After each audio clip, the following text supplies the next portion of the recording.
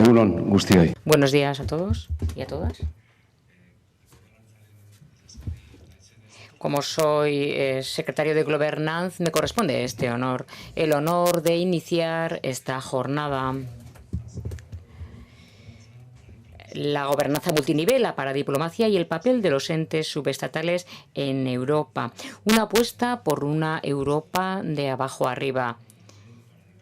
El papel de los entes subestatales en la Unión Europea, una nueva apuesta por una Europa de abajo arriba, desde la parte más, desde el ciudadano hasta Bruselas, ¿no? El objetivo coparticipado por las instituciones que están con nosotros a través de sus representantes y que comentaremos ahora es que esta mañana sirva en primer lugar para tratar de comprender que la Europa que ha cumplido ahora 60 años y que sigue siendo una adolescente política en muchas cosas, puede pretender construirse solo desde la interestatalidad, solo desde la intergubernamentalidad, pero si no emerge un factor de supranacionalidad por un lado y por otro lado una interacción de todos los estratos que integramos esta plural y diversa Europa, resultará difícil integrar, cohesionar el proyecto europeo.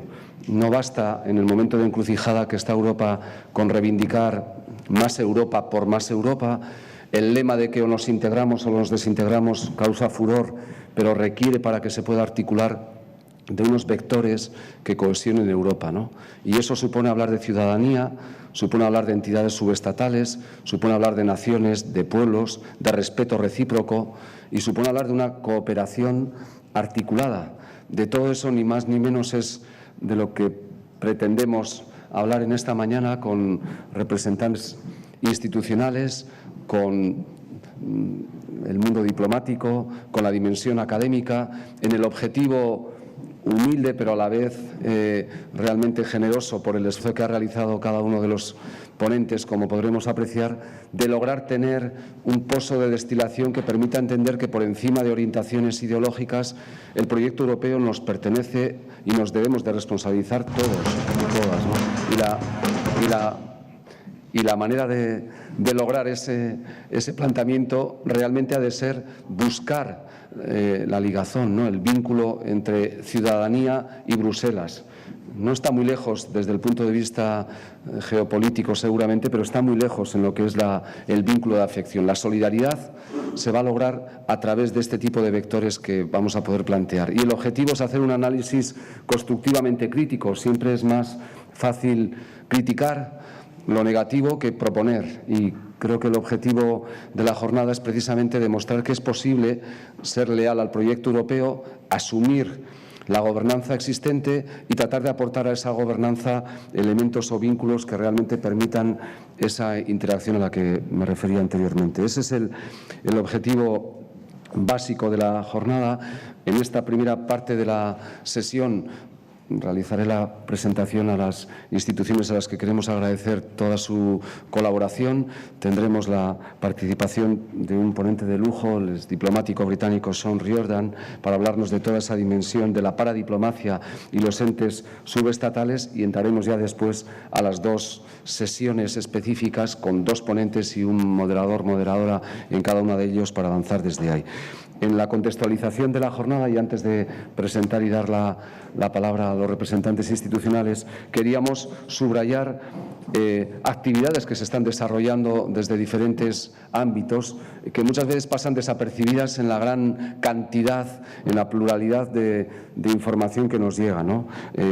Desde el ámbito local donostiarra, además de todo lo que resultó la efervescencia de la capitalidad, el humus europeo es inherente a la ciudad y hay proyectos realmente muy importantes y podremos comentarlos. Desde UDEL se lleva mucho tiempo trabajando en este proyecto europeo y vamos a poder también comentarlo específicamente. La Diputación Foral de Guipúzcoa, con un proyecto que es especialmente sugerente, en Toquilla, un proceso participativo para jóvenes y mayores de 65 años. Eso sí es un elemento intergeneracional que merece la pena abordar o analizar. En Bilbao también se están haciendo realmente actuaciones muy importantes, y en Gasteiz, ya desde la época de nuestro José Ángel Cuerda, se construyó la idea de que las ciudades podían ser los vectores de Europa, ¿no? Y además de que fue Green Capital en su momento, creo que nuestras tres capitales encumbran de alguna manera un sentimiento europeísta solidario, cohesionado y que persigue, por encima de las ideologías, añorar una Europa realmente mejor y más vertebrada, porque esa sí será la manera a través de la cual este proyecto político inacabado tenga, ojalá, el músculo que necesita para vertebrar todas las necesidades de los ciudadanos. A su vez, el Comité de las Regiones, que coparticipa en lo que es la dimensión, nos ha propuesto ver una presentación de la web y un vídeo junto a una encuesta. Miquel nos va a ayudar a plantearlo desde ahí, que creemos que puede ser interesante. Lo visionemos y seguimos inmediatamente con todo ello.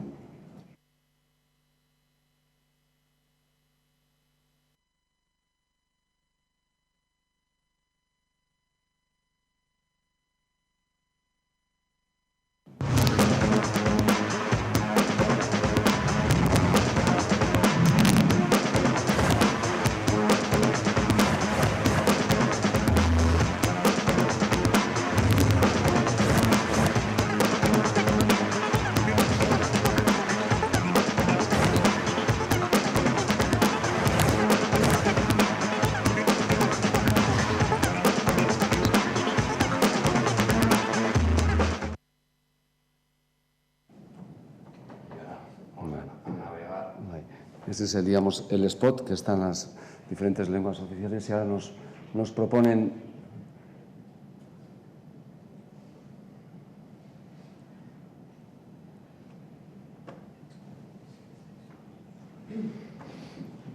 entre presentación y presentación. Aprovecho, está con nosotros ya un amigo de Globernance y un integrante a todos los efectos, que es nuestro artista Ángel López de Luzurriaga, que va a ir realizando también durante la mañana, y quienes sois amigos y amigas de Globernance, es algo que durante todo el trabajo de diálogos europeos lo hemos ido haciendo, un reflejo editorializante, no meramente descriptivo, de las intervenciones que vaya habiendo, y agradezco muchísimo a Ángel que estés con nosotros. Eskerrik asko.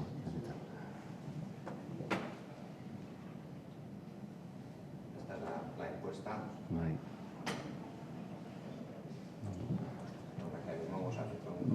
Y el planteamiento, es verdad que en la época de los formularios en que vivimos, parece que lo relevante es lo cuantitativo, cuánta gente participe. Yo creo que es una encuesta, puedo hablar obviamente a nivel personal, interesante, porque pone el acento en algunas reflexiones no puramente huecas.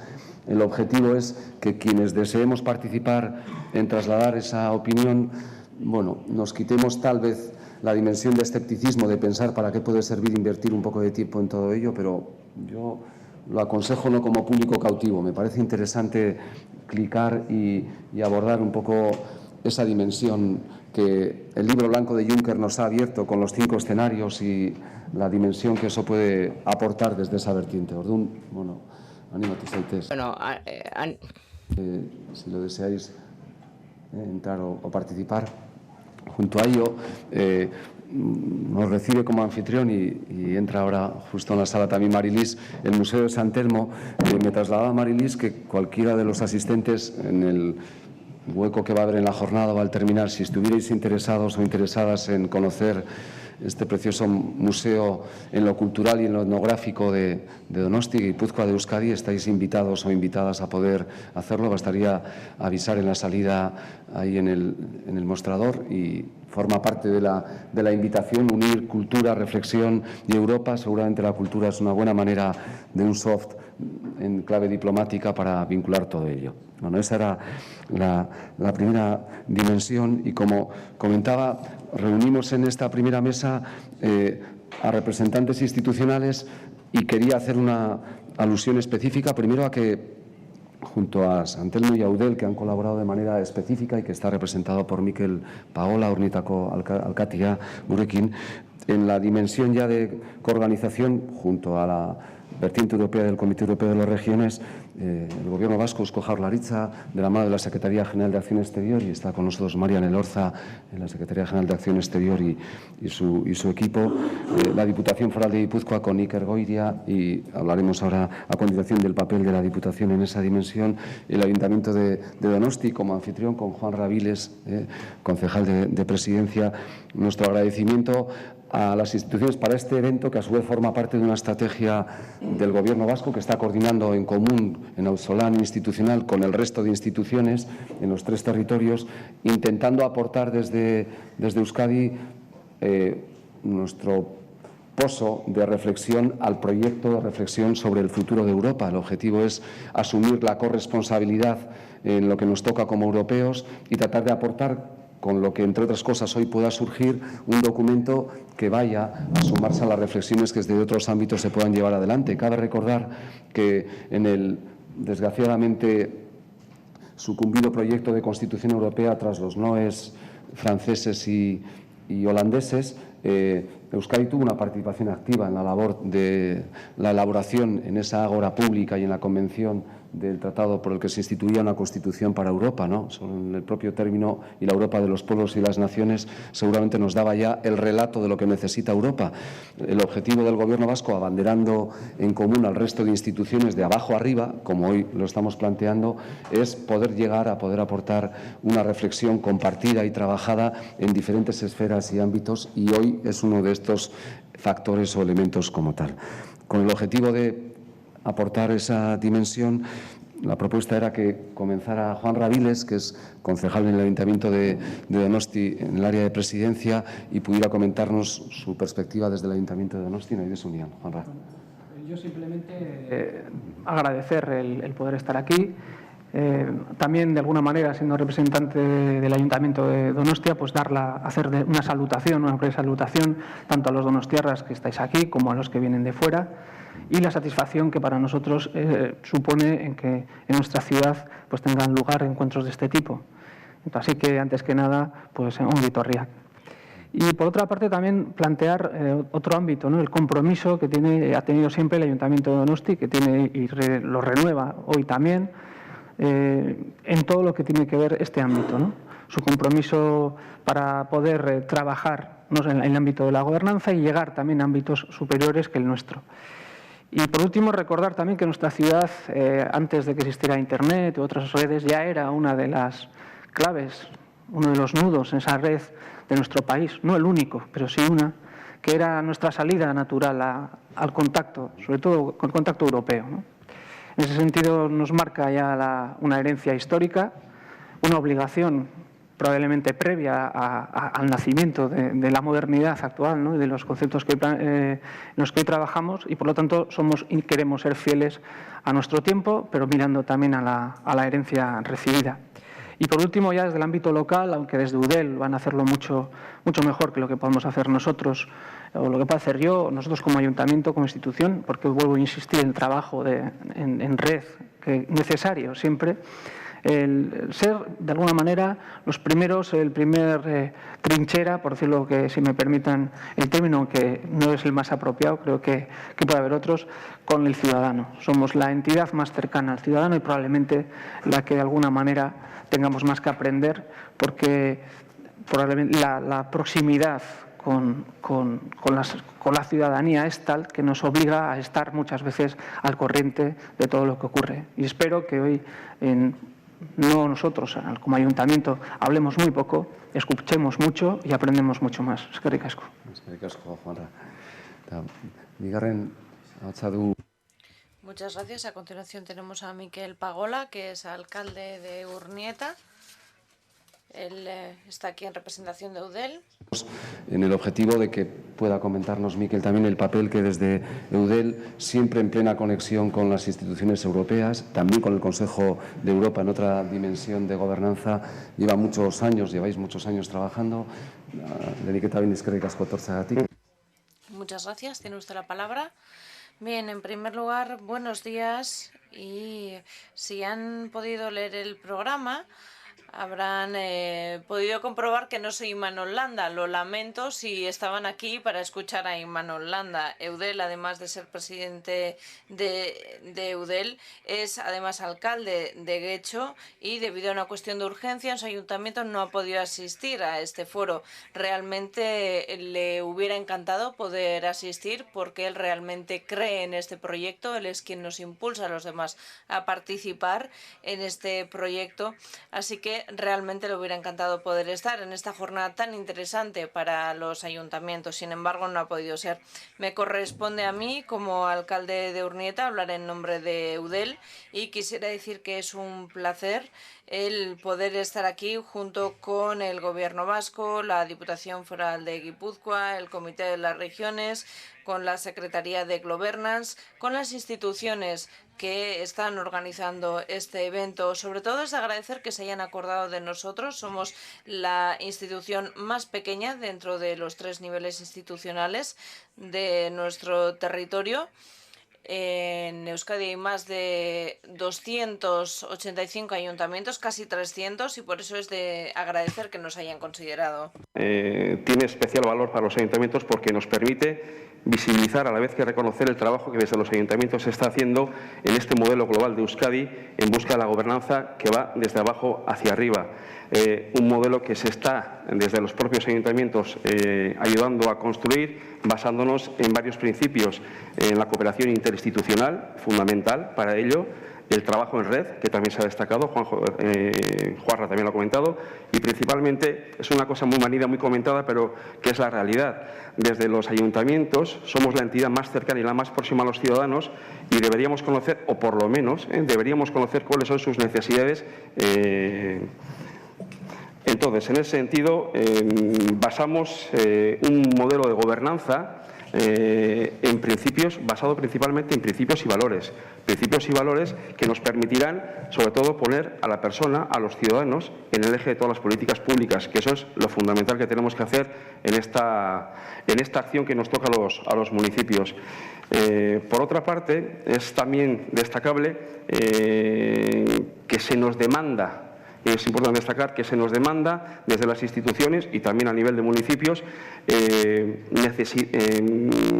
respuestas a nivel local y respuestas que tenemos que implementar y que tenemos que impulsar los ediles, alcaldes, concejales de cada municipio, que somos, como digo, las personas que más contacto y más escucha tenemos que tener para responder las demandas que tiene la ciudadanía.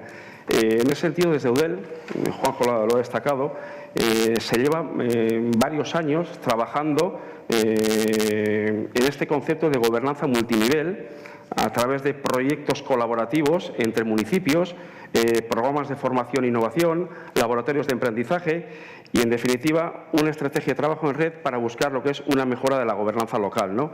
Y en ese sentido me voy a tomar una pequeña licencia para comentar un caso concreto, que es una práctica de gobernanza que nos ha tocado vivir de manera particular a nuestro municipio de Urnieta, ¿no?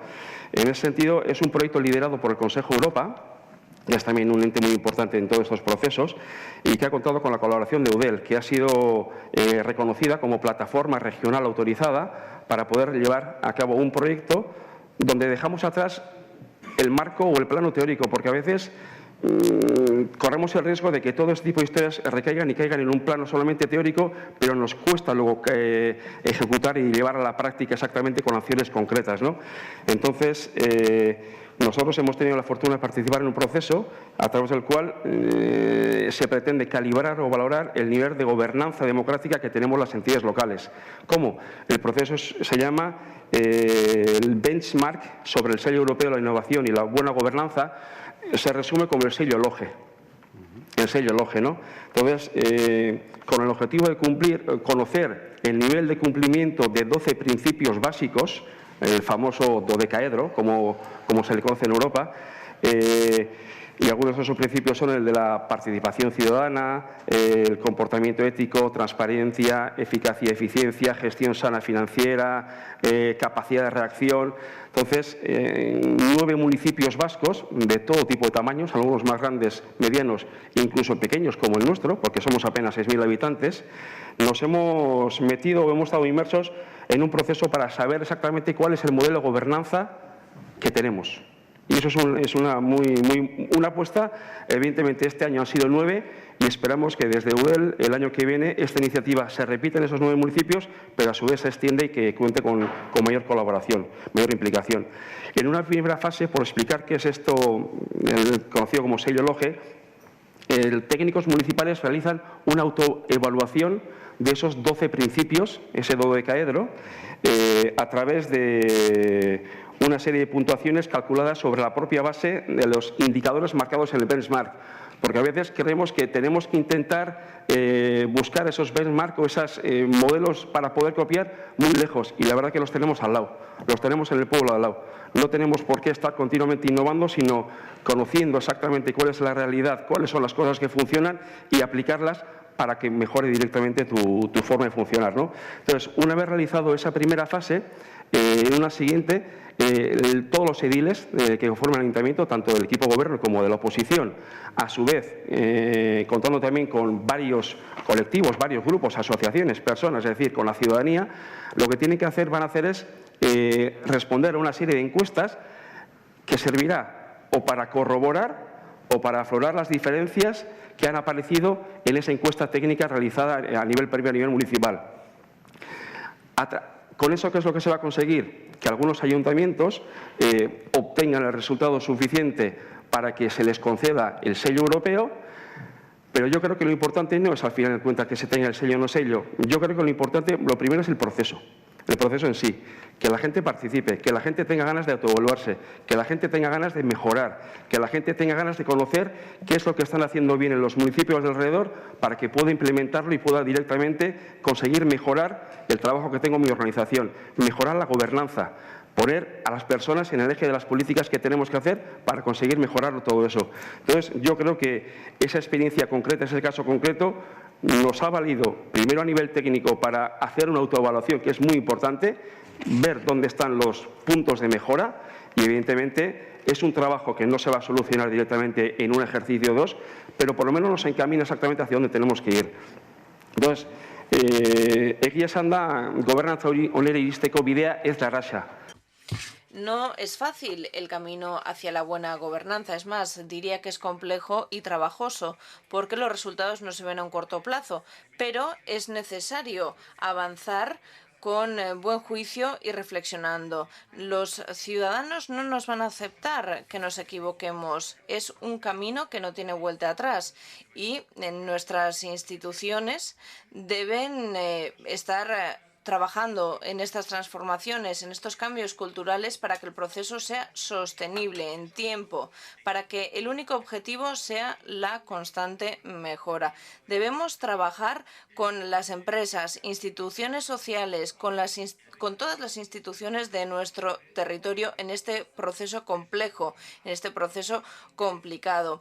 Debemos, además, desde las instituciones vascas, trabajar a favor de una gobernanza democrática. Ya hemos hecho mucho, pero debemos seguir trabajando, profundizando en la confianza, en la corresponsabilidad, que es un concepto interesante. La ciudadanía tiene derechos, pero también obligaciones. Deben ser responsables, deben participar en el proceso, pero deben también responsabilizarse de su parte del proceso. Este concepto debe quedar claro y considero que esto nos ayudará a reforzar el modelo de gobernanza. Esto era lo que quería decirles.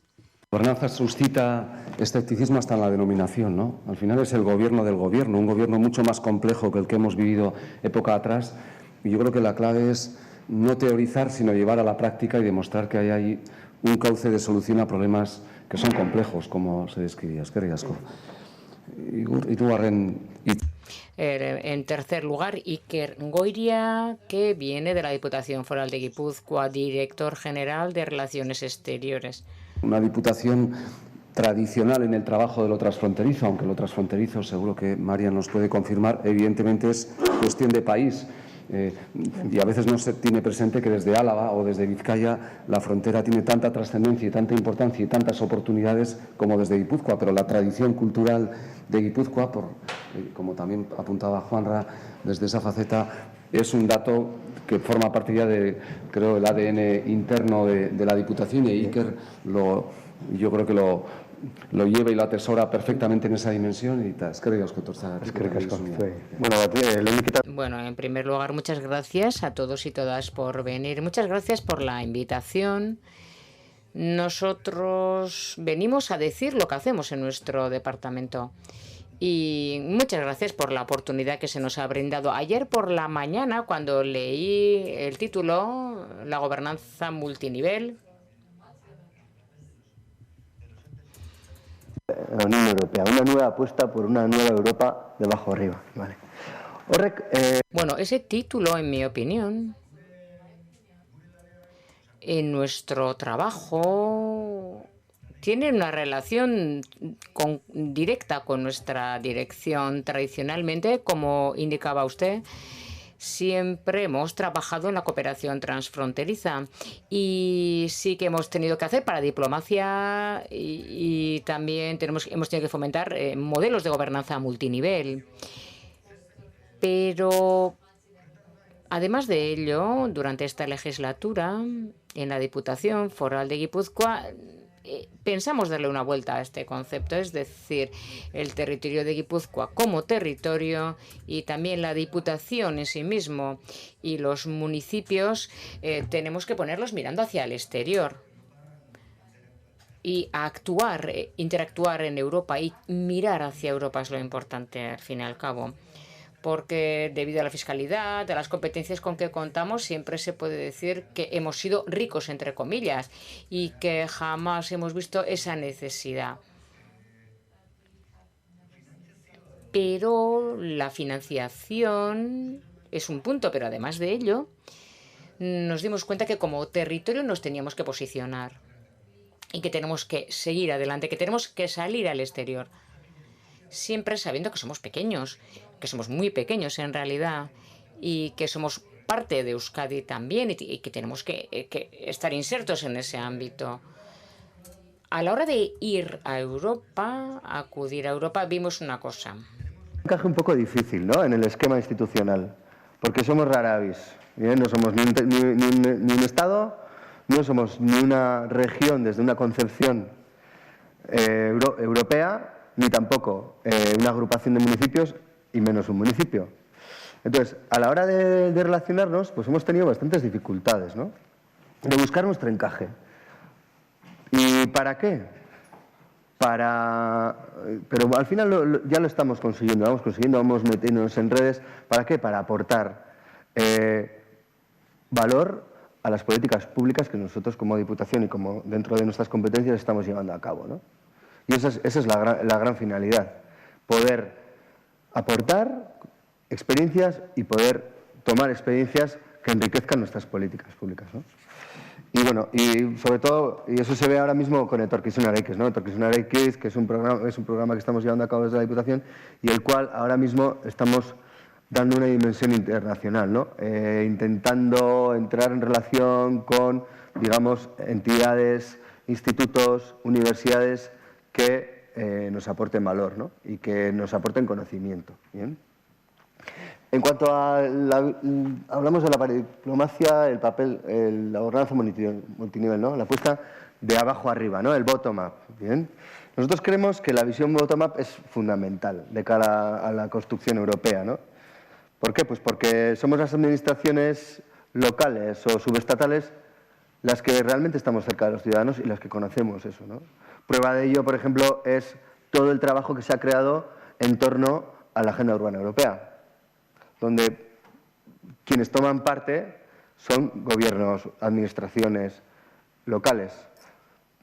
¿Por qué? Pues porque son las que realmente están cerca de los ciudadanos y las que hacen Europa, la Europa de los ciudadanos, ¿no? Yo creo que para ello es muy importante, ¿no? porque no solo para crear grupos de trabajo, sino para hacer una Europa real y hacer una conciencia de Europa. Que nosotros también en este caso sí que estamos en la Diputación trabajando en ello, ¿no? Con un programa que has mencionado, Utokia, y que luego pasaré un poco a contar. Y bueno, y además de eso, es verdad que no solo se está dando esto, desde mi punto de vista, no solo se está dando esto en Europa, sino también en el mundo. Estamos viendo que ciudades y agrupaciones de municipios son muy activas a la hora de entablar relaciones, de hacer red, de crear grupos de trabajo para llevar a cabo políticas públicas que sean beneficiosas para los ciudadanos, ¿no? Prueba de ello, por ejemplo, tenemos el tema de los Objetivos de Desarrollo Sostenibles, los ODS. La implantación de ellos se está haciendo a un nivel multinivel, y valga la redundancia, ¿no?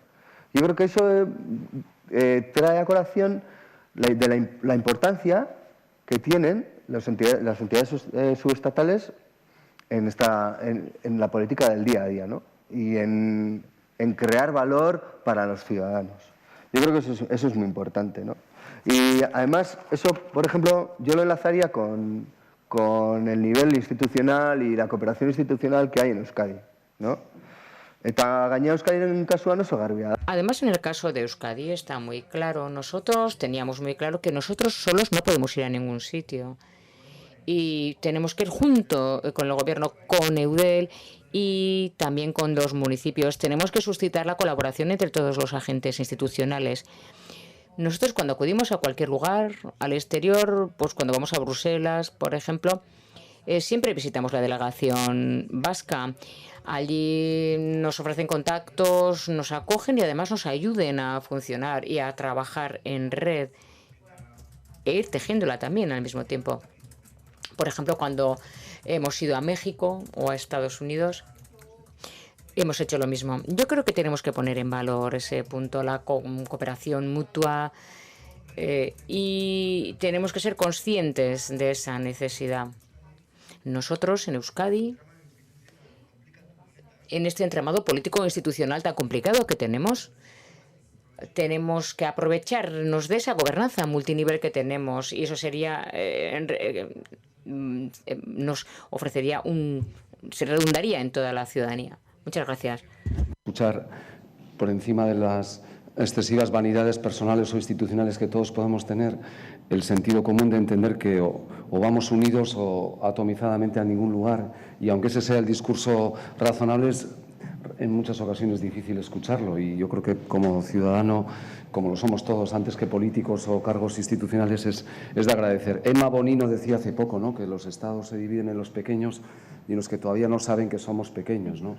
Nosotros somos todavía mucho más pequeños, y si no asumimos esa dimensión darwiniana, porque el tamaño puede ser un problema, puede ser una virtud, si lo sabes utilizar y aprovechar también en la diplomacia internacional, creo que es un enfoque sugerente e interesante, y todo el ámbito de actividades desde ahí. Eta bukatzeko aurkezpen hau. Para terminar esta inauguración tenemos a Marian Elorza. A todo el equipo paradiplomático del Gobierno vasco en la pretensión de llevar adelante los intereses de Euskadi, también en Europa y en el mundo. Y es ocasión también, con anterioridad a que tome la palabra, para agradecer, porque el origen de este seminario, de esta jornada, proviene, como adelantaba al inicio, de una iniciativa de la Secretaría General de Acción Exterior del Gobierno vasco, la Dirección de Asuntos Europeos dentro de la misma, con Miquel Antón, que está con nosotros hoy también. Y este es el tercero de los seminarios articulados en torno a esta pretensión de no solo ubicarnos dentro del proyecto europeo, sino humildemente aportar a ese debate un punto de vista de reflexión también de abajo arriba, ¿no? Eskerrik asko, Juanjo. Muchas gracias, Juanjo. Buenos días. Quisiera agradecer a todos y a todas la oportunidad de asistir y el hecho de que hayan asistido aquí también. Hoy estaremos reflexionando en torno al futuro de Europa. En concreto, hablaremos sobre la gobernanza multinivel, la paradiplomacia y el papel de los entes subestatales. Es un tema que nos ocupa como miembros de la Unión Europea y hablaremos sobre lo que nos corresponde a cada uno. Quisiera agradecer al Comité de las Regiones Europeo, a la Diputación Foral de Guipúzcoa, al Ayuntamiento de Donostia, al Museo San Telmo, Governance, Eudel, porque gracias a su colaboración ha sido posible una jornada como la de hoy. El año recibimos una carta de los presidentes del Consejo de la Unión Europea y del Comité de Regiones, una carta hablándonos de que se ponía en marcha un proceso para reflexionar sobre el futuro de Europa, o más concretamente, que querían poner en marcha un proceso para ver cómo se podía restablecer la confianza de los ciudadanos en el proyecto comunitario. Los miembros del CDR y, por supuesto, el Gobierno vasco recibimos en aquel momento una invitación, por supuesto, a realizar aportaciones, pero también a ir organizando diálogos ciudadanos, diálogos europeos en algunas de nuestras ciudades, en todo caso en nuestro territorio. Poquito después, en vísperas del 60 aniversario del Tratado de Roma, la Comisión Europea presenta esta vez el Libro Blanco sobre el futuro de Europa, abriendo así un proceso de reflexión profundo que ha de durar hasta junio de 2019, víspera de las elecciones al Parlamento Europeo, y que debiera servir, si todo va bien, para marcar cuál ha de ser el camino que esta Unión Europea a la que pertenecemos ha de tomar en el futuro inmediato. Desde Euskadi, lógicamente, como miembros activos del CDR por un lado, pero por otra parte con una extraordinaria sensibilidad respecto al proyecto europeo, desde tiempos ya del Lehendakari Aguirre, lógicamente no podíamos dejar pasar la oportunidad y hemos asumido esa invitación. Y es que no podía ser de otra manera, porque llevamos ya tiempo subrayando la necesidad de que se produzca una reorientación de las políticas comunitarias. Venimos reclamando una Europa más social, que ponga a las personas en el centro de su construcción, una Europa que vuelva a ser generadora de bienestar, una Europa solidaria, unida en la diversidad de los pueblos que la componen y, desde luego, que esté gobernada en base a una efectiva gobernanza multinivel. En definitiva, lo que hemos venido reclamando en los últimos tiempos es una vuelta, una recuperación de los valores fundacionales de esa Unión Europea a la que pertenecemos. Vemos, por lo tanto, el proceso que se ha abierto como una auténtica oportunidad para hacer llegar nuestra voz a las instancias comunitarias, una oportunidad que vamos a aprovechar. Y en ese sentido, hace ya semanas que anunciábamos la elaboración de un documento que refleje la visión vasca sobre el futuro de Europa. Un documento que quisiéramos construir no solamente con las reflexiones, las aportaciones de quienes estamos en el Gobierno, sino que quisiéramos también construir con las aportaciones de la sociedad vasca. Y es ahí, precisamente, como antes avanzaba Juanjo Álvarez, donde se ubican estos diálogos. Arrancamos en el mes de septiembre y acabarán en el mes de diciembre un ciclo de 3 diálogos europeos en los que hemos colaborado con diputaciones forales, con el nivel local también, con Eudel, con municipios. Hemos colaborado con el Comité Europeo de las Regiones, que tiene conocimiento y nos da su marchamo en todos y cada una de estas actividades, y también hemos colaborado con actores activos en la sociedad vasca, como en el día de hoy es Governance. Hoy tratamos un tema muy concreto, el tema de la gobernanza. En septiembre estuvimos hablando de cómo fortalecer la capacidad innovadora europea y en unos días hablaremos de cómo se pueden generar desde Europa oportunidades sobre todo de empleo, pero no solo para la juventud, uno de los grandes puntos negros en este momento. Con las aportaciones que recojamos, como decía, iremos enriqueciendo ese documento, esa visión vasca de lo que ha de ser el futuro de Europa.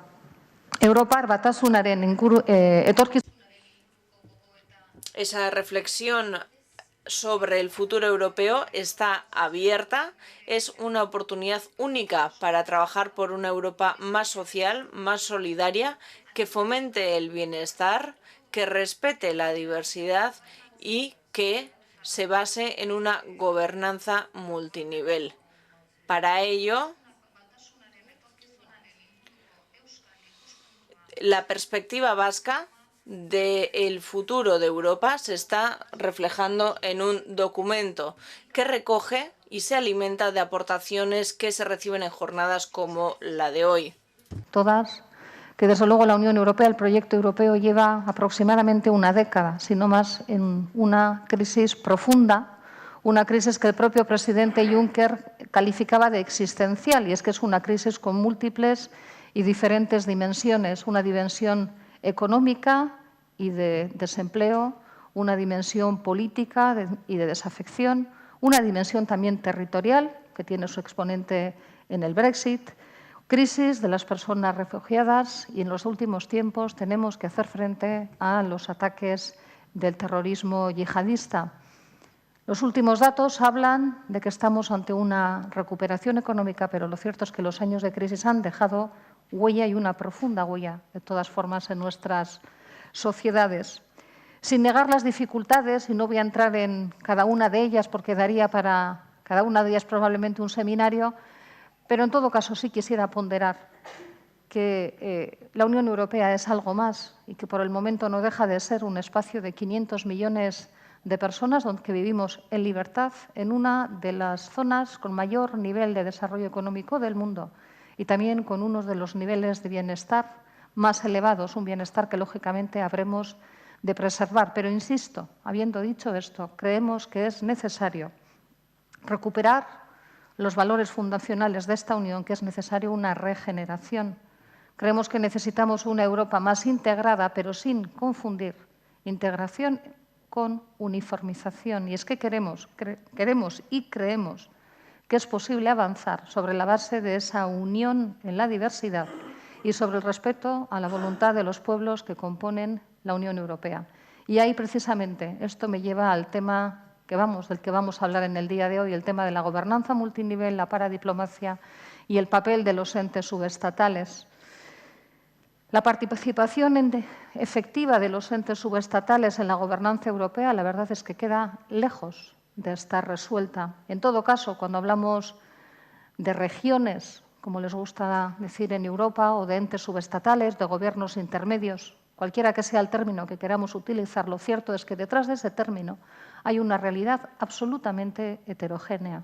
Estamos hablando desde regiones que son fruto de una mera descentralización administrativa, hablando también de regiones con capacidad legislativa, y estamos hablando también de realidades nacionales. Y urge, por lo tanto, encontrar un modelo de gobernanza que, lejos de negar esa heterogeneidad, la asuma como un activo. No podría negar que se han producido avances, y lo cierto es que desde que se aprobaron los tratados fundacionales y hasta el Tratado de Lisboa, hemos evolucionado desde lo que algunos autores llaman la ceguera regional hasta una situación en la que se reconoce a los entes subestatales como actores activos. Por poner un ejemplo, y sin cuestionar la autonomía institucional de los Estados miembros, lo cierto es que las regiones podemos participar en algunas de las instituciones comunitarias, como por ejemplo el Consejo. Cierto es también que se creó hace ya unos años el Comité de las Regiones, y cierto es que se han institucionalizado los principios de subsidiariedad y proporcionalidad, incluso reconociendo su dimensión descentralizada. Pero dicho esto, no es menos cierto que en el libro blanco sobre el futuro de Europa al que antes me refería, no hay alusión expresa alguna al nivel subestatal. Y esto también es algo que debemos de subrayar. Y sobre todo debemos hacerlo porque hace ya tiempo que los Estados-nación dejaron de ser los únicos protagonistas en la escena internacional y que los gobiernos subestatales, titulares de competencias por un lado y con medios materiales por el otro, emergen con fuerza en esa misma escena. Vivimos en Europa en una situación de estados compuestos y de realidades nacionales diversas. Y Europa ha de asumir esa realidad desde el espíritu de inclusión y de integración de los padres fundadores y acelerar, sin duda, la construcción de esa Unión Europea en una clave federal y de auténtica y efectiva gobernanza multinivel. Una unión cada vez más estrecha entre los pueblos de Europa. Eso dicen los tratados desde Maastricht. Y esa unión más estrecha entre los pueblos, subrayo la palabra pueblos, exige de una participación significativa de lo subestatal y, desde luego, particularmente de las regiones con competencias legislativas y de las naciones sin Estado.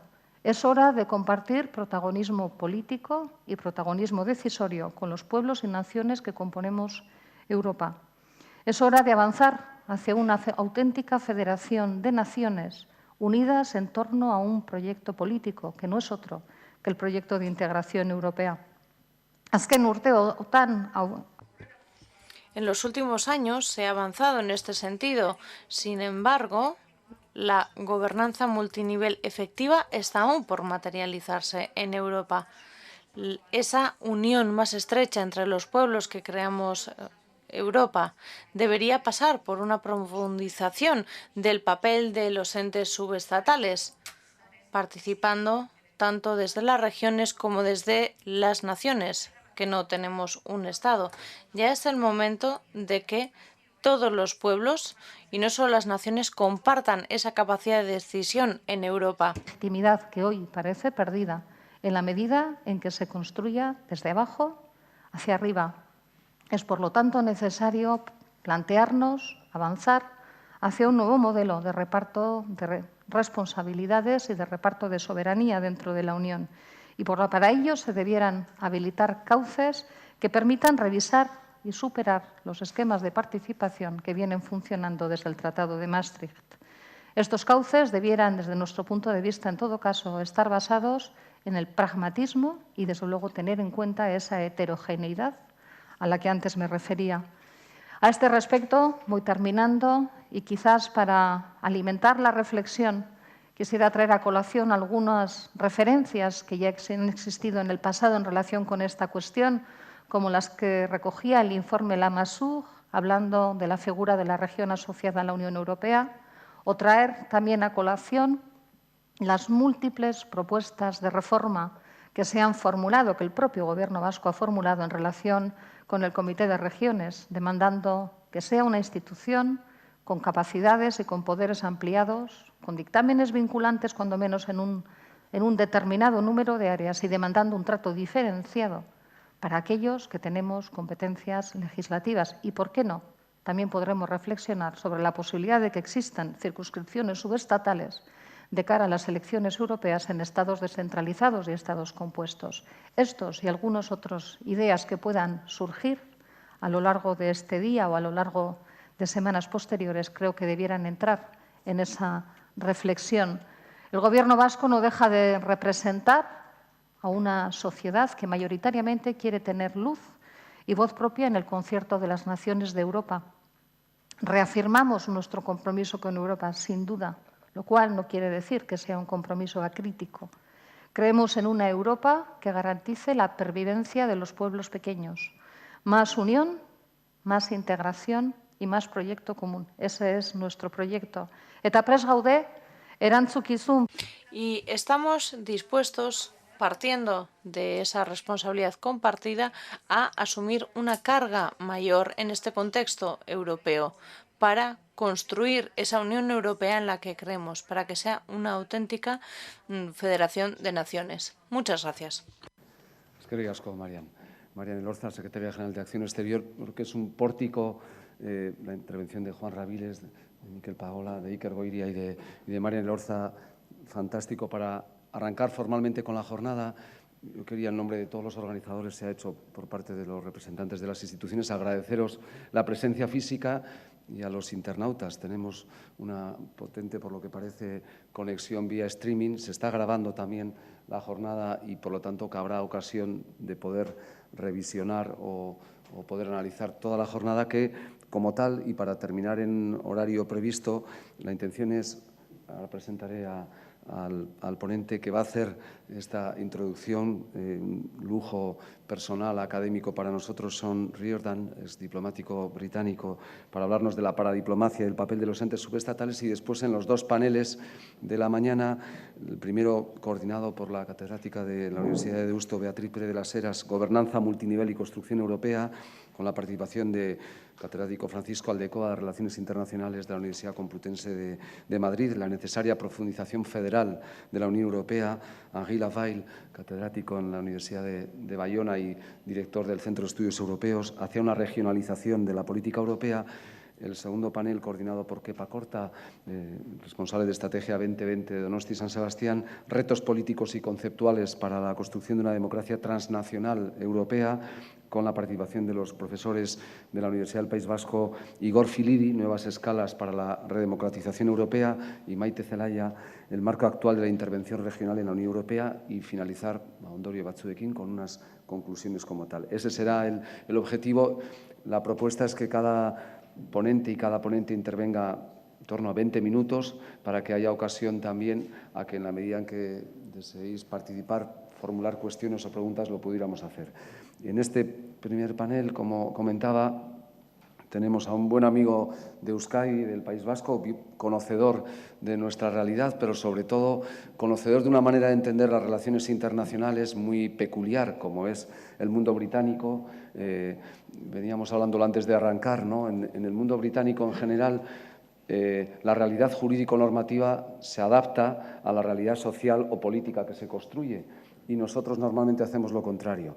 Tenemos una realidad normativa y la realidad social se tiene que adaptar a esa realidad normativa, ¿no? Seguramente hay que buscar un término intermedio, pero son dos culturas tan diferentes que una persona que ha ejercido el cargo de diplomático, siendo filósofo de formación, humanista, reivindicar el valor social de la filosofía en lo que eso representa, no es jurista, y es la evidencia de que la diplomacia tiene que tener presente, faltaría más, el marco legal, pero tiene que tener otras muchas habilidades relacionales, personales, y hoy día, además de un refutado y extraordinario consultor en la dimensión de la paradiplomacia, de la dimensión geopolítica del mundo y de los intereses complejos, creo que es un placer y una satisfacción para nosotros que pueda darnos su punto de vista sobre la paradiplomacia y el papel de los entes subestatales, tratar de ver una aproximación desde una dimensión peculiar por singular, especialmente interesante y creo que útil para ello. La palabra, Sean, cuando quieras, es que muchísimas gracias por estar con nosotros. Eskerrik asko, Juanjo, egunon, y se acaba mi euskera, lo siento.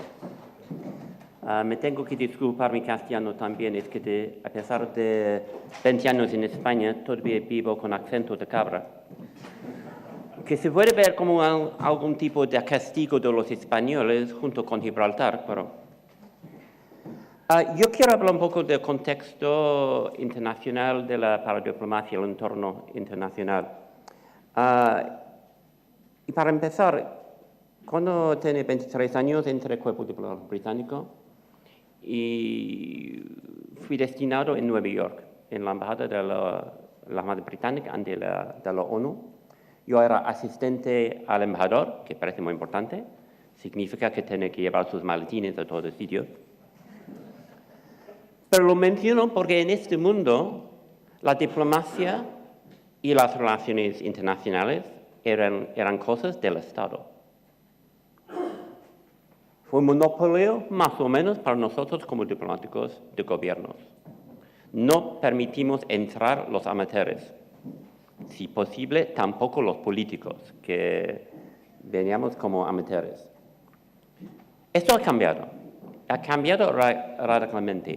Ahora vemos en las relaciones internacionales toda manera de actores estatales, tanto como no estatales.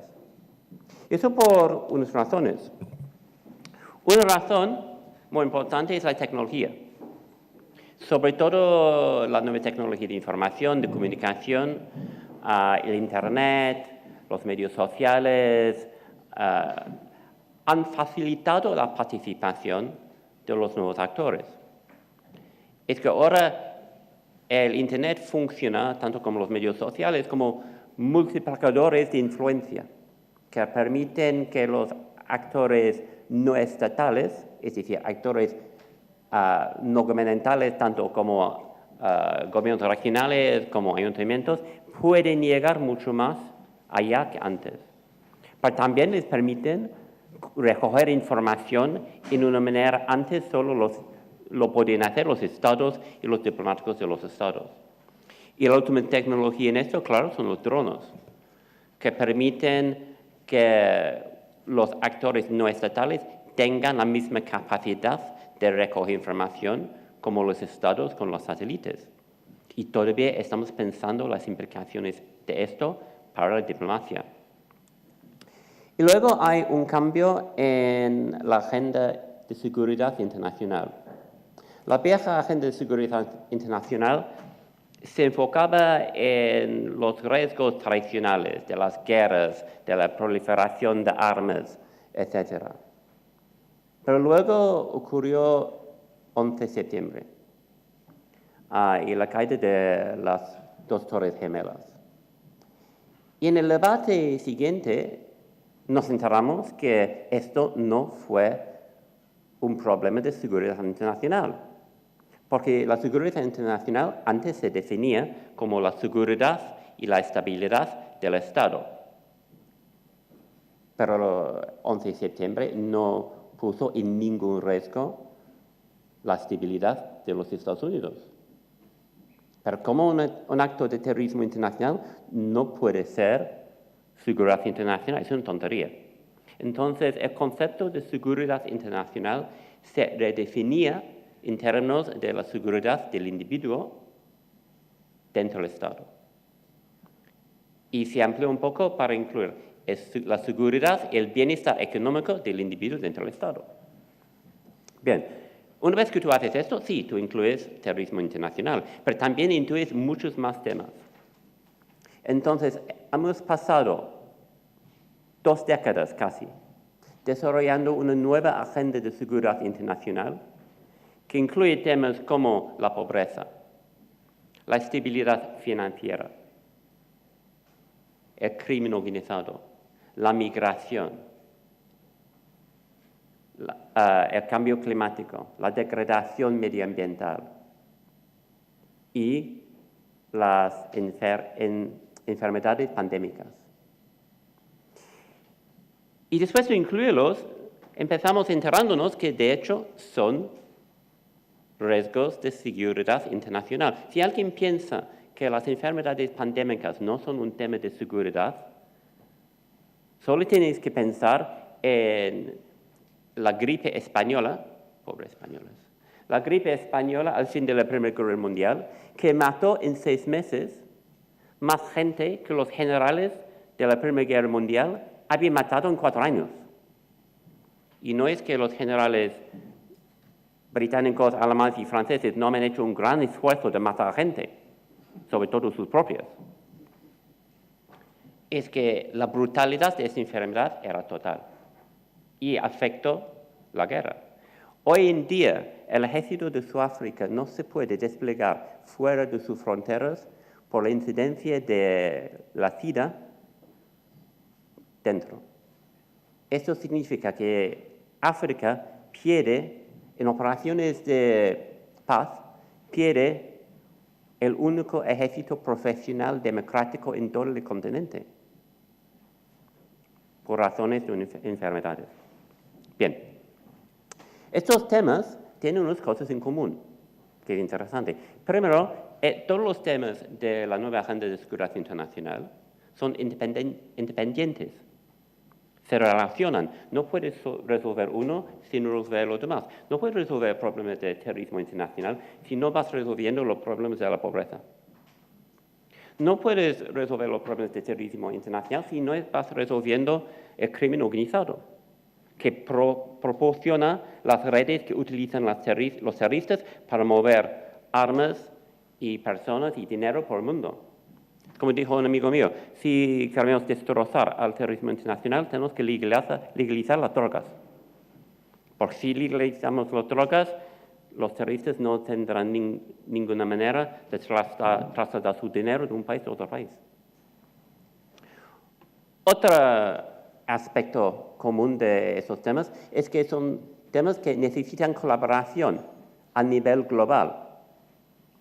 No importa si Euskadi reduce sus emisiones carbónicas a 0, si no lo hace también España y el resto del mundo. No ayuda nada porque el cambio climático va a seguir.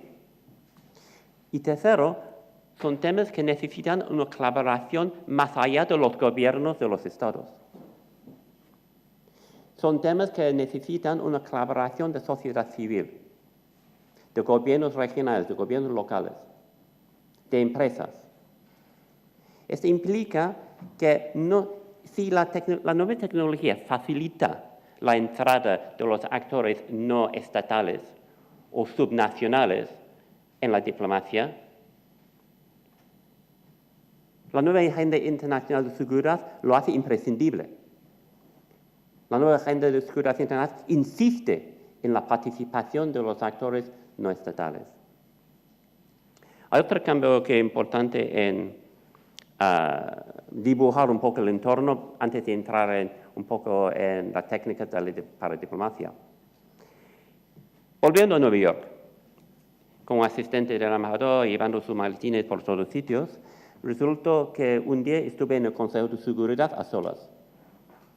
El embajador atascado en el famoso tráfico de Nueva York. El embajador tenía las instrucciones sobre la resolución que se debatía en el Consejo. En ese momento, el embajador soviético, viendo que no estaba el embajador británico y siendo un cabrón soviético, convocó el voto.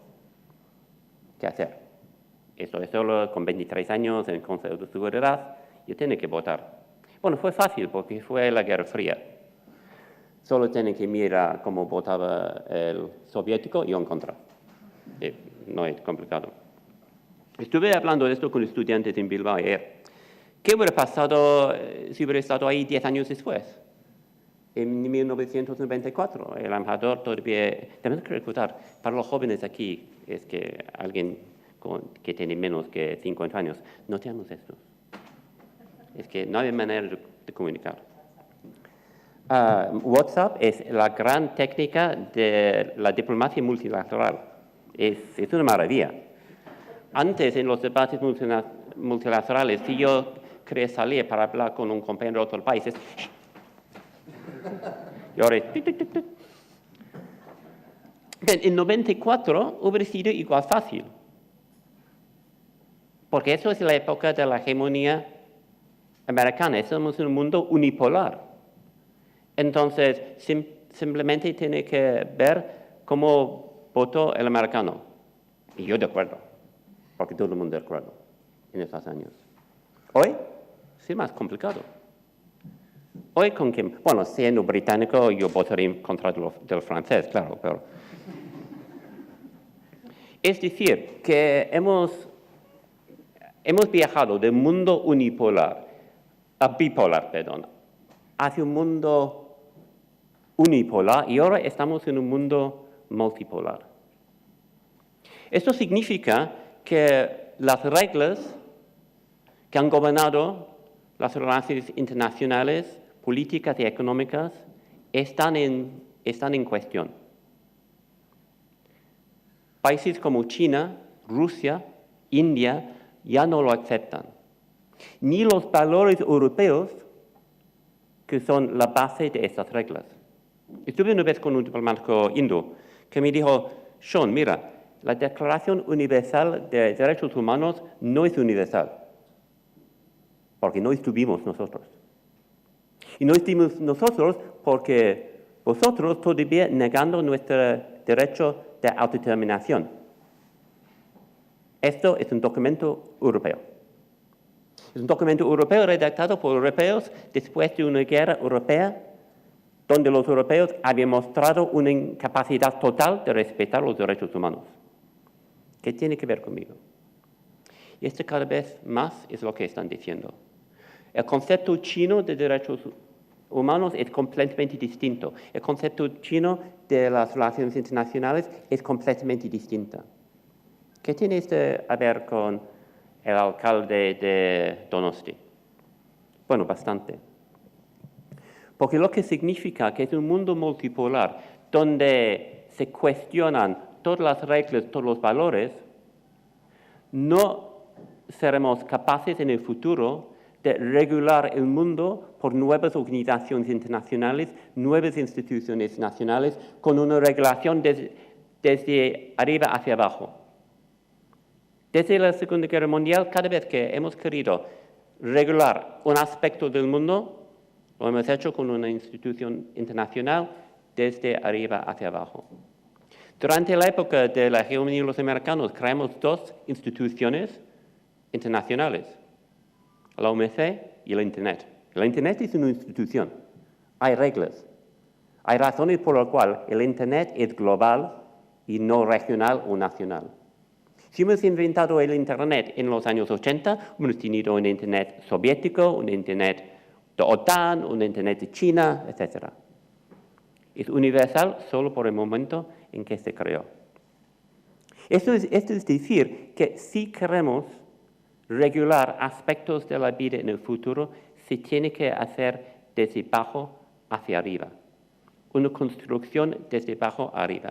Y una construcción donde participan no solo los gobiernos soberanos, sino también gobiernos subnacionales, empresas, ONGs, incluso individuos. Con el Internet, individuos pueden participar también. El modelo podría ser los acuerdos sobre el cambio climático. Muy interesante la conferencia de París sobre el cambio climático por la participación de empresas y ONGs junto con gobiernos, formando coaliciones heterógenas. No sé cuántos años me ha costado pronunciar heterógenas en castellano. Coaliciones heterógenas basados no en ideologías compartidas, sino en resultados preferidos compartidos. Ha cambiado completamente la manera en que hacemos la diplomacia. Y el cambio climático también nos enseña la importancia de los ayuntamientos en la diplomacia. El presidente Trump ha ayudado mucho la paradiplomacia. Ha dado un impulso enorme a la paradiplomacia. Nunca pensaba que iba a decir algo bueno de Trump, pero lo ha hecho. Y lo ha hecho por hacer algo mal. Lo ha hecho por retirar a los Estados Unidos de los acuerdos de París. Porque unos estados americanos y unas ciudades americanas han dicho que, bueno, Washington sí, pero nosotros no. Mantenemos los compromisos. Pero ¿con quién van a hablar de estos compromisos? Según la Constitución de los Estados Unidos, no pueden hablar con otros gobiernos soberanos. No pueden hablar con el gobierno de Francia, o el gobierno de España, o el gobierno de China. Porque esto será anticonstitucional. Solo el gobierno federal lo puede hacer. Está en la Constitución. Entonces, tienen que hablar con otras ciudades. Tienen que hablar con otros entes subnacionales. Y esto va a impulsar mucho la paradiplomacia, porque ahora se va a tratar de cambio climático al nivel de los municipios y los otros gobiernos subnacionales. Entonces, los gobiernos subnacionales están en la diplomacia. Los gobiernos subnacionales están en la diplomacia porque pueden estar, pero también porque tienen que estar. No hay otro remedio. Y estamos viendo cada vez más estas redes de ciudades que están hablando de temas diplomáticos, temas que van mucho más allá de la agenda tradicional de un ayuntamiento, intercambiando ideas sobre la seguridad del ciudadano, sobre regeneración urbana, que son temas donde los vascos, francamente, son los expertos, sobre temas como transporte, sostenibilidad.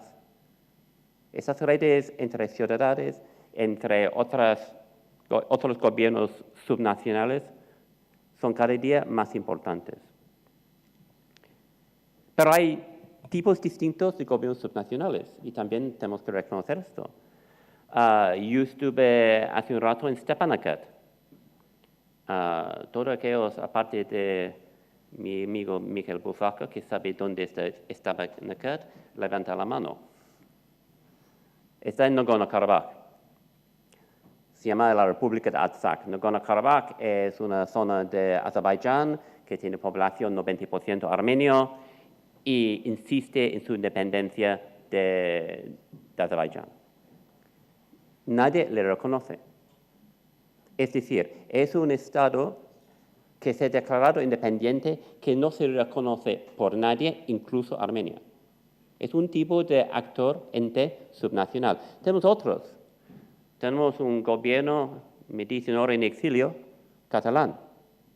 Cataluña, que es un ente subnacional que ha intentado declarar independencia y no lo puede. Tenemos un ente como Euskadi, que tiene aspiraciones de ser independiente, pero sus actuaciones exteriores siempre tienen que tomar en cuenta los problemas que van a provocar con el gobierno de España. Que muchas veces si Euskadi intenta hacer algo fuera en el exterior, llega el embajador español para intentar limitarlo o restringirlo. Tenemos regiones como Escocia, que actúan mucho en el nivel exterior con el permiso del gobierno metropolitano, que el gobierno británico tiene una actitud bien distinta. Pero luego, y de esto quiero hablar un poco más en mis últimos 5 minutos, estoy mirando. Me ha dicho 23 minutos, yo creo que 22 es mejor. Y son los ayuntamientos. Y muchas veces los ayuntamientos tienen la ventaja que su participación en el exterior es menos controvertida. Que tienen interlocutores naturales, que son otras ciudades. Así pueden montar muchas veces una paradiplomacia con menos problemas. Y las reglas de la paradiplomacia, unos consejos. Bueno, todos hemos estado en un cóctel, ¿no? Donde estamos hablando con alguien que solo habla de sí mismo. Mis problemas, mi vida, mi mujer, mis niños, yo. ¿Y cuánto tiempo quedamos con esta persona?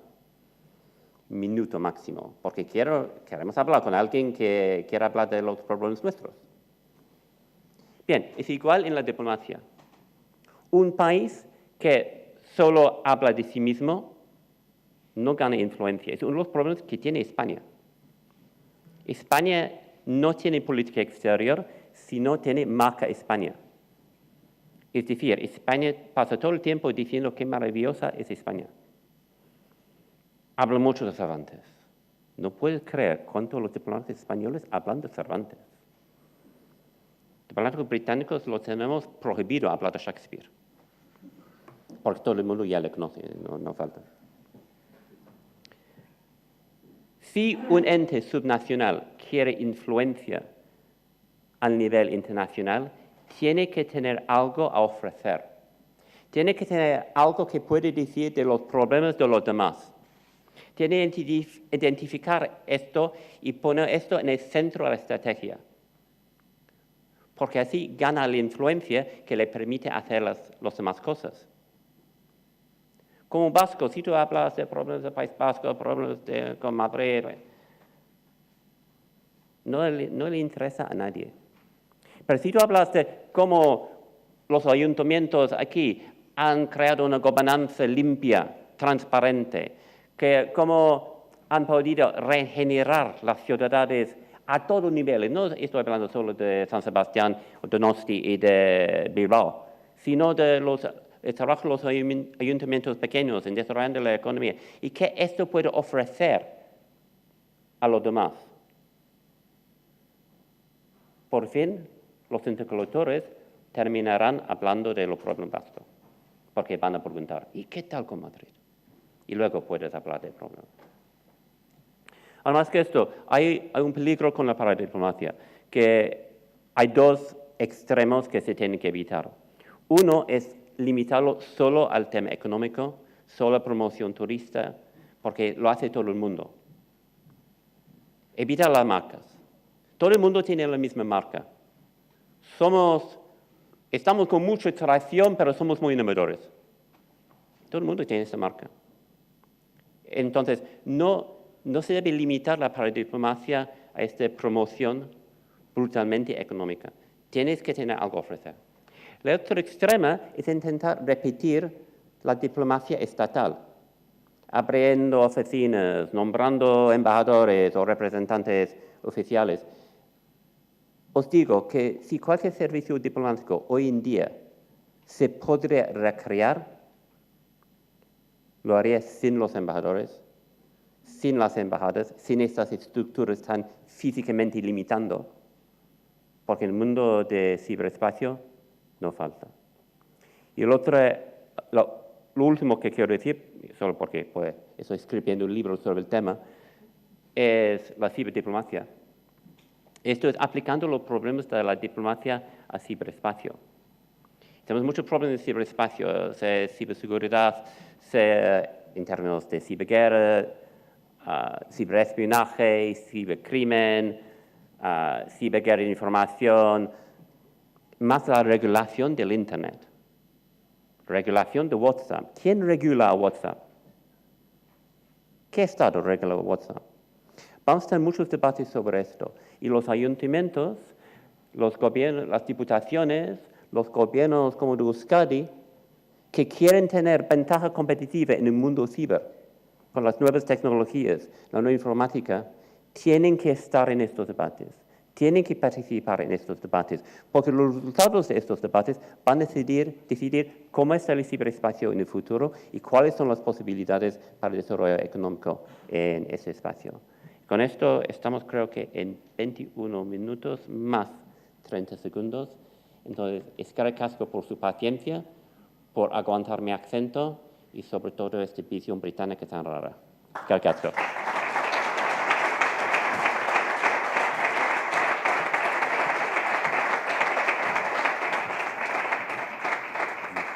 Eskerrik asko, bueno, es una delicia, eso sí que es un soplo de aire fresco, no es un puro tópico. Tenemos la ocasión de poder formular cualquier cuestión, cualquier pregunta, les ha ofrecido también, por supuesto, esa posibilidad. Me ha encantado porque Ángel Gabilondo, un político metafísico del mundo de la filosofía, tiene un precioso libro, Alguien con quien hablar. Y dice que aquí lo que hacemos es hablar a alguien, no escucharle cuando él te habla y volver a hablar tú. Y que hace falta alguien con quien hablar, ¿no? Y seguramente tu modelo de la diplomacia es muy interesante desde ahí.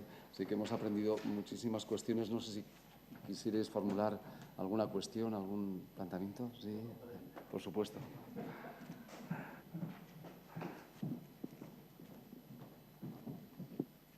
Muy buenas. Me parece muy interesante, pero no te he entendido bien. ¿Quieres acabar con la diplomacia? Es decir, hoy en día, digamos, todo el pompo, el boato que hay con el tema diplomático y el tema de las redes sociales que has comentado también hace que quede como caduco a muchas posturas y tal, ¿no? Entonces, que hay que avanzar sobre eso. El tema del multinivel va por ahí, es decir, tener en cuenta a la gente. ¿Quieres acabar con...? O sea, ¿entiendes que es algo caduco, que ya no tiene sentido...? La diplomacia, digamos, de postín, no sé.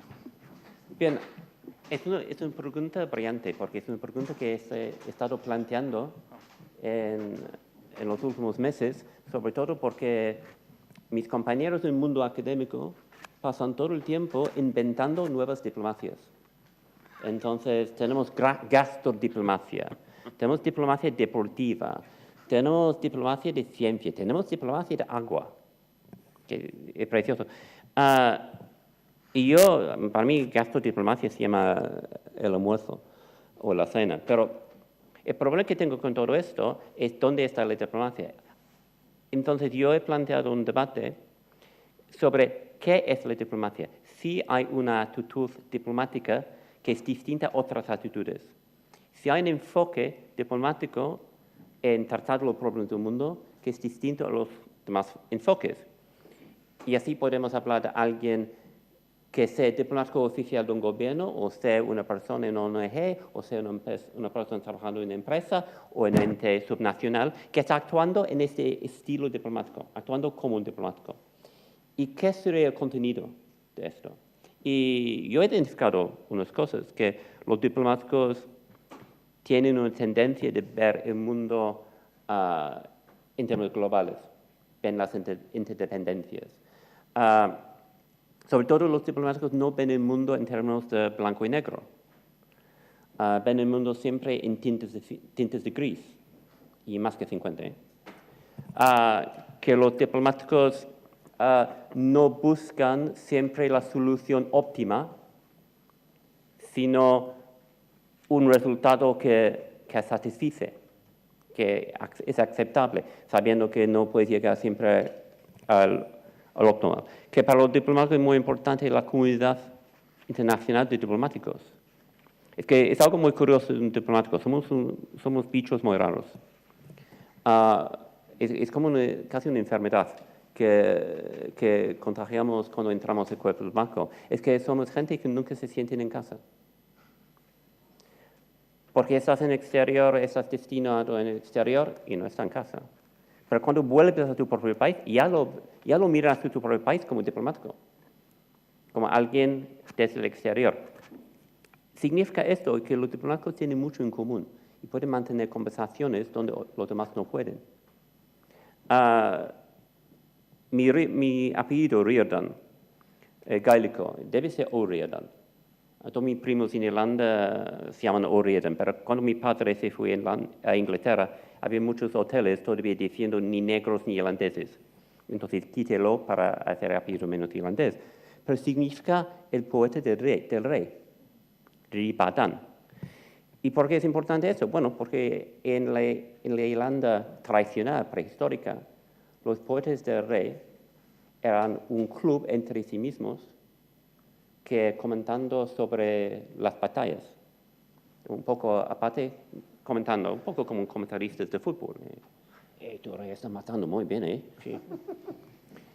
Decidiendo la versión oficial de la batalla, negociando el resultado, que los ganadores iban a matar a todos los perdedores o al revés, o no. Y con inmunidad.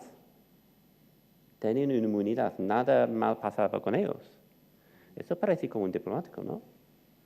Y una comunidad, porque tenían más en común entre ellos que con sus propios conciudadanos. Y eso es como los diplomáticos hoy en día. Y permite que los diplomáticos puedan seguir hablando cuando los demás no pueden. Yo recuerdo tomando vinitos en la ONU con diplomáticos argentinos 2 años después de la guerra de Malvinas. Y fue permitido, porque éramos diplomáticos. Y siempre había un bar vacío porque así es la ONU. Lo mejor de la ONU, tiene tantos bares oscuros que puedes hacer esto. Simplemente te puedes emborrachar, el embajador no sabe. Pero entonces, por todo esto, yo creo que el diplomático sigue siendo importante. Alguien que puede hacer todo esto, puede limitar la violencia y los conflictos. La cuestión es si vamos a ampliar este papel más allá del cuerpo oficial de los diplomáticos. No sé si he contestado. Si hay alguna otra cuestión, si no lo dejaríamos ahí, pero yo creo que es un ejercicio de innovación social, eso que es una rara avis en la política, innovamos en todo el terreno científico y somos analfabetos en la formación de innovación en cuestiones de valores, ¿no? Seguramente también veo a Chechu como profesor con sus alumnos, porque la formación que se recibe no es una formación memorística, tampoco la carrera diplomática. Comentaba Sean que uno de los ejercicios era, tiene usted 5 minutos para preparar un discurso de 15 minutos.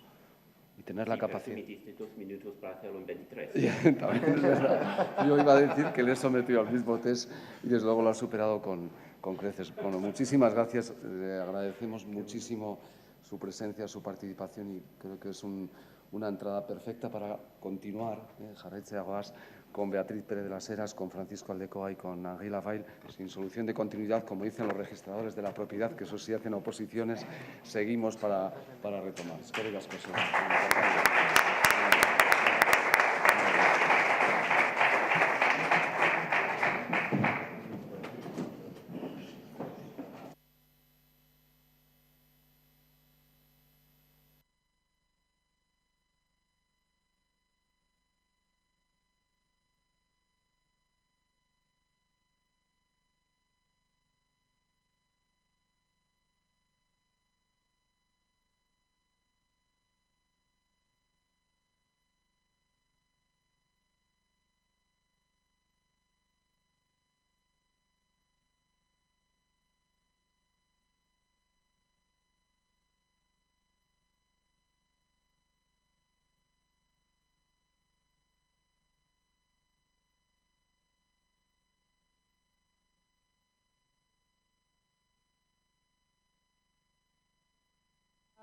And a little toy shop, buy a bag of us with the money we've got.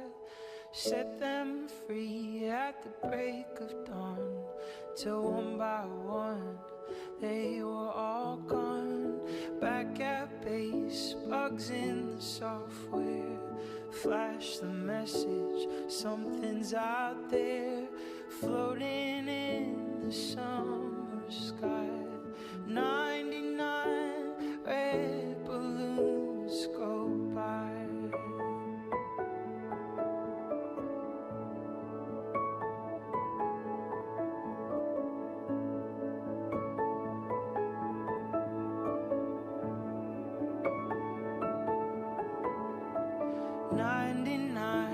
Red balloons floating in the summer sky. Panic lights, it's a red alert. There's something here from somewhere else. The war machine springs to life and opens up one eager eye, focusing it on the sky. 99 red balloons go by.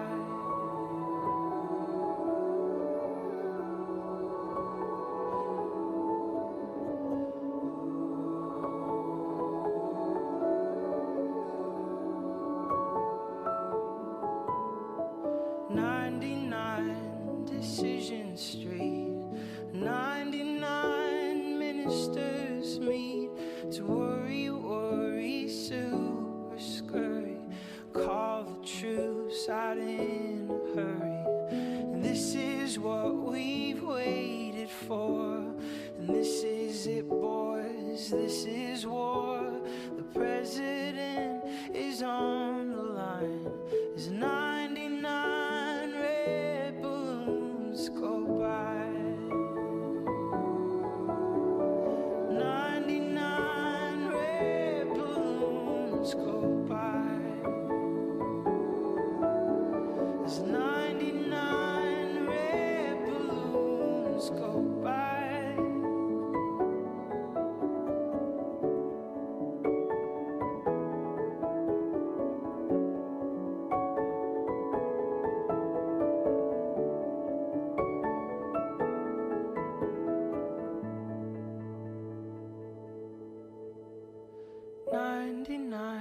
Dreams I've had, everyone a red balloon. It's all over, I'm standing pretty in this dust that was our city. If I could find one souvenir just to prove the world was here, here it is, a red balloon. And I think of you and let it go.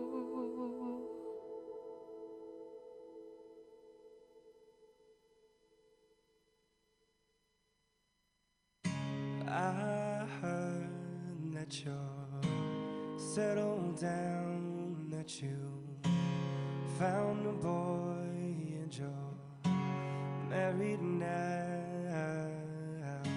I heard that your dreams came true. Guess he gave you things I didn't give to you. ¿Conocéis? Sí.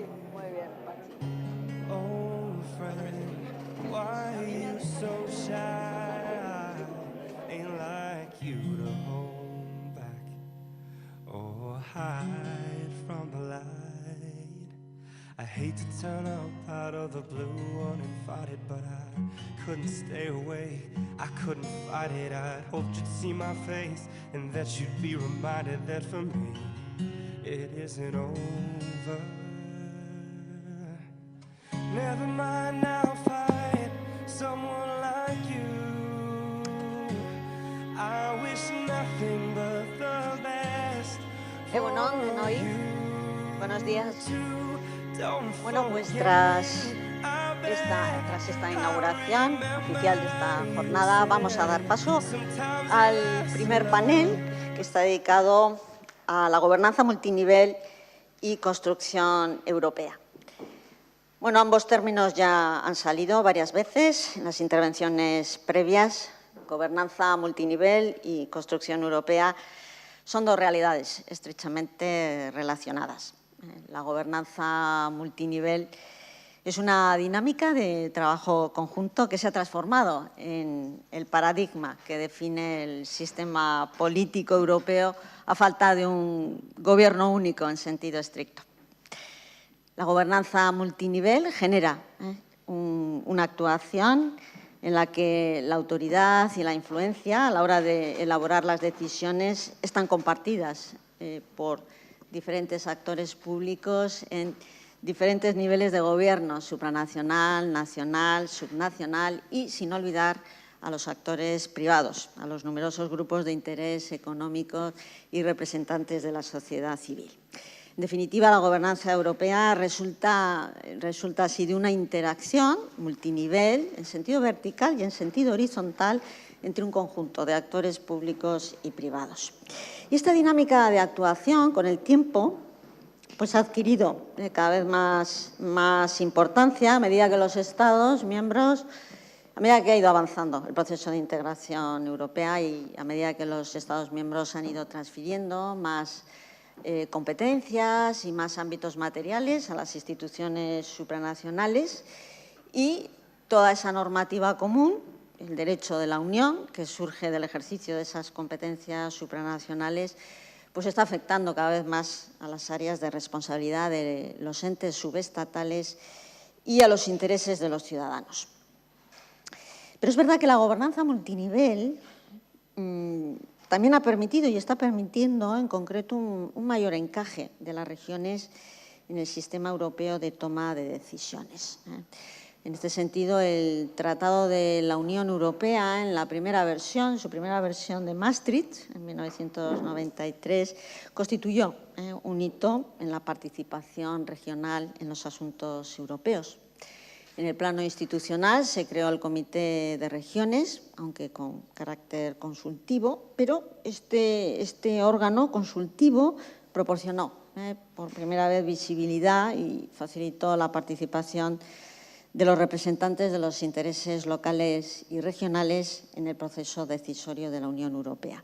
Otro logro de la agenda regional introducido por el Tratado de Maastricht fue la apertura a los representantes de los entes subestatales, ministros de los Länders alemanes, consejeros de comunidades autónomas, la apertura de ciertas formaciones del Consejo de Ministros de la Unión Europea, que anteriormente estaba compuesto exclusivamente de ministros nacionales. Y finalmente, no podemos olvidar que el Tratado de la Unión Europea, en aquella primera versión de Maastricht, también introdujo el principio de subsidiariedad, que sigue rigiendo desde entonces el ejercicio y la intensidad de la actuación normativa de las instituciones europeas en los ámbitos de competencia compartida. Pero han transcurrido ya casi 25 años desde la incorporación de todos esos logros al más alto rango jurídico y, bueno, cabe preguntarse, ¿dónde estamos en cuanto al encaje regional en la construcción europea? Bueno, pues la experiencia demuestra que las regiones siguen ocupando un lugar limitado en la agenda europea. El Comité de Regiones sigue siendo un órgano consultivo, y no tiene un peso relevante de influencia política. Y, por otra parte, la participación subestatal en ciertas formaciones del Consejo de la Unión pues, depende de las fórmulas que se hayan consensuado a nivel interno y normalmente está sujeta a importantes limitaciones. Y este diagnóstico de la escasa participación regional en la construcción europea yo creo que se puede mantener a pesar de que el Tratado de Lisboa, como último texto de reforma y del que salen los tratados actualmente vigentes, el Tratado de Lisboa, los Estados miembros a través del Tratado de Lisboa, pues también ha hecho una aportación, han hecho importantes aportaciones para profundizar la influencia regional en el sistema político y jurídico europeo. En este sentido, cabe mencionar la incorporación como objetivo de la Unión Europea de la cohesión territorial. La cohesión territorial es un objetivo de la Unión Europea. Se amplió también, a través de Lisboa, se amplió y se reforzó el principio de subsidiariedad. Se dio entrada por primera vez a los parlamentos nacionales y también a los regionales en el control político de la subsidiariedad y se reconoció, como está reconocida expresamente, la autonomía regional y local en el artículo 4, segundo párrafo del Tratado de la Unión Europea. Estos desarrollos pues, han contribuido, por lo menos en la letra del tratado, a afianzar su desarrollo. Y aparte de estos elementos de específica dimensión regional, yo mencionaría también como mecanismo más general el principio de democracia participativa, que también ha quedado apuntalado por el Tratado de Lisboa, en el artículo 11 del Tratado de la Unión Europea. Y uno de los aspectos o dimensiones de este principio de democracia participativa incluye que las instituciones europeas mantengan un diálogo abierto, transparente y regular con los representantes de la sociedad civil, estableciendo cauces necesarios para que puedan expresar e intercambiar públicamente sus opiniones en todos los ámbitos de actuación. Entre esos agentes de la sociedad civil, sin duda, habría que incluir también a los entes subestatales y a las regiones. En fin, todos estos desarrollos y potenciales dinámicas nos llevan a preguntarnos, ¿es suficiente el espacio, los medios y la voz que la gobernanza multinivel brinda a los actores subnacionales para que sean protagonistas decisivos en la construcción europea? ¿Cuáles son las perspectivas para la participación de las regiones y los entes subestatales en las políticas europeas en el contexto actual de reflexión sobre el futuro de la Unión? A estas y otras preguntas relacionadas vamos a intentar dar respuestas en este panel. Y para ello pues, contamos con dos expertos y conocidos especialistas en temas internacionales y europeos, como son los profesores Francisco Aldecoa, Patxi, y el profesor Henri Labey. Bien, voy a presentar muy brevemente al profesor Aldecoa, que va a ser el primero en tomar la palabra. Él es muy conocido, ¿verdad? Aquí, Patxi es... Profesor Aldecoa es catedrático de Relaciones Internacionales en la Universidad Complutense de Madrid y anteriormente lo fue del País Vasco. Es titular de una cátedra Jean Monnet. Ha ocupado numerosísimos cargos, sobre todo de responsabilidad académica. Destacar tal vez el último, de decano, de 8 años en la Universidad Complutense, la Facultad de Ciencias Políticas y de Sociología. Ha sido y es profesor invitado en numerosas universidades españolas, europeas, americanas, también investigador visitante en numerosas instituciones académicas extranjeras, doctor honoris causa por la Universidad de Bucarest y autor de numerosísimas publicaciones sobre temas internacionales y europeos. Especialmente ha escrito sobre la acción exterior de la Unión Europea y sobre el modelo político e institucional de la Unión Europea. Y el profesor Aldecoa pues, nos va a hablar de un tema muy sugerente, por lo menos el título, que es la necesaria profundización federal de la Unión Europea. Adelante, Patxi.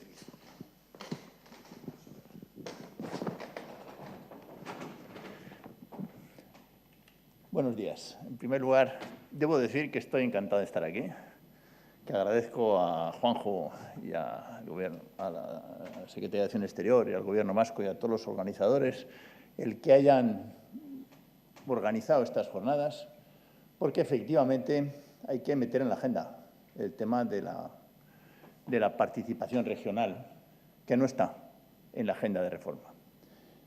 La primera idea que quiero transmitir es que en año y medio la Unión Europea ha cambiado, por lo menos el clima, de una forma muy considerable.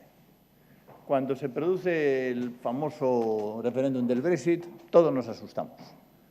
Y eso lleva a que, por ejemplo, el presidente de la Comisión, Juncker, la Secretaría de Acción Exterior así lo recordaba, dijera en el debate sobre el Estado de la Unión en el año pasado, en septiembre del año pasado, que estábamos en una crisis existencial. Lo que es importante es recordar lo que ha dicho este año. Y este año Juncker ha hecho un discurso completamente distinto. Es más, algunos periódicos conservadores han dicho que era fruto de que había bebido mucho. No cabe duda que a Juncker le gusta beber. Pero precisamente eso le inspiró. Y me contaban, estuve el sábado en el Parlamento Europeo, que a ningún presidente de la Comisión le han aplaudido tanto nunca. El Parlamento Europeo, en pleno. Es decir, que hubo una aceptación total.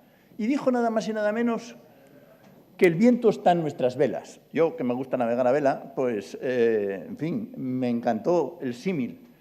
La idea central es que ha cambiado el viento y que además tenemos que coger esa ventana de oportunidad que nos dan las condiciones meteorológicas, en este caso las condiciones políticas, precisamente para hacer una profundización con los tratados constantes y para abordar la reforma en profundidad de la Unión, reformando los tratados. Este es el gran mensaje que hay que transmitir. Yo sé que el Gobierno español está en la idea de que no hay que reformar los tratados. Pues están equivocados. Y voy a hacer una confidencia. El propio ministro de Asuntos Exteriores, en el curso de Santander que tuve oportunidad de dirigir, estando a lo mío, que admitió preguntas de los alumnos, aunque no querían sus colaboradores, le preguntaron exactamente eso. Le preguntaron 3 cosas. Le preguntaron, ¿cuál es el escenario? El Gobierno dice que el 3, de los escenarios que propone. El Gobierno dice que el 3. Él dijo, hombre, el 5. Es decir, hay que ir a una reforma federal. Lo digo como persona que se ha dedicado a esto. Olvídense de las declaraciones que tenemos que hacer por las razones que sean. Pero es que eso es lo primero que hay que decir. De las propuestas que hace Juncker en el informe del 2000, de febrero, de marzo, del 1 de marzo ante el Parlamento Europeo, no cabe duda que es la 5. Es más, él, el 3 de septiembre, dice el 6. Hay que hacer todavía más de lo que digo en ese libro. Hay que aprovechar el viento que está en nuestras velas. Y después le preguntaron, ¿y hay que reformar los tratados? El Gobierno, Rajoy sigue diciendo que no, todavía ahora está diciendo que no. Y él dijo, pues cómo no haber que reformar los tratados. Otra cosa es que tengamos la fuerza suficiente y tengamos la posibilidad de ponerlo en marcha. ¿Y cómo se reforman los tratados? Tercera pregunta. Pues no cabe duda, la Convención Europea. Hay que convocar otra vez una convención. Yo estuve en esa convención, dijo él, estuvo en la convención como ministro de Asuntos Exteriores, en aquel momento era como secretario de Estado, por lo tanto, no hay otro. El tratado es bien claro. Y ya entrando en materia, ahí lo que habría que hacer es, una primera reivindicación, que no está en tu informe, es que los representantes, por ejemplo, quiero decir tantas cosas que la reforma de los tratados hay que hacer, en el caso español, al mismo tiempo que la reforma de la Constitución. Y en ese sentido, lo primero que para poder estar en algunos países estuvieron en la Convención, porque había un representante de cada Cámara, en vez de uno de la derecha o bueno, de la oposición y otro del Gobierno. En el caso español, pues sería, si reformamos el Senado, que esté presente un representante del Senado, que en definitiva representa al poder regional. No sé si me explico. Está vinculado el federalismo español y el federalismo europeo. Son las dos caras de la misma moneda. Tenemos que entrarle a la vez. Yo he puesto, por lo tanto, la primera idea es que ha cambiado completamente el clima. Que hace 2 años nadie pensaba que íbamos a hablar de la reforma de los tratados. E incluso los gobiernos, aunque les cueste. Bueno, no hace falta decirles a ustedes que ya el 15 de mayo la señora Juncker, la señora Merkel, la señora Merkel y el presidente francés ya aceptaron que había que entrarle a la reforma de los tratados y que no hay otra. Ahora lo que hay que ponernos de acuerdo es cuáles son los grandes temas que hay que reformar los tratados. Pero yo he puesto este título a propósito, el de necesaria profundización federal, porque entre mis compañeros pues hay un debate, y sobre todo en la facultad donde yo procedo, donde hay un grupo muy poderoso de Podemos, poderoso, donde Pablo y compañía, Errejón, estaban ahí todo el día planteando la idea de otra Europa, que a mí me salía, no me gustaba, ni me gusta.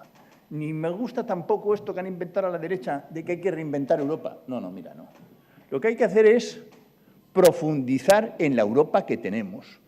Y además he traído una cita de Aguirre, porque Aguirre fue pionero en el año 43, cuando precisamente se acaba de publicar el manifiesto de Ventotene. Luego he tenido noticias que tuvo una relación especial con Rossi y Spinelli, que incluso que estuvo en Ventotene.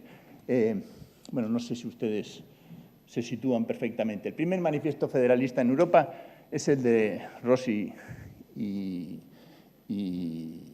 Spinelli, que estando en una prisión, bueno, estuvo 2 etapas. En la isla de Ventotene, por cierto, les recomiendo la visita. Es una cosa extraordinaria, precisamente porque allí se junta la vela y el federalismo, en Ventotene. Es un sitio idílico y todo recuerda a federalismo.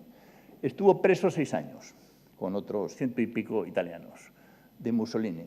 Y en esa prisión, una parte era un islote, que es una prisión, que no hay manera de escaparse, pero luego tuvo oportunidad de vivir en una isla que viven 1000 personas. Incluso ya tuvieron un régimen, pues, en fin, completamente distinto. Incluso Rossi se casó con una de allí. Luego, en esos 6 años dio tiempo para mucho. Y, entre otras cosas, dio tiempo para escribir el primer manifiesto federalista.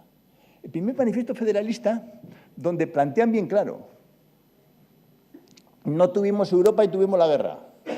Para poder desarrollar, para poder evitar que haya nuevas guerras, hace falta el federalismo europeo. Y José Antonio Aguirre se apunta enseguida, en el 43. El primer manifiesto es del 41, que se escribe, se cuenta la anécdota, en papeles de fumar porque no podían escribir en otra cosa. Después se hace público en el 43 y enseguida José Antonio se apunta y dice: no se concibe en una Europa que quiere la paz y su propio ordenamiento que queden prendidas en sus redes nacionalidades oprimidas. La federación es un camino de libertades porque nace del compromiso entre iguales. Y sigue dándole vueltas a la necesidad del federalismo. Es decir, coge la idea de Spinelli desde el primer día. Y después en La Haya, que vamos a celebrar el 70 aniversario en el 48, bueno, están muchos más sitios, pero no me da tiempo a explicar esa parte. Lo explica muy bien el libro de Alex Zubiri, no, ¿cómo se llama? Alex... Ugalde, joder, se me van los nombres ya con la edad. Alex Ugalde explica muy bien toda esa trayectoria y explica también otra idea de José Antonio Aguirre, que es la diplomacia federativa, que es la participación de la diplomacia, pero después hablaré un poquito de esto.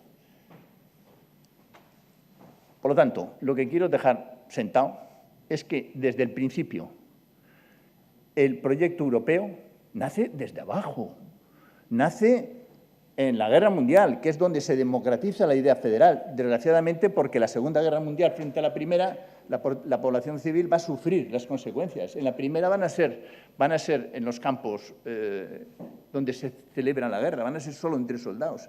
En la Segunda va a haber bombardeos a la población civil. En la Segunda va a haber una resistencia importante, donde van a abrazar la lógica federalista. Es el famoso manifiesto de las resistencias federalistas, que, por cierto, lo presidía el alcalde de Leipzig, que fue fusilado por Hitler. Es decir, desde el principio, en la guerra, en la resistencia, la idea federal va a tener una importancia tremenda. Se va a concretar en el manifiesto y después van a concretarse en el Congreso de La Haya del 48, que es una reunión civil, que esto es lo importante. Viene de abajo el proyecto europeo, desde los orígenes. Después se firma el Tratado de la Declaración Schuman y el Tratado de la CECA, el Tratado de París del 51, pero como consecuencia de una avalancha que venía de la sociedad, una aspiración que venía de la sociedad, que venía de la resistencia, que venía de la guerra, con objeto de que no volviera a ocurrir. No me da tiempo a explicar los grandes cambios que se han producido desde los tratados de Roma, París, hasta nuestros días. Pero sí quiero resaltar que la profundización de verdad del Tratado de la Unión, a la que ha hecho referencia Beatriz, nuestra presidenta, es bien claro, como consecuencia otra vez de que viene desde abajo, como consecuencia de que las primeras elecciones del Parlamento Europeo, en el 79, pues eligen a unos representantes y estos plantean la necesidad de una transformación profunda de la comunidad en unión, de la naturaleza económica en unión política. Y lo que lo preside es el proyecto que se llama después Proyecto Spinelli, del 14 de febrero del 84, donde sienta las bases de lo que es la Unión. En aquel momento, es decir, el primer modelo de lo que es la Unión lo hace el Parlamento Europeo, no esa idea de que es una cosa de tecnócratas, ni mucho menos.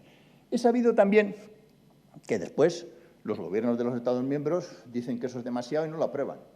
Pero, sin embargo, eso es en el 85, en Milán, pero, sin embargo, al cambiar el mundo, en el 89, al caer el muro, al desaparecer la Unión Soviética, a la guerra de Yugoslavia, al desaparecer los bloques, se dan cuenta los Estados miembros que necesitan hacer un cambio profundo y establecer una unión política.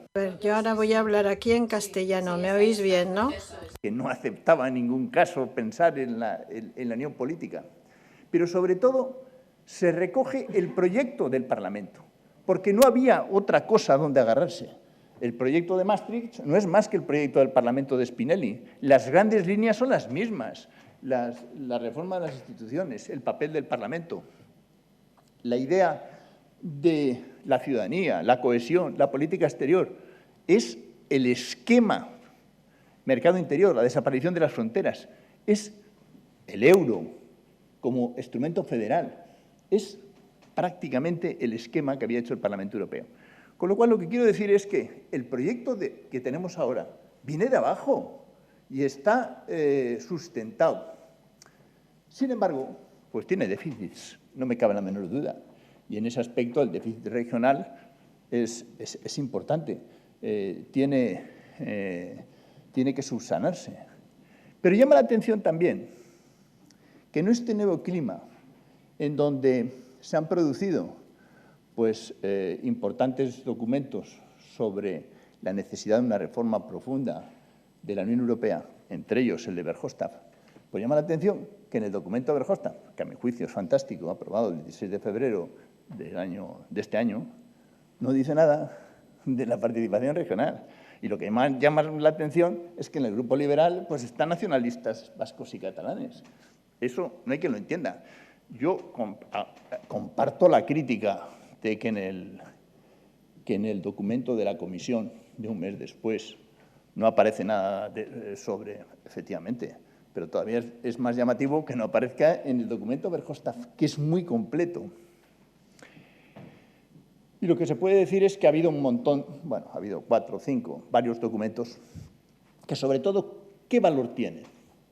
El darse cuenta que estamos en la oportunidad de que, por un lado, hay que profundizar en los 2 años que quedan de esta legislatura, pero que hay que abordar la reforma profunda que necesita la Unión Europea. Ninguno de esos documentos utiliza la palabra federal, no se atreven. Pero, sin embargo, está debajo el modelo federal, la vuelta a lo federal.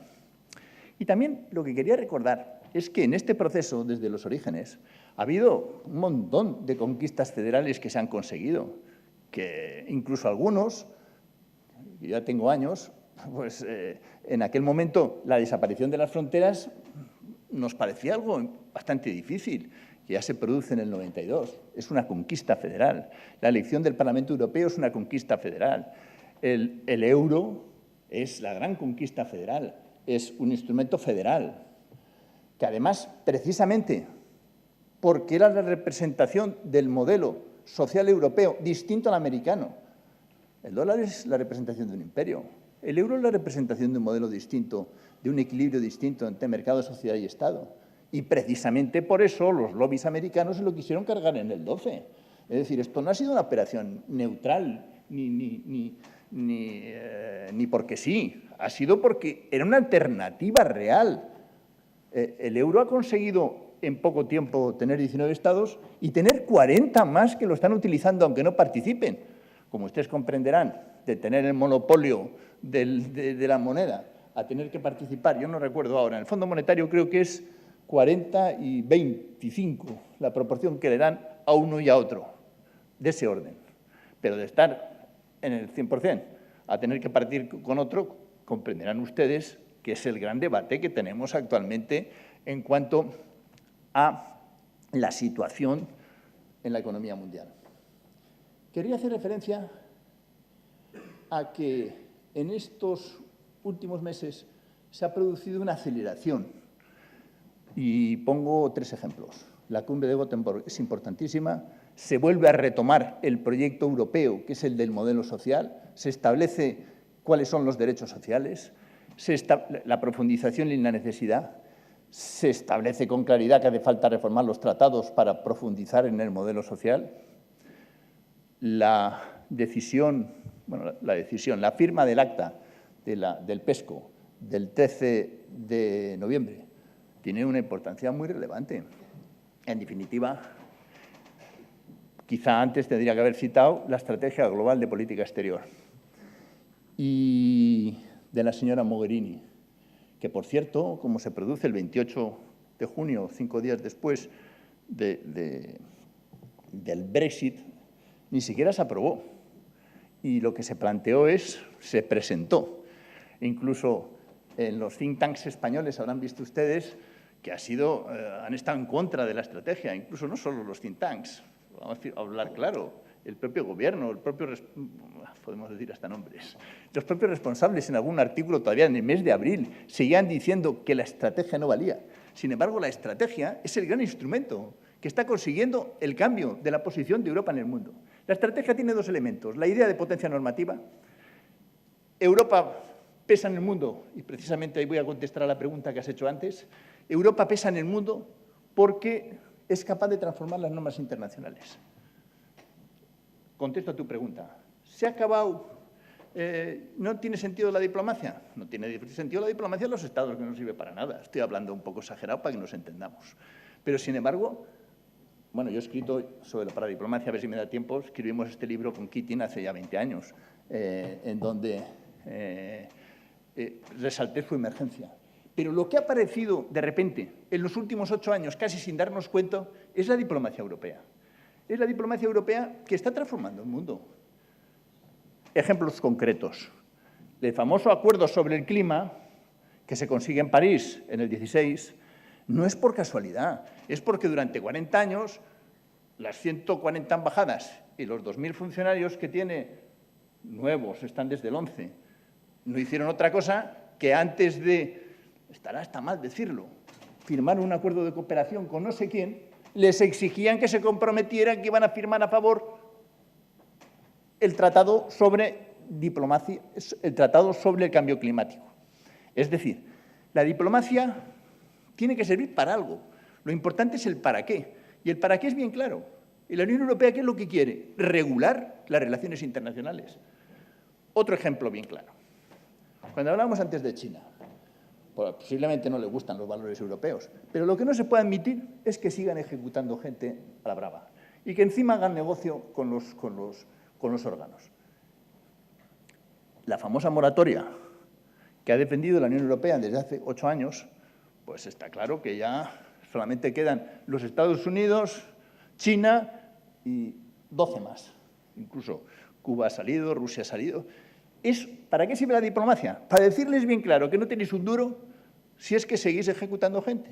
Y si no suscribís la famosa moratoria que está en la Asamblea General de Naciones Unidas. Eso es lo que tiene que servir la diplomacia. Y eso en las diplomacias nacionales, pues, en fin, les cuesta. Y, sobre todo, el peso que tiene la diplomacia europea respecto a las nacionales no tiene nada que ver. He estado hace unos meses en Salvador. Estuve con el embajador español y con el embajador europeo, que es Jaume Segura. Diplomático español, por cierto, también. Había sido anteriormente. La embajada de Jaume Segura, de la embajada de la Unión Europea, ¿cuántos funcionarios creen que tenían? Pues 60. ¿Cuántos creen que tenía la española? 5, más 4 de cooperación. ¿A qué se dedicaba la embajada? A cooperación. Tenía 40 personas dedicadas a eso.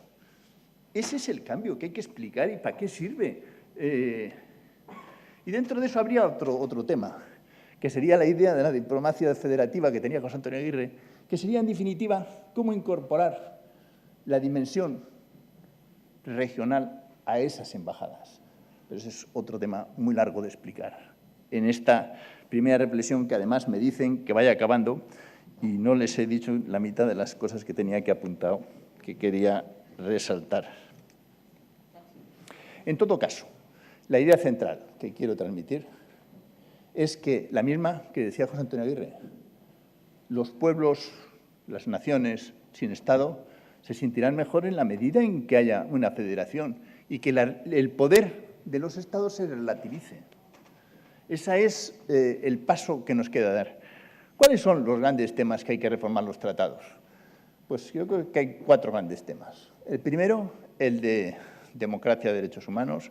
Hay que decir, en primer lugar, que no hay déficit democrático en la Unión Europea, que en la Unión Europea hay menos déficit democrático que en la mayoría de los Estados, desde luego que en el nuestro, que el Parlamento Europeo tiene más poderes que el Parlamento Nacional, que, en fin, me refiero al español, y, sin embargo, hombre, hay que dar algunos avances. Las elecciones del 19, importantísimas. En el Movimiento Federal Europeo, ¿cuál es la idea central que están defendiendo para las elecciones del 19? Las listas transnacionales. Que haya una segunda lista en donde vayan todos seguidos. Como comprenderán ustedes, el vínculo con el Estado se va a romper. Desde luego estoy de acuerdo en la circunscripción regional, en otras cosas. No van a dar tiempo. Las listas transnacionales, justo. Hay mucha gente que no quiere. Pero sería el gran paso que habría que resolver en materia de democracia. Hay muchos más. Habría que resolver, desde luego, ¿qué ha pasado en estos 10 años? Pues, hombre, la ciudadanía se ha separado de la Unión Europea por políticas restrictivas en relación a la crisis, especialmente en España. Y, además, ha echado la culpa a la Unión Europea. Y eso ha hecho que ha alejado el proyecto europeo. Pero también hay que decir que si cogen los últimos eurobarómetros, ha subido un 5% en un año. Y, además, venía bajando hasta menos del 50%, ya estamos otra vez por encima del 50% en todos los países. Y en estos 2 últimos años, hombre, una explicación que dan es la económica. Pero otra, para mi gusto, el gran tema que ha cambiado todo ha sido el tema del Brexit. El Brexit ha transformado de un gran problema a una oportunidad. En la medida en que los Estados han dado cuenta, las famosas orientaciones del 30 de marzo y del 29 de abril y del Parlamento, es decir, que ha habido una cohesión entre los Estados, que no había desde el 2005, desde la Constitución, que además se ha visto que han tenido capacidad de hacer cambiar completamente. Acuérdense ustedes, el 29 de marzo la señora May presenta ante el Consejo Europeo su solicitud de retirada. El día 30, el Consejo Europeo, el presidente, ya le contesta en un borrador en 2 páginas, diciendo que conforme, pero que primero libre circulación a todos los ciudadanos europeos, en segundo lugar que paguen los 60.000 euros. La última propuesta, empezaron con 2.000, la última propuesta de hace unos días es de 48.000. O sea, estamos ya acercándonos en el tema. ¿Pero por qué? ¿Por qué ha cambiado el poder? Ustedes fíjense que antes el Reino Unido en todas las negociaciones tenía la sartén por el mango y el mango. El Reino Unido ha paralizado el proyecto federal europeo en todo su momento. Y los 3 grandes proyectos, Unión Económica y Monetaria, el modelo social, en el libro blanco del 2 de enero, dice bien claro que ellos no quieren estar en la Unión Europea porque tiene un modelo distinto, porque no quieren el modelo social europeo. No porque la Unión Europea no funcione, como a veces lo dice la prensa, sino porque están en otra, porque quieren el modelo liberal duro. No quieren este modelo que precisamente los vascos somos pioneros en tener un modelo de equilibrio distinto entre mercado, sociedad y Estado. Por eso se van. Bueno, no sé si al final se van. Eso habrá que ver si se van o cómo se van, porque yo creo que los escenarios están abiertos, pero no es el momento. Bueno, si ustedes me preguntan, yo les doy mi opinión después. Termino. 2 minutos más. Termino. Lo que quiero resaltar es que el tema del Reino Unido ha conseguido cohesionar. En la famosa resolución del 29, todos los Estados meten lo que quieren. Los irlandeses meten que hay que resolver el tema de la frontera. Nosotros metemos el tema de Gibraltar. Después de 40 años es la primera vez que conseguimos verdaderamente una posición clave para resolver cualquier negociación. Tiene que pasar, lo dice bien claro el punto 24, por la posición española. Eso hace que un señor de la Cámara de los Lores diga que hay que declarar la guerra a los españoles. No sé si se acuerdan ustedes las famosas declaraciones, porque es el momento en que hemos tenido capacidad. Pero han tenido capacidad Chipre, ha tenido capacidad Polonia, han tenido capacidad en la medida en que la Unión Europea, en esa negociación, han metido todas sus reivindicaciones, la capacidad de negociación del Reino Unido ha sido nula. Y eso hizo que, en cuanto vio el papel, la señora May dijo, frente a esto no hay quien negocie. Necesito más poder. Voy a convocar las elecciones para conseguir más respaldo social. ¿Qué ocurre? Lo contrario, que pierde la mayoría. Su capacidad de negociación ya está por los suelos. Y ahora mismo están navegando, que se dice, sin saber en qué rumbo. La ciudadanía europea se ha dado cuenta de la capacidad de la Unión. Y hay otra circunstancia, otras dos. El señor Trump. El señor Trump, defendiendo el proteccionismo y defendiendo y minusvalorando la posición europea, es otro federador externo, que ha permitido precisamente que la señora Mogherini vaya a Washington y hable de tú a tú al secretario de Estado. Y le diga bien claro, de la misma forma que nosotros no nos metemos en los asuntos de la política exterior norteamericana, ustedes no se metan en los nuestros. Y además es la primera vez que va la señora Mogherini. No van los ministros uno detrás de otro a presentarse y a negociar. Delegan en la señora Mogherini. Estos temas, sin embargo, no sé por qué no están en la prensa española o no están en la primera fila. Y la última novedad, y sí que acabo, es la cooperación institucional permanente del 13 de noviembre, que se aprobará en el Consejo Europeo, si da tiempo, en el de diciembre, que en definitiva es lo que hemos estado... Yo voté en contra de la OTAN. No he creído nunca en la OTAN. He dirigido una revista que es Tiempo de Paz durante 30 años y me parece que, bueno... ¿Qué reivindicábamos entonces? Una defensa europea. ¿Qué es lo que hemos aprobado estos días? Una defensa europea. ¿Cómo es posible que en los medios pongan 4 líneas y no acaben de explicar que lo que nos hemos comprometido es a la defensa territorial, nada más y nada menos? Es el artículo 42.7, es equivalente al artículo 5 de la OTAN, pero más completo, que quiere decir que si hay una agresión exterior tenemos que reformar con todos los medios. ¿Qué es lo que hemos puesto en marcha? Pues una cooperación estructurada permanente, que es tener unas fuerzas de intervención rápida en caso de un ataque, o también para utilizarlos en misiones de gestión de crisis. Eso se ha decidido ya. Se han metido 23 estados. Había posiciones distintas entre Alemania y Francia. Han llegado a una fórmula intermedia, que no hay quien la entienda, que es que los alemanes querían meter a todos, los franceses querían meter solo los que tienen verdaderamente fuerzas armadas, lo que dice el tratado, los que tienen capacidades militares. Y al final, ¿qué fórmula han buscado? Pues se han metido 23 y van a meterse 25, porque incluso Portugal y Alemania e Irlanda se va a meter. Pero, sin embargo, han buscado una estructura muy rara, que los que mandan son los 8 que tienen fuerzas de verdad. Con estos comentarios, ¿qué es lo que quiero terminar? El proyecto europeo es un proyecto federal. Ha tenido buenos momentos y malos. Ha tenido 10 años malos. Y eso hace que la gente joven, naturalmente, no acabe de creer en él, porque no les hemos sabido explicar que esto ha ido avanzando poco a poco. ¿Qué es la oportunidad que tenemos? Pues en rematar. Bueno, el próximo 6 de diciembre se presenta el documento sobre Unión Económica y Monetaria. Crean un ministro de Economía con unas condiciones, con unas competencias equivalentes al alta representante, que no se le llama ministro, pero es un ministro. Juncker le llama ministro en público en el Parlamento. La configuración del nuevo ministro de Economía es idéntica, bueno, casi igual, que va en definitiva a ser vicepresidenta de la Comisión, va a presidir el Eurogrupo y va a presidir el MEDE. Y encima el MEDE se transforma en un Fondo Monetario Europeo. Perdónenme que hable tan precipitadamente, pero les quiero transmitir a ustedes que estamos en la mitad de la ola, que se está cambiando. ¿Qué pasa con el poder regional?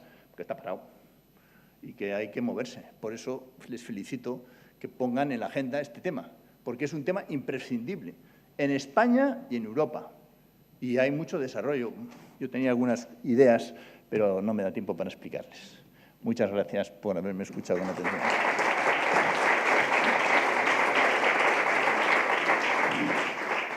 Muy bien, muchas gracias, Pachis, por tus ideas y tu siempre apasionada y entusiasta apuesta por la Europa federal. Muy bien, seguro que luego habrá alguna pregunta o comentario a tus valoraciones. Bien, vamos a dar paso al segundo ponente de este panel, al que tengo el gusto de conocer y el honor de presentar. Él es el profesor Henri Laveille. Le voy a presentar brevemente. Él es también catedrático, profesor, catedrático de Derecho Comunitario. Ejerce su actividad docente e investigadora en la Universidad de Po y del País de la Dur, en la Facultad Pluridisciplinar de Bayona. También ha ocupado numerosos y diversos cargos académicos, entre ellos el de decano de la Facultad Pluridisciplinar, ahora es decano honorario. También es titular de una cátedra, Jean Monnet, como he dicho, y ha dirigido numerosos proyectos, sigue dirigiendo numerosos proyectos de investigación y es autor de numerosísimas publicaciones. En los últimos años está especializado en temas referidos al área de libertad, seguridad y de justicia, donde bueno, pues hay muchísimos aspectos dentro de ese área referidos a inmigración, extranjería, cooperación policial, judicial. Es un área muy heterogénea y muy compleja desde el punto de vista jurídico. Bueno, pues al profesor Henri Labbé le agradecemos. Él va a pronunciar su ponencia en francés, que lleva como título en castellano en el programa, hacia una regionalización de la política europea. Adelante, Henri. Merci, Beatriz. Muchísimas gracias, Beatriz, y gracias a todos vosotros. Y como comprenderéis, no quiero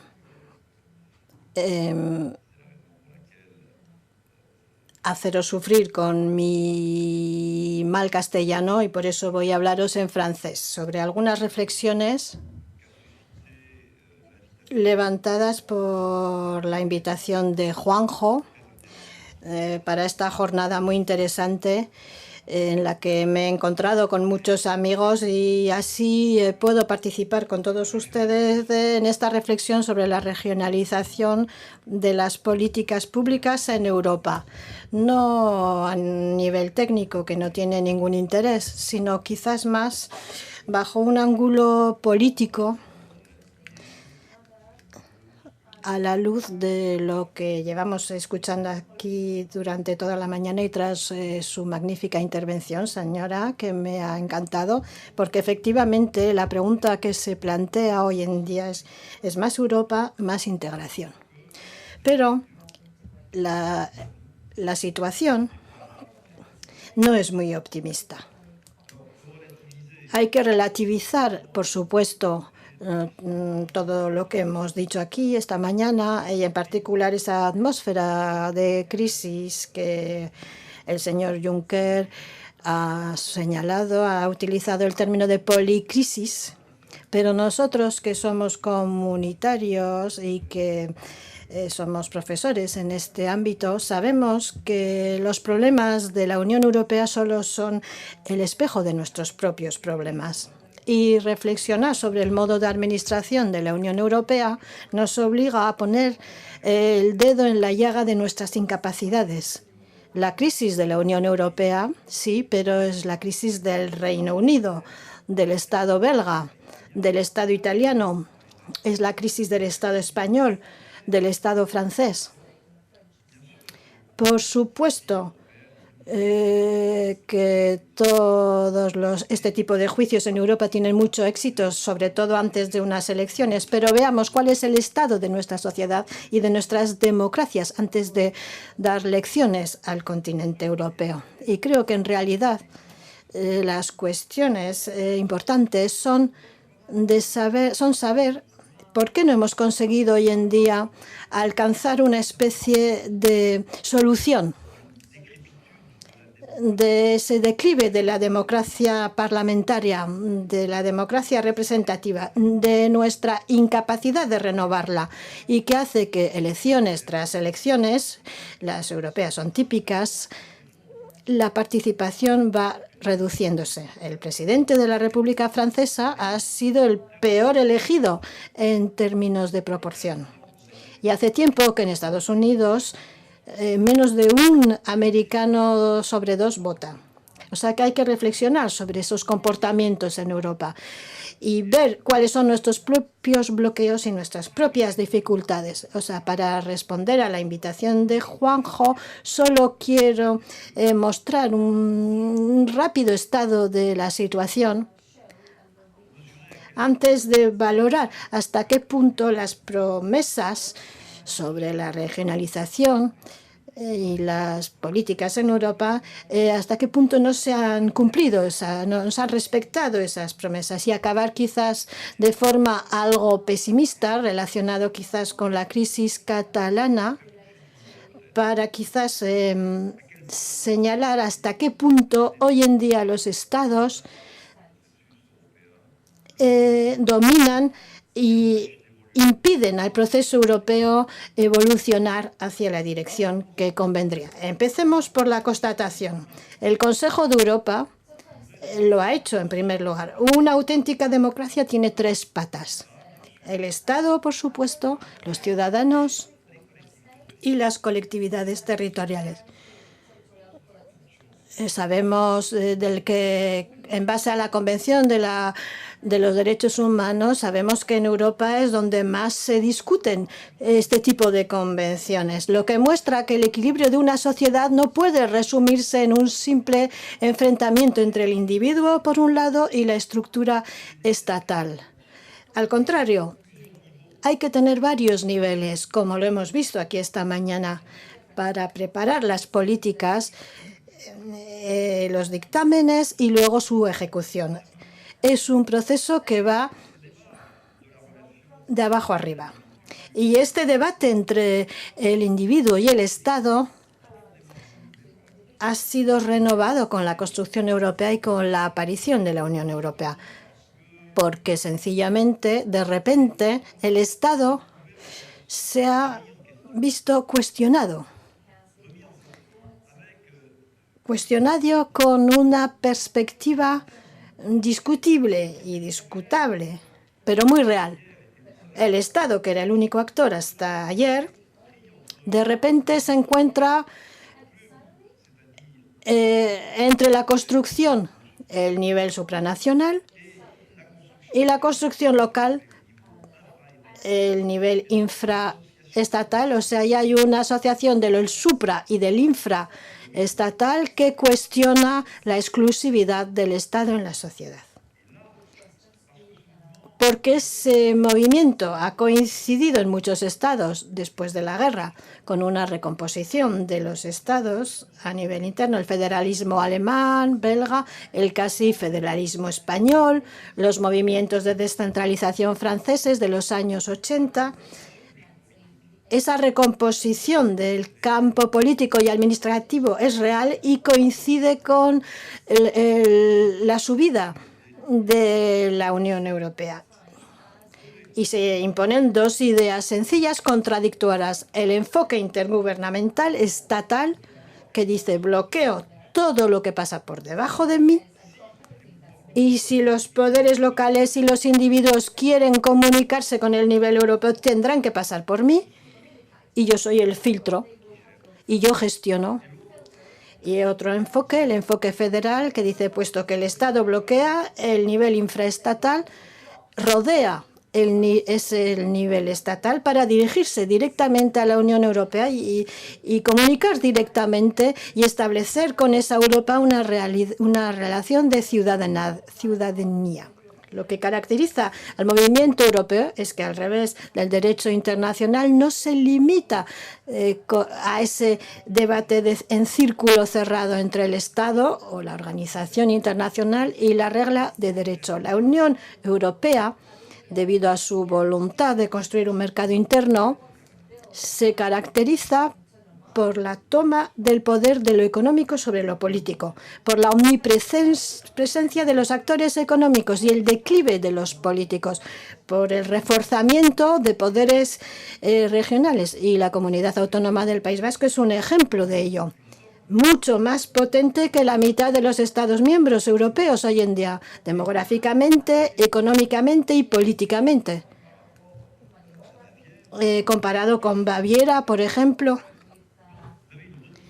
hay una redistribución de las cartas del debate político provocada por la construcción europea, y la pregunta que se plantea es saber cómo en 50 o 60 años las cosas han ido ajustándose. ¿Los estados han conseguido bloquearlo todo o, al contrario, hay una especie de alianza entre el nivel europeo y el nivel infraestatal? Esa es la realidad. La respuesta técnica es lo que llamamos la gobernanza multinivel. La idea que hoy el poder, para ser eficaz, para poder estar elaborado, tiene que aprovechar todas las energías, cada una a su nivel, para conseguir un resultado aceptable. Y esa gobernanza multinivel invade otros niveles. Más allá de la administración, los constitucionalistas que están aquí en la sala saben perfectamente que las grandes teorías, Bernays en Alemania, sobre el constitucionalismo multinivel, pretende que hoy en día habría varias constituciones. Ya sé que a vosotros no os parece extraño, pero nosotros en Francia, un país centralizado como el nuestro, es una herejía pensar que puede haber varias constituciones en mi mundo jurídico, algo que resulta normal para ustedes. Esa idea de una gestión de la sociedad a varios niveles se impone. Y no se discute realmente. La pregunta es, pues, saber si ese enfoque ha sido desviado de su finalidad principal, si ha sido recuperada, canalizada, o al contrario, si ha conseguido explotar. Y ahí todos los temas ligados a la regionalización de las políticas se imponen. ¿Y por qué? Porque todas esas cuestiones están dominadas por ciertos pensamientos. Hay un debate político europeo que no es muy claro, el del ejercicio del poder. En primer lugar, no está claro dentro de la Unión Europea. El ciudadano de la calle, que está contra la Europa de Bruselas y la Comisión de Bruselas, en los partidos populistas esto funciona, pero esa persona ignora el federalismo ejecutivo que caracteriza hoy en día la Unión Europea. Los actores, los agentes de poner en práctica las políticas somos nosotros. Son los actores estatales o locales. Y si entendemos que lo único que sabe hacer la Unión Europea es decidir, y si asimilamos que los mecanismos de ejecución dependen del nivel interno, entenderemos muchas dificultades. Y la simetría que existe entre los estados y las formas de administración, bueno, sabemos que la administración griega no es igual que la alemana. Si entendemos eso, entendemos por qué el derecho de la Unión Europea no se aplica de la misma forma en Grecia o en Alemania. Pero no, la culpa no es de la Unión, sino de la forma de administración que hemos elegido desde el primer día, con ese desdoblamiento funcional. Y, por supuesto, ese desdoblamiento funcional plantea la cuestión del lugar que puedan tener las regiones en la ejecución de las políticas de la Unión y en la elaboración de sus políticas. Una política de la Unión, en lugar de confiarse a un Estado miembro, ¿no podríamos acaso confiarla directamente a colectividades infraestatales que tengan las competencias y que serán las más adecuadas para ello? Y lo mismo a nivel de la elaboración de la decisión de la política. En Bélgica, el federalismo belga, que es incomprensible, salvo para los belgas, el federalismo belga hace que a veces son ministros provinciales los que están en el Consejo de Europa y los que deciden. Y no hay ningún problema. La organización administrativa de la Unión Europea plantea el tema de la regionalización ya a nivel cotidiano, para el derecho común. Y luego, a nivel de políticas materiales más concretas, más precisas. Y ahí las cosas se complican más. ¿Por qué? Inmediatamente los estados han intentado reducir esto, alegando magníficamente la idea de la cohesión en la Unión Europea, el desarrollo de políticas de cohesión estructurales, y el nivel más adecuado para esas políticas es el nivel regional. Se llama de formas diferentes si se trata de estados federales, regiones, como en Francia, comunidades en España, pero parecía el tamaño más adecuado y nos hemos apoyado clasificándolos en esas estructuras para intentar reforzar la cohesión interna de la Unión Europea a nivel social y económico. Lo que tiene dos lecturas puede ser querer animar al nivel regional o encerrarlo en el ámbito de a nivel del territorio, como si otras cosas fueran más serias y tendrían que tratarse a otro nivel. Bueno, puedo mencionar algunos ejemplos. Antes ya se han mencionado aquí algunos. El medio ambiente. Solo los estados pueden hoy en día enfrentarse a la crisis climática. Antes se ha mencionado la crisis migratoria. Cuando tengamos que integrar a migrantes, ejercer la solidaridad, ¿lo va a decidir el Estado?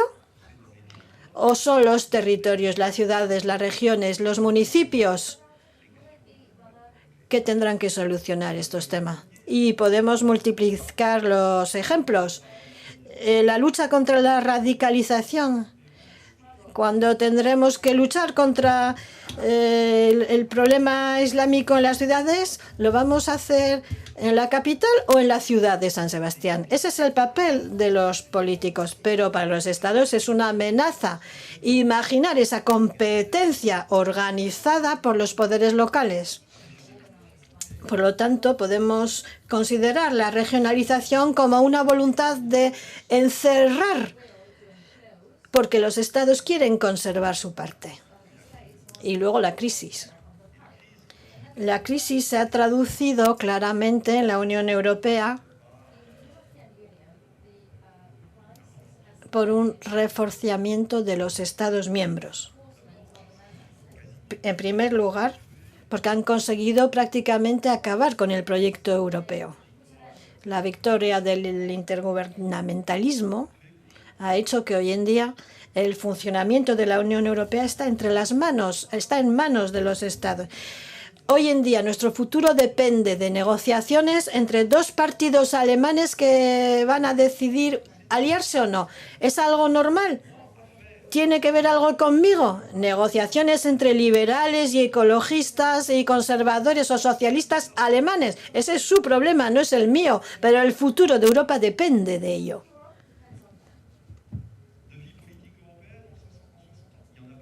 ¿Vida política europea en 60 años? No la ha habido, porque la vida política europea se ha convertido en una prolongación de la política nacional.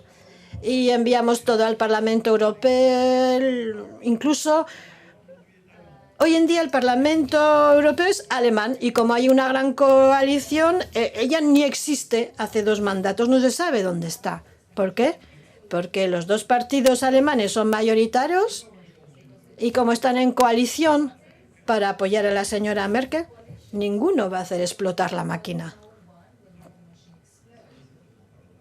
Eso no es la Europa que queríamos. Y esa victoria del intergubernamentalismo en las políticas tiene su traducción, porque algo que no habíamos visto se ha producido. La fuerza y la potencia centralizadora del derecho. La fuerza del derecho europeo es la producción normativa y esa producción hoy en día está exclusivamente en las manos de los estados. Ellos negocian, ellos deciden y a través de ello nos han limitado a los niveles infraestatales, nos han forzado a alinearnos porque la regla que viene de Bruselas, que domina sobre las demás, y es la que ellos fabrican en beneficio de sus propios intereses. En Francia, para hablar de la distribución de los fondos estructurales, lo decide el prefecto, el representante del gobierno central, y las colectividades territoriales piden. Y la Unión Europea también tiene sus propios fallos. La victoria de la tecnocracia que caracteriza la máquina europea, esa comisión de la Unión que está fuera de todo, que no es consciente de lo que ocurre sobre el terreno y que sigue con su discurso integrista que no tiene nada que ver ya con la realidad. Una de las cosas interesantes, antes ha mencionado aquí sobre la democracia participativa, que está en el tratado, la iniciativa ciudadana.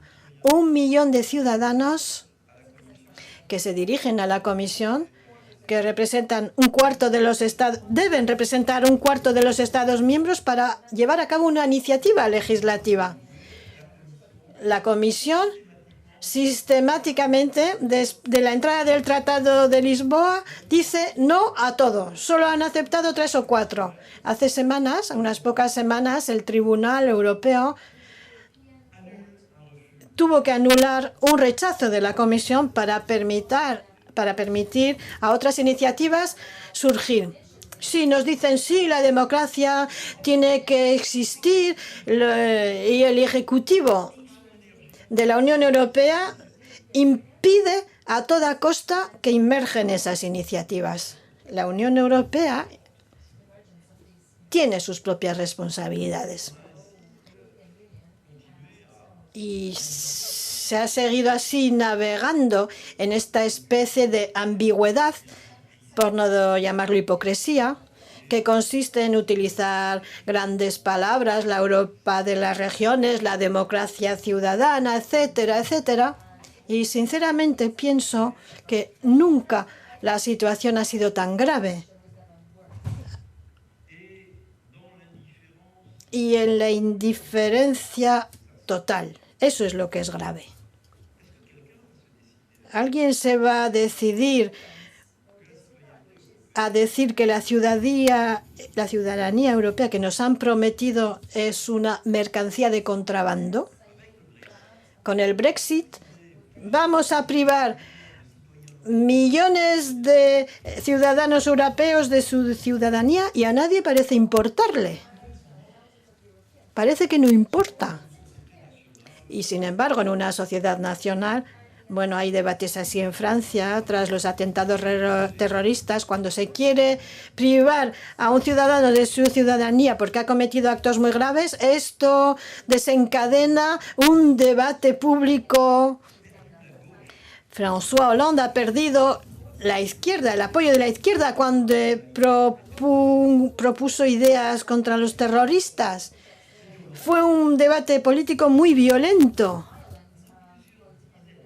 Hay millones de ciudadanos británicos a los que vamos a quitar su ciudadanía. Y no hay debate público en Europa para decir que esa ciudadanía se puede tirar así. Da igual. Incluso los símbolos ya no nos llaman la atención. El estado de la Unión Europea hoy en día es preocupante.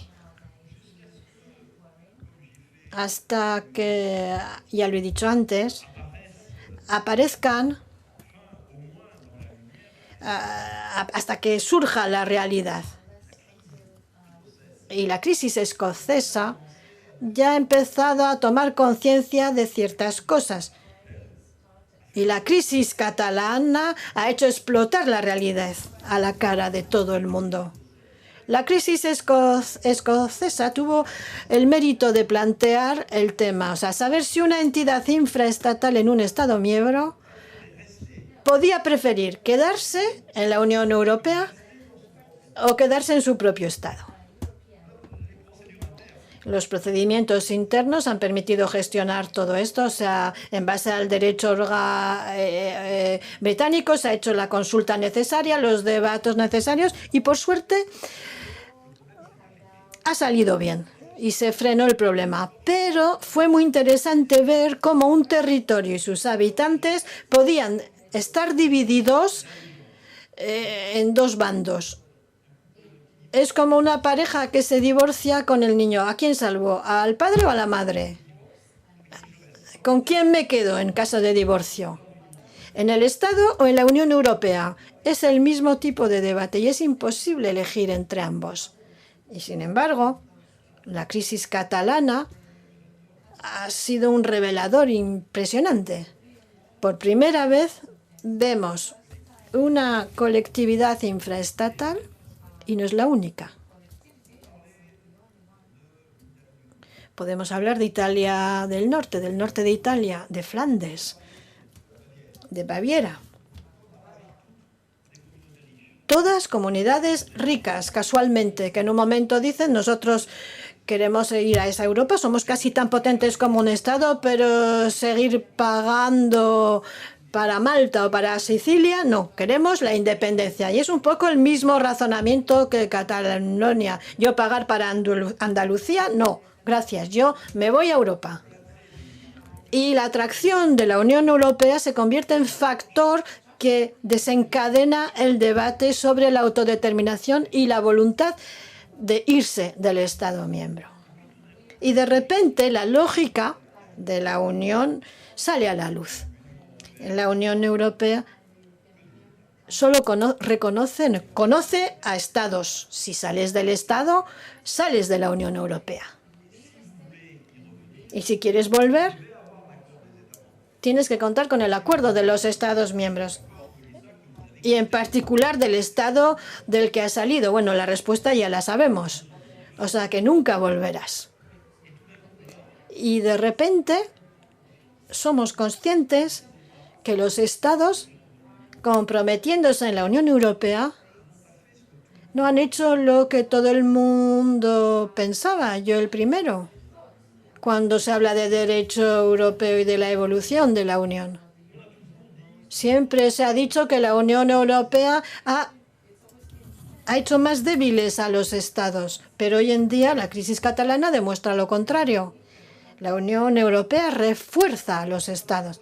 El Reino de España ha sido salvado por la Unión, porque sencillamente la unanimidad de los demás Estados miembros, la solidaridad entre Estados, que pueden tener el mismo problema algún día, la forma en que las instituciones, la Comisión en particular, hemos hablado de Juncker, pero también el presidente del Parlamento, la totalidad de las instituciones europeas han dicho solo reconocemos al Reino de España. Es un problema interno. Es decir, que buena parte de la respuesta a los problemas que debería de haber decidido España si no contara con el apoyo de la Unión Europea, lo solucionan sus socios.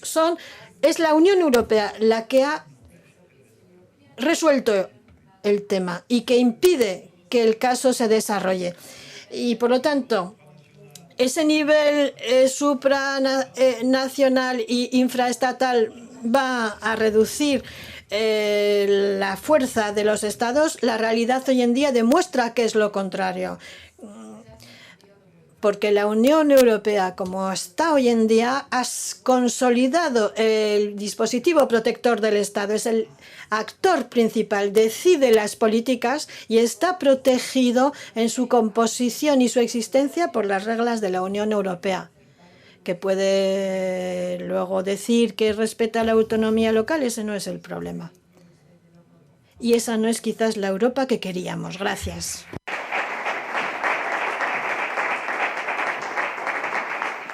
Muy bien, merci beaucoup. Muchas gracias, Henri, por esas reflexiones tan interesantes sobre la evolución del Estado, de los Estados, de las regiones y de la propia Unión Europea. Bien, pues tenemos muchas aportaciones de los dos ponentes. No sé si tenemos algunos minutos sí, unos 7 minutos más o menos, sí, para preguntas y comentarios. Cualquiera de ellos. Tenemos muchas ideas ya, ¿no?, aportadas por ello. Reforma de los tratados, proyecto federal, diplomacia europea versus diplomacias nacionales, estrategia global de seguridad, unión económica y ministro europeo. Muy bien. Igor Filipe. Sí. Bueno, muchas gracias a los ponentes por sus magníficas intervenciones y también aprovecho para felicitar antes a Saúl Riordan. Y la pregunta va dirigida al profesor Patxi Aldecoa. ha planteado el problema, pero me gustaría que nos avanzase alguna idea de la solución. Es decir, las regiones no están contempladas en el documento de la Comisión, ni tampoco en el del Parlamento Europeo. Ha dicho claramente que es un tema que está bloqueado ahora mismo, no está en la agenda, que hay que meterlo. Evidentemente lo compartimos muchos aquí. La cuestión es bajo qué premisas, bajo qué condiciones, bajo qué modelo, es decir, por dónde avanza, aunque sea una idea general, es decir, cuál entiende el profesor Aldecoa que puede ser el mejor modelo, o al menos los principios sobre los cuales construir un modelo mejor de participación regional en la Unión Europea, aprovechando, eso sí estoy de acuerdo, que es una gran oportunidad, es decir, que lo que no se meta ahora va a ser muy complicado, habrá que esperar la siguiente reforma de los tratados, que a saber, de que hay que intentar que sea en esta reforma de los tratados cuando se resuelva un poco, al menos se adecue mejor el sistema de participación regional en la Unión Europea. ¿Qué ideas tiene al respecto? Como decía ayer un compañero catalán, OMS, para eso hay que minutar. Quiero decir, que ahora el dictamen de lo que tiene que hacer la Unión Europea en esa materia, pues no estoy en condiciones de hacerlo en pocos minutos. Y no lo tengo estudiado a fondo tampoco. Tengo claro de la necesidad de que hay que cohesionar y que hay que darle participación. Pero para empezar, en el caso nuestro, lo que hay que resolver es el problema federal nuestro, lo primero. Y a partir de ahí tendremos oportunidad, yo creo que lo lógico sería que en la convención, en vez de haber uno por cada partido, hubiera uno por cada cámara. Con lo cual ya teníamos posibilidad de hacer iniciativas que no se hicieron en este punto. ¿Y temas que están pendientes? Pues hay muchísimos.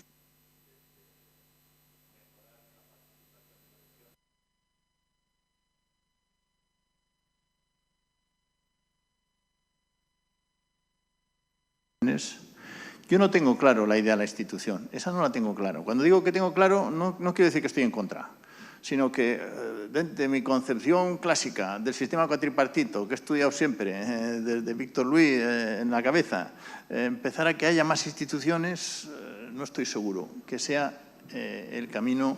No estoy seguro, quiere decir que a lo mejor sí, pero que no lo tengo completamente decidido. Depende en qué consista esa situación. Y, desde luego, también en relación al tema de la diplomacia. La diplomacia europea de repente ha emergido. Las regiones tienen que participar en esa diplomacia. Los Estados están incómodos. Es un tema que no se habla pues porque no está funcionando la coordinación entre los Estados y la Unión en relación a la diplomacia, porque es la Unión la que en casi todos los temas está funcionando y los Estados.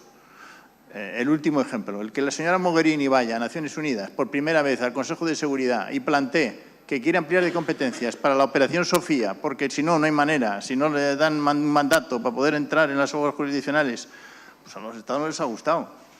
Luego lo vetó Rusia, pero ya los Estados tampoco pusieron ilusión. Ahí hay una dificultad grande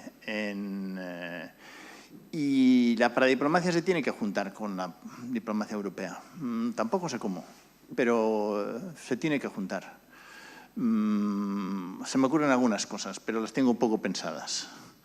Es decir, a mí lo que me viene a la cabeza es si se están juntando la diplomacia europea, por ejemplo, en África, en casi todas las delegaciones, que Francia ha cerrado 15 embajadas, Italia otras tantas, España solo 2 de momento por una serie de circunstancias que no hacen al caso. Y se están juntando esas embajadas tradicionales con la de la Unión, porque no metemos también algunas de las regiones, pero sé que es un tema muy controvertido. Esto hay que pensarlo más sistemáticamente. Muchas gracias. Muchas gracias.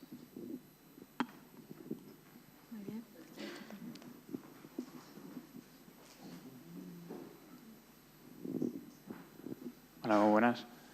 Yo quería hacer una reflexión confrontando un poco las dos intervenciones.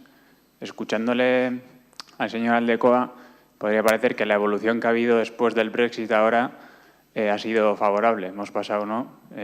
Ciertamente, pues de un escenario de apocalipsis, un poco de confusión, a ese viento a favor que ha dicho Juncker recientemente.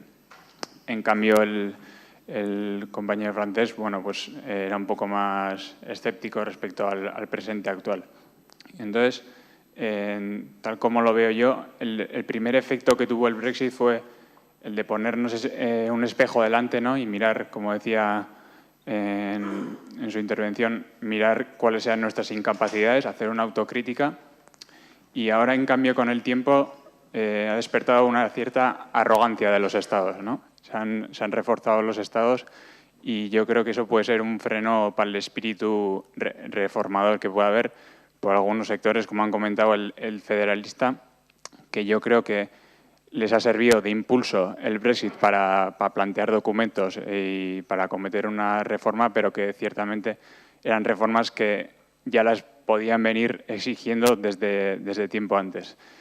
Y la situación actual sería como, pues ya han comentado anteriormente, un escenario, una realidad multipolar pues, compleja, esa modernidad líquida. Tenemos como un bloque que tiene miedo a acometer las reformas porque no sabe cómo realizarlas, que se podría identificar igual con los Estados, que son los sujetos principales y que están acomodados en la realidad tal y como se ha ido desarrollando en los últimos 50, 60 años, y entonces tienen miedo pues, a afrontar esas reformas, y todo el resto de sujetos políticos alrededor que son conscientes de que hay que cambiar la realidad y que es más necesario que nunca, pero que tampoco saben realmente por dónde tirar. Entonces, no sé, lo veo como un impasse, una situación tanto difícil. Y luego también han dicho que las generaciones jóvenes pues, no ven con buenos ojos el proyecto europeo, están desencantados. Me siento interpelado como joven y no creo que sea el caso, y claro ejemplo de ello creo que es el Brexit y otros movimientos como Pulse for Europe, que creo que dejan claro que hay las generaciones venideras y que se alinean mucho con el proyecto europeísta. Gracias.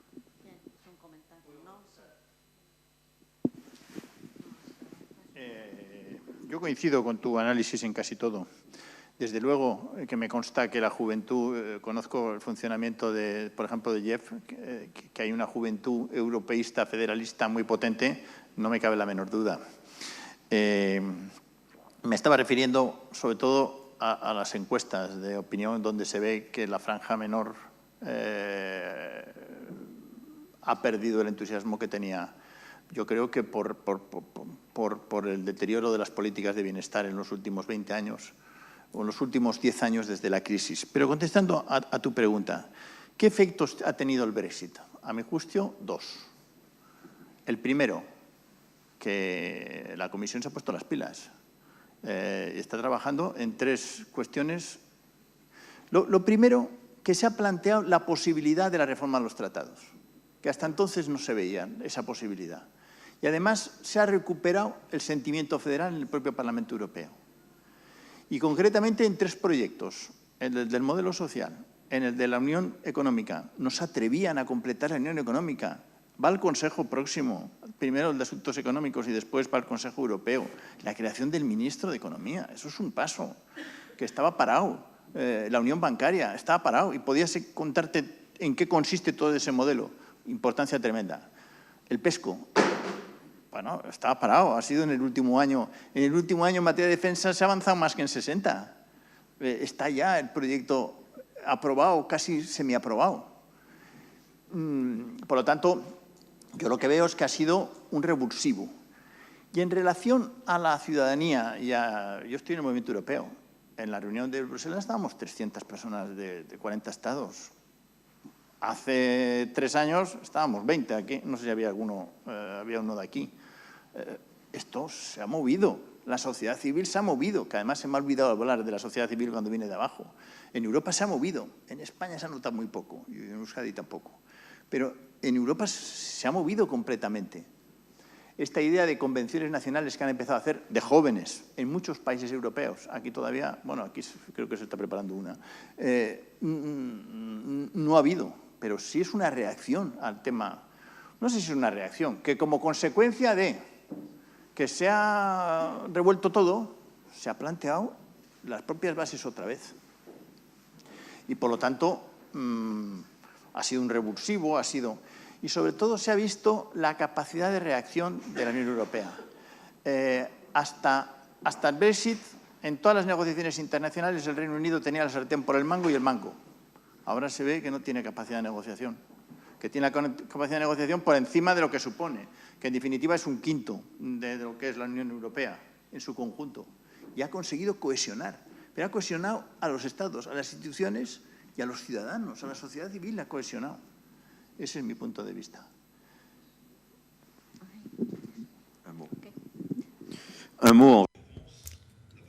Para responder brevemente, pienso que el Brexit ilustra perfectamente lo que ya he dicho, que es ante todo una cuestión de política interior, incluso más, una cuestión partisana interior. Es un reglamento, un ajuste de cuentas de hace 25 o 30 años dentro del Partido Conservador británico, tras la salida de Margaret Thatcher, que hace que todos los primeros ministros británicos conservadores han tenido que gestionar el antieuropeanismo de un pequeño grupo de diputados del Partido Conservador y han llevado a su Estado a una crisis importante. No creo que el Brexit sea el apocalipsis, quizás solo para los ingleses. Nadie puede decir exactamente el impacto que acabará teniendo, pero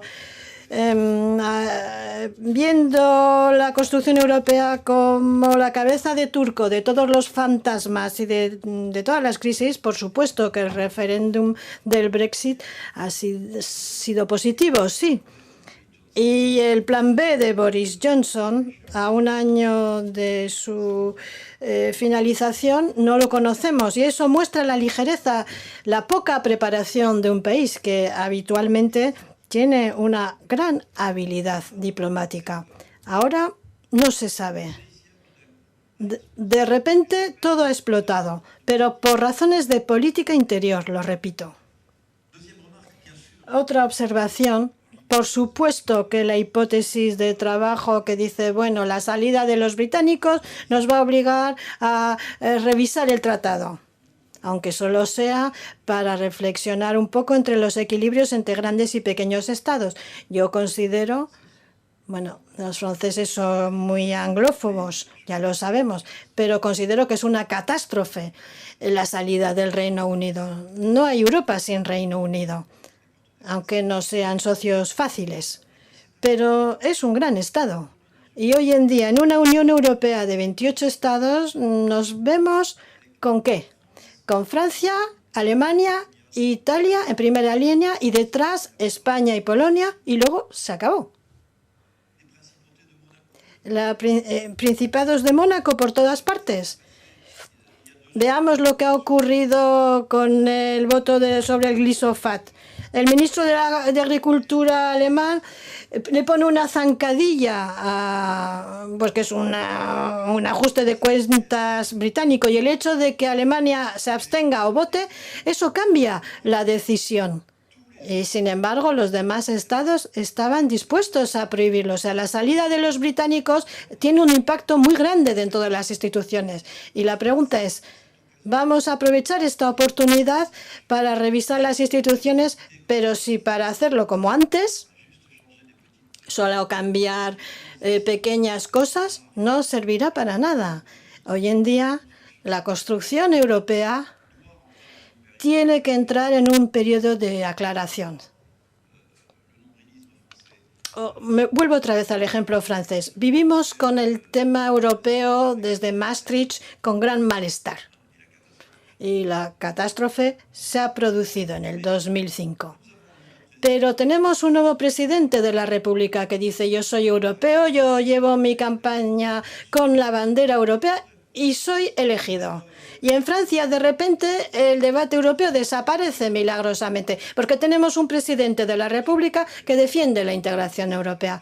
Yo creo que esta aclaración es necesaria en todas partes. ¿Quién está a favor y quién está en contra? No podemos seguir cultivando esa cultura del compromiso, esa cultura de la media tinta que nos ha llevado a la catástrofe. Los ingleses habían salido prácticamente ya de todas las políticas y solo para complacer a un pequeño grupo de electores. Hay que saber quién lo quiere y quién ya no quiere esa Europa. Estamos en un cruce de caminos. No estoy seguro que los políticos estén dispuestos a aprovechar esa salida de los británicos. Sería la mejor hipótesis, pero no estoy seguro de que lo hagan. Aquí el panel. Agradecemos a los dos ponentes sus aportaciones y vamos a hacer un breve descanso. Tengo un aviso de interés. Estamos todos invitados a tomar café, pero va a ser un café corto, no largo, de 10 minutos. Y reanudamos. Muchas gracias. Muy bien, muy bien. Muy bien.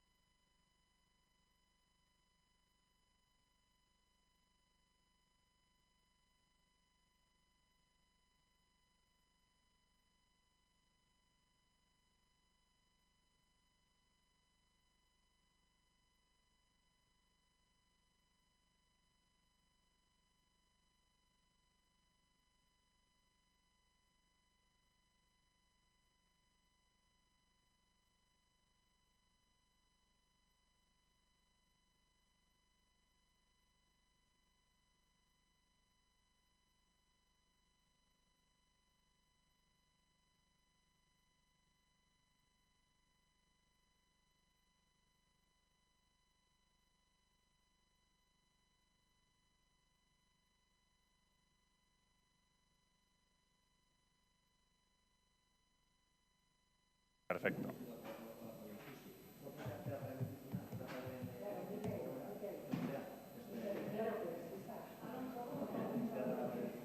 ¿Sí?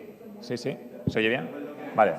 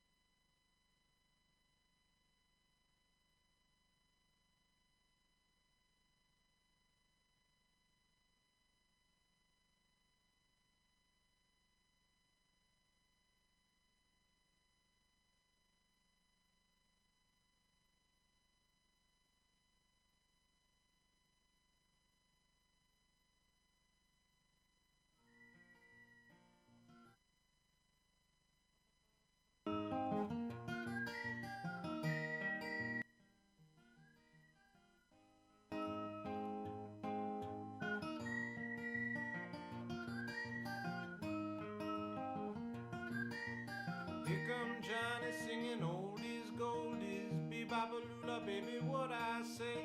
Here come Johnny singing, I got a woman down in the tunnel trying to make it pay. He got the action, he got the motion, yeah, the boy can play. Dedication, devotion to turning on the nighttime into the day. He do the song about the sweet loving woman, he do the song about the night. He do the walk of life. He do the walk of life.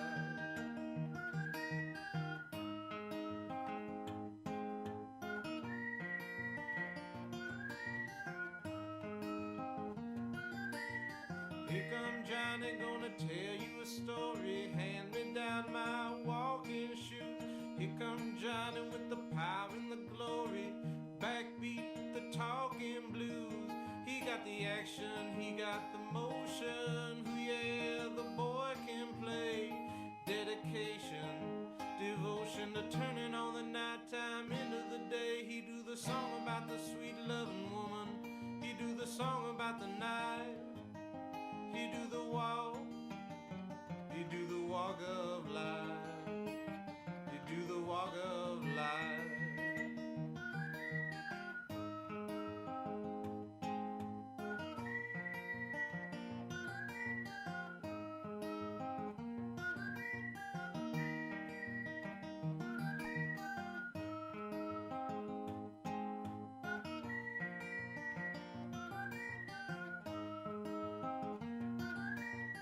Here come Johnny singing oldies, goldies, bebop-a-lula, baby, what I say.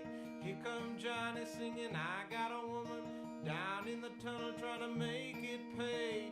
He got the action, he got the motion, yeah, the boy can play. Dedication, devotion to turning on the nighttime into the day. And after all the violence and double talk, there's just a song in all the struggle and the strife. You do the walk of life.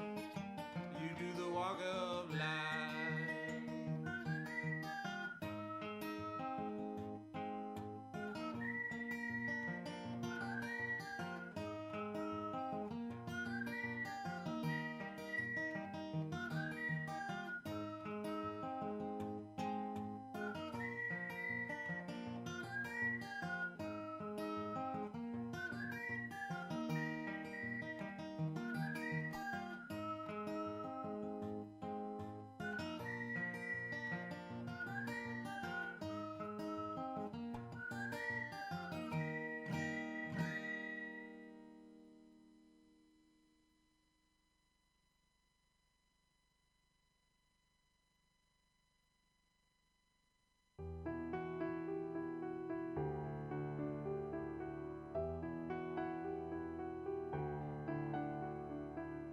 She was more like a beauty queen from a movie scene.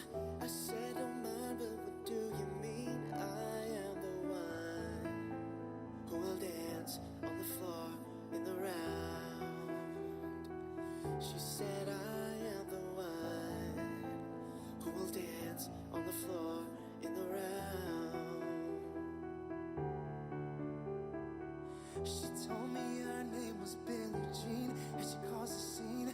Then every head turned with eyes that dreamed of being the one who will dance on the floor in the round.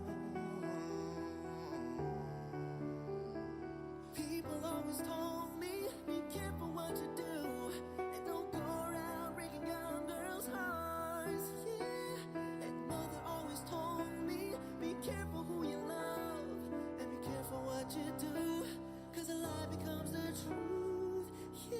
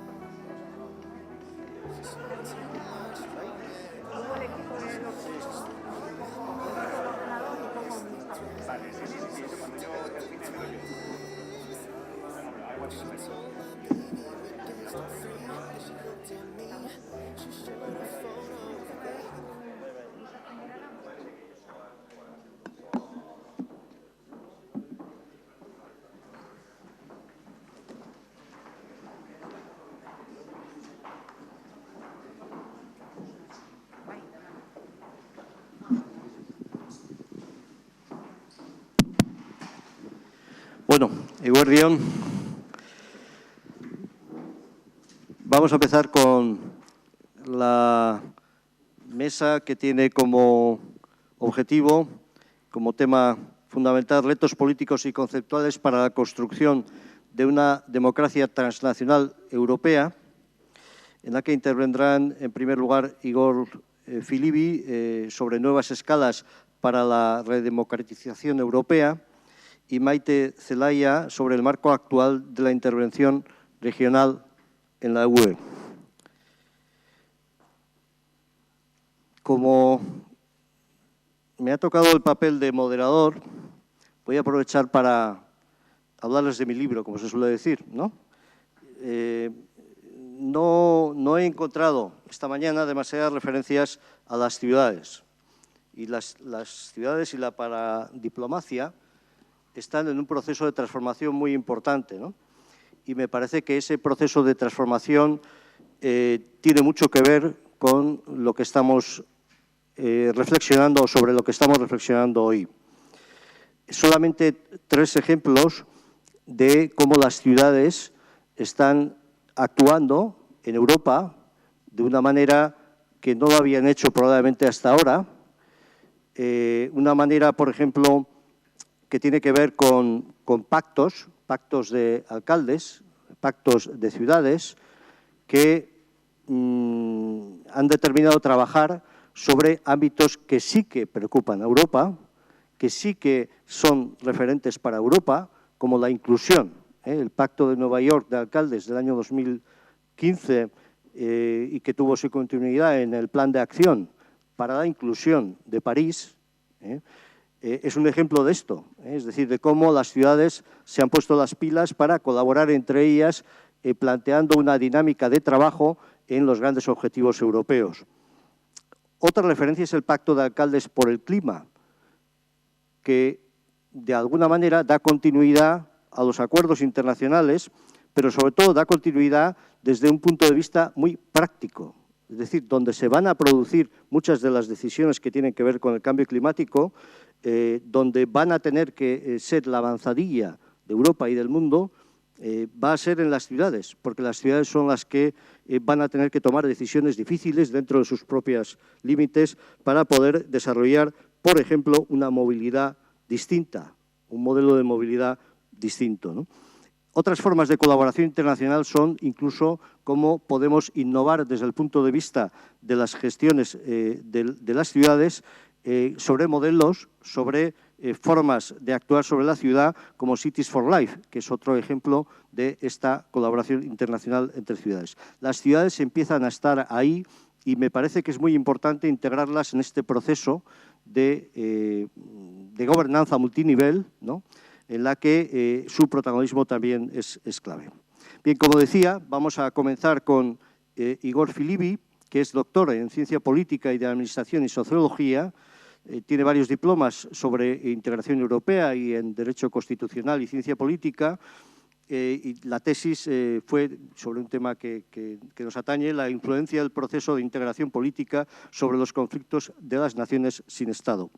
Vicepresidente también de Eurobasket. Cuando quieras.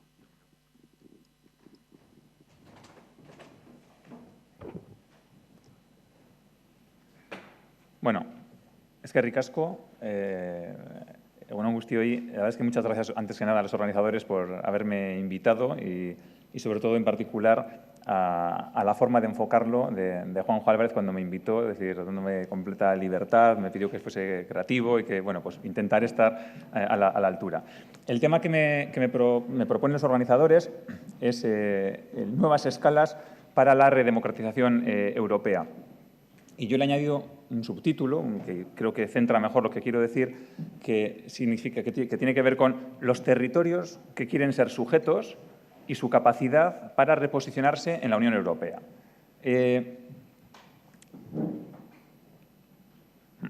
Lo que voy a intentar hacer es, básicamente, seguir estos 4 puntos. Es decir, por una parte, muy brevemente, porque es en general conocido, un balance del impacto de la integración europea en las regiones. Es decir, no me voy a extender porque esto hay mucha literatura, simplemente quiero hacer énfasis en un par de puntos concretos que luego verán por qué. Una reflexión sobre ¿Cuáles son las regiones más exitosas y por qué? De nuevo, no me voy a centrar mucho, pero voy a identificar un par de rasgos y luego verán por qué. Y lo más importante es la última parte, ¿no? Que es ¿dónde estamos nosotros? Por nosotros, bueno, se puede ampliar a otras regiones, otros territorios, pero estamos pensando básicamente en la Comunidad Autónoma Vasca, Comunidad Foral Navarra, Iparralde con la región de Aquitania, etcétera, un poco nuestro entorno cercano. ¿Y qué se puede hacer? Y de nuevo, no es ver una cosa exhaustiva, sino algunas ideas de, bueno, por dónde esto se podría ir enfocando. En primer lugar, este balance, es decir, hay muchísima literatura en los últimos 30 años, más o menos, 30-35 años, de estudios sobre la relación entre las autoridades regionales y la Unión Europea. Se pueden sacar muchas conclusiones, pero al menos 3. Por una parte, hay toda una discusión porque algunos autores ponen énfasis en aquellos aspectos por los cuales las regiones se debilitan, es decir, la integración europea les ha quitado en parte el control de algunas competencias que tenían propias. Por otro lado, les ha complicado el acceso a foros de decisión, pues que ahora están más alejados, no están en su estado, sino que están en Bruselas. Ha complicado la logística en algunos aspectos. Es decir, hay una serie de problemas que debilitan de alguna manera esa capacidad real de ejercicio de su poder político y económico. Pero a la vez hay autores, normalmente distintos, que ponen el énfasis en otros aspectos donde la integración europea supone una oportunidad, ofrece nuevas ventanas para la acción concertada, permite acceso a una serie de fondos de financiación que antes no tenían sus estados, etcétera, etcétera. En conjunto, el balance, ¿cómo podría de alguna forma intentar ponderarse? Bueno, pues probablemente es un poco esto, es decir, es una mezcla de factores y luego región por región pueden primar más unos u otros, aunque sí es verdad que en general desde el punto de vista de las regiones que ya se pueden considerar, vamos a decir, potentes o con ciertas capacidades serias ya políticas y económicas, en general el balance tiene bastantes claroscuros. Es verdad que por contra hay regiones, que también hay que pensar en ellas, que tenían estructuras muy débiles, a veces incluso prácticamente inexistentes, que para ellas sí que ha sido realmente una gran estructura de oportunidad la integración europea y en particular regiones que vienen de los países de las últimas ampliaciones. La segunda gran conclusión es que las regiones todas, de alguna manera, algunas más que otras, responden a estos retos, a estos claroscuros, adaptándose al ámbito europeo. Es decir, claramente las regiones han visto obligadas a adaptarse a un nuevo contexto, para bien y para mal, pero esto es otro rasgo claro que todos los autores prácticamente sin excepciones ponen de manifiesto. Es decir, las regiones han demostrado que son unos actores vivos, que han sido capaces de hacer cosas que antes no hacían, de pensar sobre bases distintas, de hacer cosas que antes ni se les había pasado por la imaginación, de crear alianzas, redes, un montón de cosas que antes simplemente, pues, por unos motivos o por otros, no tenían necesidad de hacer o no hacían. Pero en tercer lugar, que hay muy interesante, las regiones, aquí quizás no todas, pero unas cuantas, muchas, también desafían, de alguna manera, el marco existente. Se quejan, plantean retos, obligan a responderles a las autoridades europeas, condicionan esa estructura. O sea, no solamente es una estructura de oportunidad donde las regiones son simplemente, vamos a decir, objeto de política regional, que es un poco el esquema clásico, sino que las regiones, al menos muchas de ellas, se convierten o intentan convertirse en sujetos. Proponen cosas, intentan negociar o renegociar condiciones, intentan presionar tanto a sus autoridades estatales como a las comunitarias para conseguir diferentes maneras de moldear su participación, etcétera. Es decir, que no son unos actores pasivos, aunque, como hemos visto, ahora mismo es verdad que las principales preocupaciones no están en la agenda central, que eso es una de las cuestiones por las cuales este seminario, pues, me suma a lo que decía el profesor Aldecoa, es muy bienvenido y muy necesario. No voy a detallar un poco estas conclusiones. Lo que sí me gustaría es poner de manifiesto un elemento. Es decir, casi toda la literatura señala que el impacto de la integración europea, que es elevado, en el medio y largo plazo no conducirá a un elevado grado de convergencia en los sistemas políticos de los Estados miembros. Y esto verán por qué es importante. Es decir, que hay convergencia en algunos aspectos, se están creando estructuras federales a nivel europeo, pero eso no significa que todos los Estados vayan hacia una senda de uniformización, etcétera. Es decir, habrá Estados que tienen tradiciones muy distintas y eso, en general, hasta donde se pueda más o menos predecir, en política más de 15 o 20 años es imposible, esto va a seguir siendo así. Y esto, claro, plantea algunas cuestiones que afectan directamente a la cuestión regional. Por una parte, siempre va a haber, por definición, una falta de ajuste entre lo que se decide a nivel europeo y aquellos que van a tener que implementar esas políticas. Es Es decir, porque encima estamos diciendo que los Estados tienen mecanismos diferentes, tradiciones diferentes, incluso legales, administrativas, etcétera, acuerdos políticos muy distintos, hay países federales, centralizados, regionales, etcétera, etcétera, con lo cual siempre va a haber una falta de ajuste entre el nivel europeo y la diversidad de arenas políticas, tanto estatales como regionales. En esa falta de ajuste hay dos tipos, es decir, dos tipos de desajustes o dos tipos de mecanismos que impiden ese ajuste perfecto entre lo que se va diciendo a nivel comunitario y su efectiva y fácil, fluida implementación sobre el terreno a nivel estatal y sobre todo lo que nos interesa a nivel regional. A veces es básicamente una cuestión de adaptación legal. Entonces, eso tiene sus complejidades, pero es una cosa sencilla, es decir, bueno, es adaptar unas normas a las nuevas normas o nuevos condicionantes, nuevos marcos o nuevas, vamos a decir, sugerencias o recomendaciones que vienen de las autoridades comunitarias.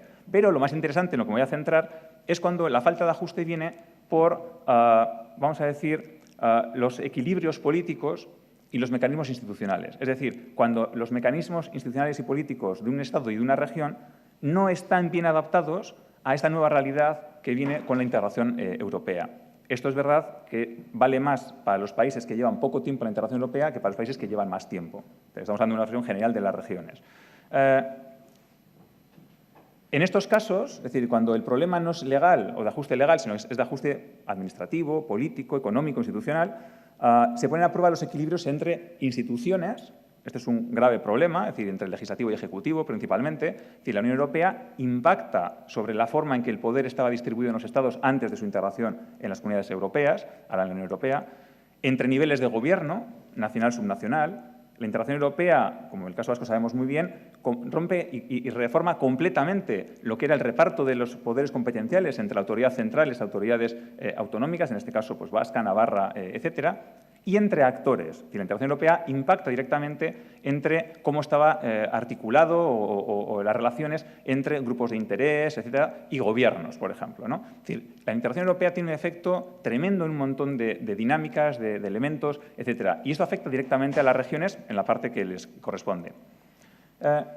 Y después de decir todo esto, es decir, cuando uno repasa la literatura enorme, que como digo, de todos estos asuntos, saca una conclusión.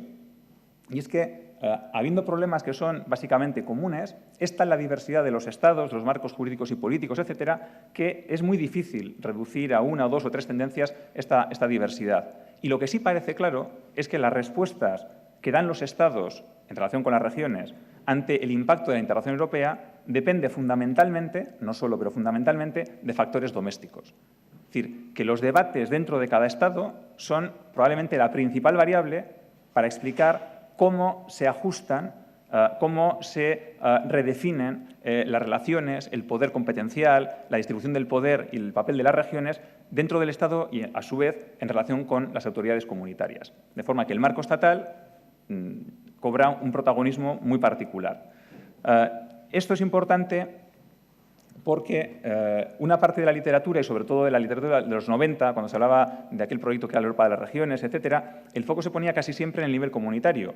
Hoy, con los años, vemos que aquello no es que fuese un error, pero era una verdad a medias. Es decir, el papel de cada Estado en la forma de permitir o no y de qué maneras la participación regional en los asuntos europeos es una variable decisiva, tanto o más a veces que la propia variable de la Unión Europea.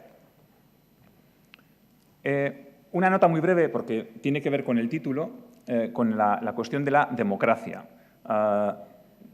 Una primera reflexión muy general. Del mismo modo que el Estado y la nación han evolucionado, se han desarrollado y poco tiene que ver un Estado o una nación hoy de lo que fuera a finales del 18 o el 19 en las revoluciones liberales, lo mismo ha pasado con la democracia. Es decir, la democracia actual tiene prácticamente muy poco que ver con las democracias que se fueron creando, y básicamente estatales, con las primeras revoluciones liberales. La segunda idea relacionada con esta es que hay una tendencia expansiva de la democracia. No solamente hay un desarrollo, sino hay una tendencia expansiva. Cada vez más sujetos, cada vez con más derechos y cada vez con mejores garantías, en principio. A veces las cosas se tuercen, pero en principio es un poco, si uno ve 200 años de evolución de la democracia en Europa y en el mundo, básicamente se puede decir que esto es un poco la tendencia general. Y en esta dinámica general, la Unión Europea supone una expansión de la democracia hacia escalas más amplias de la del Estado.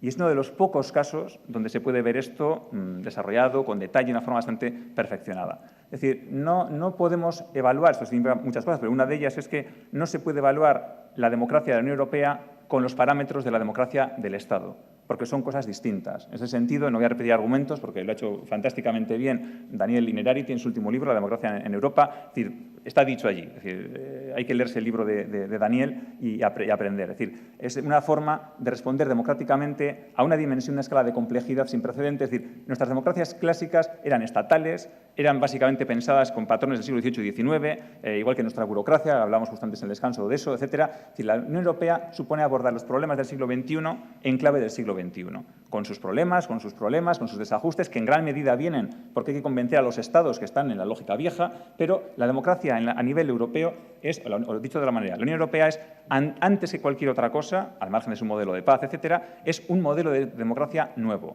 y que con sus pegas, habrá que ajustarlo, está adaptado mucho mejor a los retos del siglo XXI que los modelos clásicos de democracia que vienen de marcos que son estatales. Y última reflexión en relación con la democracia, las comunidades europeas, y aquí sí que hay una diferencia clara, y comparto también lo que ha dicho el profesor Aldecoa, hay una diferencia clara de modelo con otros modelos o procesos de integración regionales en el mundo. Es decir, la democracia ha estado siempre en el centro, en el corazón del modelo de integración europeo. De nuevo, es obvio, con sus problemas, etcétera, como en todos lados, pero ha estado en el centro. Es decir, tenemos ejemplos europeos de modelos de integración alternativos y muy distintos, como fue la EFTA, la Asociación de Libre Comercio liderada por los británicos en los años 50, que duró poco, por cierto, es decir, lo que dura es una cosa residual, o modelos como el norteamericano, donde no hay nada que tenga que ver ni con democracia, ni con valores, es una cuestión meramente económica, técnica, de sinergias, muy legítimo, pero es otro modelo distinto. Es decir, en el caso europeo, la conexión de la integración europea con la democracia es obvia, es central, no puede evitarse, con todos los problemas que pueda tener. Está en el corazón del proyecto. Y en relación con estas ideas, una idea también de orden general. Es decir, se está produciendo, lo pongo como pregunta, una transformación en la gobernanza política. Lo pongo como pregunta porque en la literatura casi se da por hecho de que sí, pero se puede matizar algunas cuestiones. Es decir, en muy distintos campos de estudio, desde la teoría del Estado, el derecho constitucional y otros estudios europeos, etcétera, se ha popularizado la tesis de que se está produciendo una transformación de la gobernanza política en el sentido que va desde las jerarquías hacia las redes. Todo esto suena muy bonito, es en parte verdad, pero no es toda la verdad. Por eso decía que hay que problematizarlo, ponerlo como pregunta. Y se ha señalado también que esta tendencia general afecta a las regiones transfronterizas. Ya voy aterrizando en nuestro caso concreto.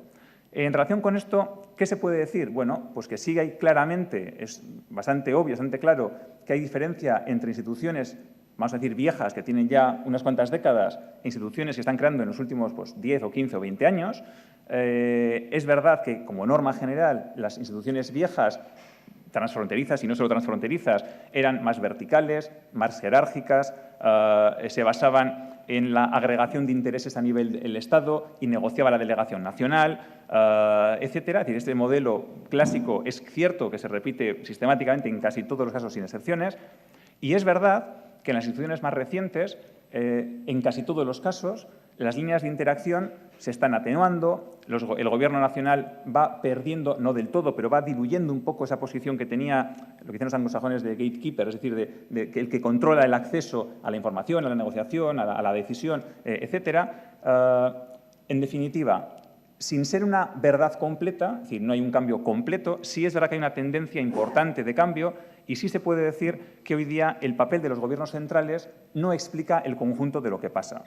Eso no significa que no tenga ningún papel o que haya perdido su papel, pero su papel ya no es monopólico, no es completamente hegemónico. Sigue siendo muy importante, decisivo en muchos casos, pero es algo un poco distinto. Y en su lugar, en vez de hablar de una transformación completa de jerarquía a redes, como digo, que suena muy bien, pero que no es verdad o no es verdad del todo, debemos hablar de completar el modelo. El corazón del sistema todavía sigue siendo en gran medida jerárquico, vertical, con una inercia del pasado clara, con los gobiernos nacionales intentando defender sus prerrogativas, aunque bueno, van ganando y perdiendo batallas, y el modelo se va completando con otros elementos nuevos donde las regiones no reemplazan, más que muy puntualmente, pero sí completan ese esquema con nuevas voces, nuevos mecanismos de participación, capacidad de hacer algunas cosas, no todas, depende de los temas temas más decisivos, pues normalmente menos, etcétera. Este es un poco el esquema un poco tortuoso, un poco a veces indefinido, pero que claramente sigue avanzando hacia un modelo de gestión y de organización a nivel casi conceptual diferente.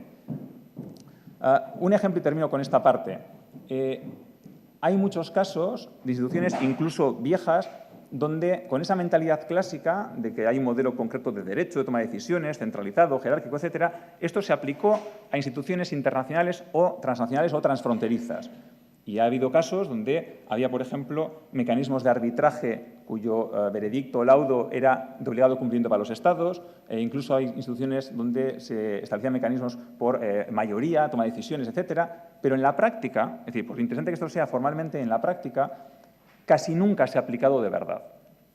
Y esto es una cosa muy interesante, es decir, porque realmente estos actores, tanto en la Unión Europea a nivel transnacional como a nivel transfronterizo en las instituciones concretas de cooperación transfronteriza, habiendo elementos en muchos casos donde se permitía toma de decisiones por mayoría, donde había mecanismos que podían puentear vetos de alguna de las partes, etcétera, en la práctica, como digo, esto casi nunca ha pasado así. De modo que ha habido un cambio formal, pero a la hora de la verdad, tanto con las viejas reglas como, evidentemente, con las nuevas reglas, casi siempre la cultura política que se crea en esas instituciones es consensual. Y esto es muy interesante, porque de nuevo esto a mí me parece que es una gran innovación democrática. Es decir, frente al juego democrático clásico del gobierno-oposición, de ajustar a la mayoría más uno, etcétera, en general, hay excepciones, pero en general, tanto a nivel europeo como a nivel de cooperación transfronteriza, en un montón de ejemplos concretos, la cultura política que se va creando es consensual, es distinta de la que emanaba de la democracia clásica estatal. Y esto creo que es muy interesante. Esto tiene que ver con unos factores vamos a decir, de innovación. Y ahí las regiones estamos en primer nivel. Es decir, claro, ¿a quién le cuesta más adaptarse a este nuevo esquema? Al que tenía el poder y lo pierde. ¿Quién se siente cómodo en este esquema? El que nunca ha tenido poder y solamente lo ha ido ganando poco a poco con el tiempo con muchos sacrificios. Entonces, es una de las, vamos a decir, de las ventajas de haber sido pequeño y de las ventajas de no haber sido actor central, que estamos mucho más acostumbrados a cosas como compartir soberanía, nunca la hemos tenido, o tener que negociar, siempre estamos obligados a hacerlo, es decir, el diktat nunca ha funcionado a escala regional o local, etcétera, etcétera. Entonces, este es un esquema que creo que, bueno, que es muy propio de la cultura política europea, y nada más que ver cómo se funciona el Parlamento Europeo en contraste con cualquier Parlamento nacional o incluso regional. Es decir, en general, sobre todo las grandes decisiones, siempre son consensuales o por mayorías muy amplias. Esto creo que es, de nuevo, otra gran innovación institucional y de cultura política. Hay autores que, bueno, no les voy a aburrir, si hay que hacer un texto, estoy dispuesto, tengo ya las tareas muy avanzadas, lo tendrían en el texto, pero por simplificar, es decir, hay autores que han distinguido entre las instituciones más clásicas, que son más formales, más fijas, más estáticas, y las que son un poco más flexibles, más recientes, si quieren decirlo así, pero lo más importante que quiero decirles es que hay otra posible subdivisión entre estas instituciones, vamos a decir, transfronterizas o de cooperación transfronteriza o de cooperación regional, pero que rompe con las territorialidades clásicas del Estado, ¿no? Y es que hay básicamente dos tipos de instituciones que responden a dos tipos de cómo se entiende esta cooperación o el para qué se quiere cooperar. Hay unas instituciones pensadas para unas instituciones que son más instrumentales, que tienen que ver básicamente para solucionar problemas concretos materiales o políticas muy concretas, residuos, transporte, etcétera, muy locales y que se centran en esas cuestiones y que hay que tomar decisiones sobre esas cuestiones y ya está, y ahí se agota el papel de esa institución. Pero luego hay otras, y ahora verán por qué esto es importante, que son instituciones que de alguna forma, aunque no sea su propósito principal, construyen identidad. Es decir, no son meros mecanismos o instrumentos técnicos, sino que son instituciones que surgen sobre algo que es preexistente y que da coherencia a esa región o a ese territorio que se está articulando institucionalmente. Y normalmente suele haber una cultura propia o elementos o rasgos culturales muy definidos un poco distintos. A veces hay una lengua, a veces no. A veces hay culturas administrativas parecidas. A veces hay simplemente, por una cuestión de pura vecindad, muchas cuestiones que vienen del pasado y que están acostumbrados a trabajar juntos esas personas. Lo que quiero decir es que aquí no solamente es una cuestión ni técnica ni instrumental fundamentalmente, aunque pueda hacer eso, sino que son instituciones que de alguna forma responden a una identidad previa y que, funcionando, desarrollan esa identidad, transformándola si se quiere. ¿Por qué digo esto? Porque las instituciones que se están creando, por instituciones ahora me estoy refiriendo al plano más local, es decir, cooperación transfronteriza, nuevas regiones, etcétera, están muy influidas por el modelo de integración europeo, porque es el contexto en el que están surgiendo, pero aún están bastante condicionadas por el viejo concepto de territorialidad. Es decir, hay veces que, incluso de forma inconsciente, se intenta repetir mecanismos y errores de la territorialidad estatal a un nivel que es subestatal. Y yo creo que eso es un error, porque eso le quita potencial a los nuevos territorios que se pueden crear y que se están creando en Europa.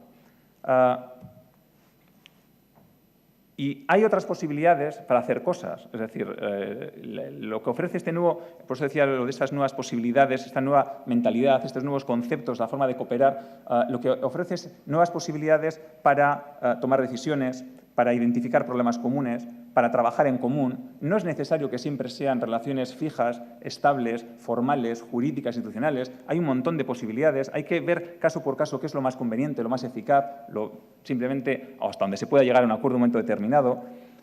Eso está vinculado también con el tamaño. Es decir, no solamente hay desventajas, hay ventajas. Es decir, ser pequeño, esto es un clásico, lo de small is beautiful, etcétera. Es decir, ser pequeño es una gran desventaja para algunas cuestiones, como sabían no solamente regiones, sino estados, Bélgica, Holanda, Luxemburgo y hoy día Malta, Chipre, Portugal, decir Andorra, etcétera. Es decir, el tamaño tiene muchas desventajas y por eso se creó, entre otras cosas, la Unión Europea. Es decir, porque algunos de los principales elementos que tienen que ver con el tamaño los soluciona la Unión Europea, ya no es el Estado. Porque hay estados que solos no podían hacer estas cosas, incluyendo los grandes estados, necesitaron esa dimensión supraestatal para hacer un montón de elementos que solos no podían. Esto es conocido. Bueno, si aplicamos el mismo pensamiento al nivel regional, pasa lo mismo. Es decir, hay muchas de las cosas, de los problemas que tienen las regiones, cuya escala no es regional en la solución.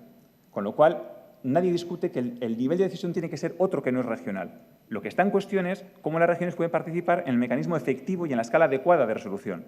Esto es lo que hay que negociar. Es decir, porque hasta hace no tanto había quien cuestionaba dónde debería estar qué competencia. Esto es un debate. Pero al margen de este debate, cerrado este debate, cuando sepamos cada nivel dónde es más eficaz, más eficiente, más democrático, rinde mejor cuentas, etcétera, lo siguiente es vale bien. Y entonces, si esta decisión hay que tomarla, al menos una parte de ella, a un nivel comunitario, pero yo ¿cómo voy a participar en la parte que me toca? Porque a lo mejor yo soy el agente de implementación, o a lo mejor yo tengo que coordinarme con otras políticas, o a lo mejor resulta que mis funcionarios son imprescindibles para ejecutar esta política. Entonces, ¿cuál es mi papel? Este es el reto, es decir, pero ya vamos acotando, es decir, no es el papel de las regiones en Europa, sino hay que hablar de cosas diferentes. Primero, hay que ordenar el catálogo competencial, que eso, en mi opinión, aún está abierto. Es decir, el modelo competencial de la Unión Europea hasta ahora ha venido pues como ha venido, es decir, por acuerdos entre Estados, a veces porque había algunos Estados que no querían y hay cosas que son obvias que hay que hacerlas a nivel europeo y no se hacen. Hay otras cuestiones, pocas, pero alguna es verdad que quizás se pueda pensar igual con más participación quizás de Estados o regiones, que eso es lo que no estábamos en el debate hace 15 o 20 años. Y ya voy a ir terminando con la parte que quiero que sea el corazón del mensaje que quiero transmitir, es hablando desde un punto de vista más concreto y práctico, que es el nuestro, ¿no? Es decir, Comunidad Autónoma Vasca, Comunidad Foral Navarra, Iparralde, Aquitania. Es decir, ¿cuál es nuestro contexto?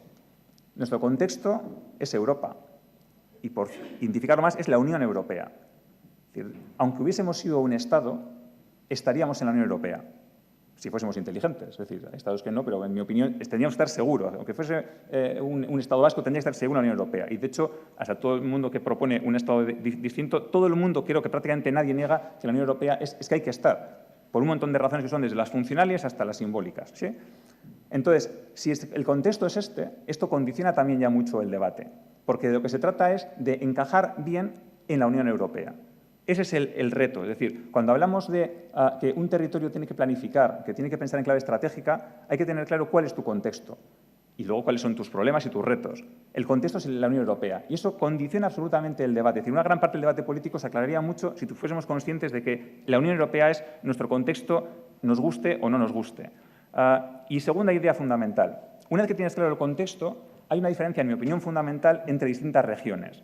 Hay regiones que son y quieren ser sujetos políticos y regiones que o no quieren o no pueden serlo. Es decir, esto es otra cuestión diferente. Pero creo que este es un eje fundamental entre las regiones. Es decir, no tiene nada que ver regiones que son puramente administrativas, que son como mucho agencias de ejecución de algunas políticas que casi siempre son estatales, o regiones con o sin identidad nacional, pero regiones, es decir, sentido fuerte, con competencias políticas potentes, parlamentos elegidos, una dinámica gobierno-oposición, una incluso a veces cultura política un poco distinta. Todo esto no tiene nada que ver con el primer caso. Este es uno de los graves problemas que tiene desde siempre el Comité de las Regiones.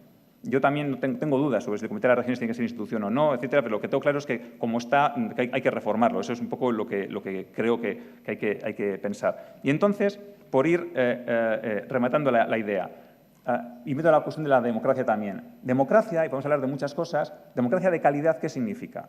Significa, evidentemente, un buen diseño institucional, mecanismos de deliberación de calidad, rendición de cuentas, control, bien. Pero además y sobre todo, una democracia de calidad, una democracia que merezca la pena, ¿qué tiene que tener? Instrumentos de acción sobre la realidad. Una democracia tiene que ser capaz de actuar sobre la realidad.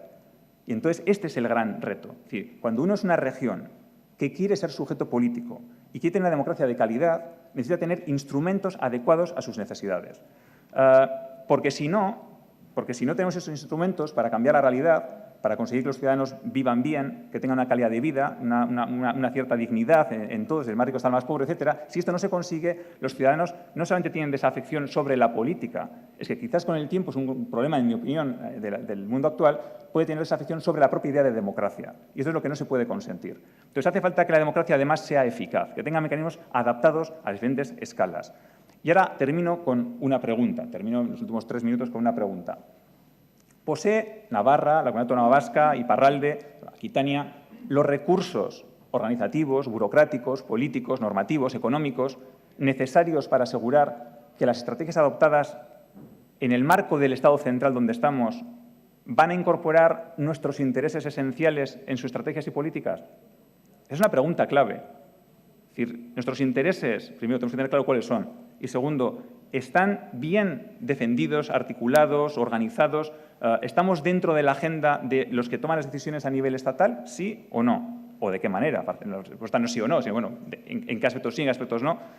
Segundo, cuando ello no es así, es decir, cuando nuestros intereses, cuando los tengamos claros, no estén correctamente defendidos, articulados, pensados, detallados en los marcos estatales, ¿poseemos los mecanismos necesarios para corregir ese rumbo y meter en la agenda el problema que entendemos que es esencial para nosotros y que no está en la agenda central? ¿O no? Cuando hablo de esto me refiero con garantías razonables de éxito. En la democracia a veces ganas, a veces pierdes, pero tú tienes unas posibilidades razonables de que esto pueda ser así. Bueno, pues en mi opinión, sobre esto, sobre lo que hay que hacer una profunda reflexión sobre cuáles son los desafíos y oportunidades del contexto, que básicamente es europeo, pero también es estatal, así como nuestros problemas y recursos, tener claro un poco nuestro diagnóstico. Situaciones son muy distintas, Comunidad Foral Navarra, Comunidad Autónoma Vasca, Iparralde, regiones limítrofes que son nuestro hinterland económico, es decir, que tiene que ver con Castilla, Castilla, con La Rioja, etcétera. Y todo esto, es decir, puede derivar, pero yo no estoy haciéndolo, puede derivar en un debate sobre la estatalidad. ¿Necesita Euskadi tener un Estado o no? Esto es una parte que puede ser del debate, pero en mi opinión este no es el gran debate, porque, en mi opinión, el problema no es discutir si conviene tener o no un Estado, aunque para mí es una parte del debate, porque el verdadero problema es el Estado, no este, es el modelo del Estado. El modelo del Estado no está adaptado a los retos del siglo XXI. Y la respuesta, o el argumento más obvio, por no andar con detalles, es que si no fuese necesario los Estados no habrían creado la Unión Europea. Es decir, quienes ya tienen el poder de un Estado saben que el Estado no es la solución. Entonces, en el debate sobre ese modelo que necesitamos, tenemos que tener claro, hombre, el atajo. Es decir, no hace falta tener un Estado para darte cuenta que entra la Unión Europea para adaptarte a ella. Es decir, como no tenemos un Estado, podemos adaptarnos mejor a una realidad que es nueva.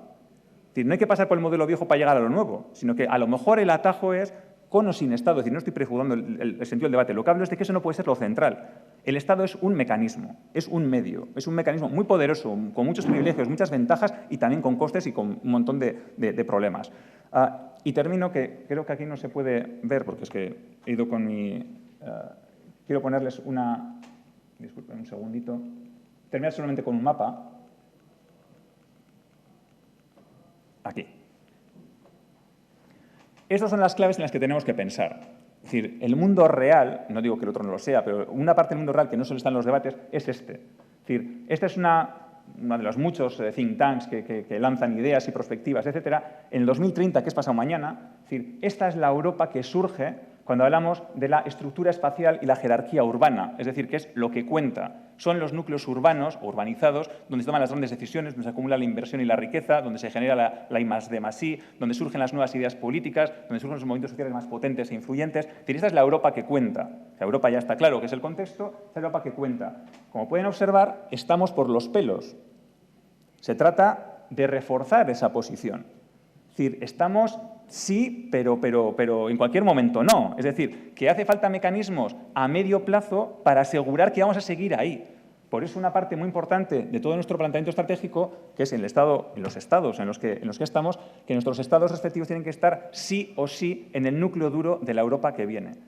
No hay posibilidad, era muy preocupante lo que nos decía antes el profesor Aldecoa, y él viene de Madrid, con lo cual con buena información se le supone. Es decir, cuando este gobierno que nos gobierna no tiene claro del todo si hay que reformar los tratados, no tiene claro del todo no sé qué. Es decir, hace falta estar ahí.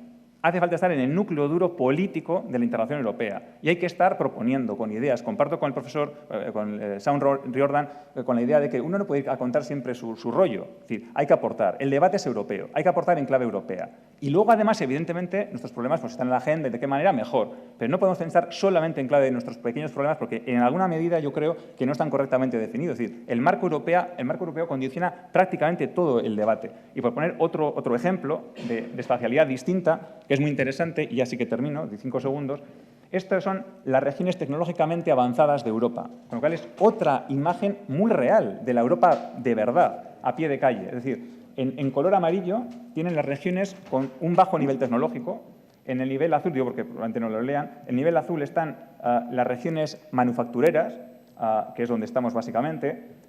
En verde están las regiones con servicios muy avanzados, es decir, un punto fuerte de su economía. Vemos que Aquitania y Parralde están en esa órbita.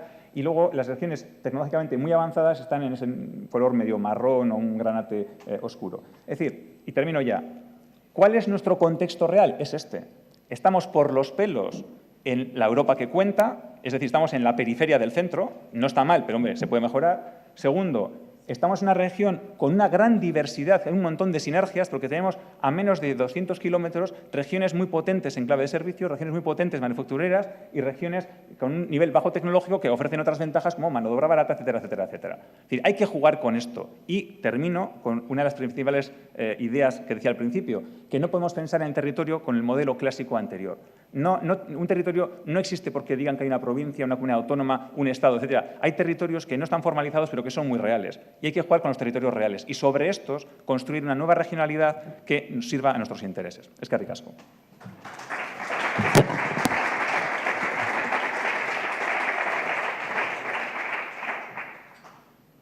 Muy bien, pasamos a la segunda y última intervención. Maite Zelaya, doctora en Derecho y profesora de Derecho Constitucional. Ha participado en numerosos grupos de investigación y ha también publicado en numerosas publicaciones. Cuando quieras, Maite. Eskerrik asko. Bueno, eguerdi on guztioi eta ikusita denbora oso. Buenos días, viendo que vamos muy justos de tiempo, trataré de exponer todas esas ideas que yo tengo en 15-20 minutos. La organización, en fin, todo queda ya dicho. Bueno, mi idea sería, al hilo un poco del contexto que ya nos ha marcado el profesor Igor Zilibi, hacer una intervención relacionada con la participación o con las posibilidades de participación real que en la actualidad disponen las regiones, sean con competencias legislativas o no lo sean, dentro de la Unión Europea. Que veremos, más adelante veremos, que ciertamente de esas posibilidades quien hace uso es en realidad quien tiene un interés y que en definitiva son las regiones con potestades legislativas, con poderes legislativos.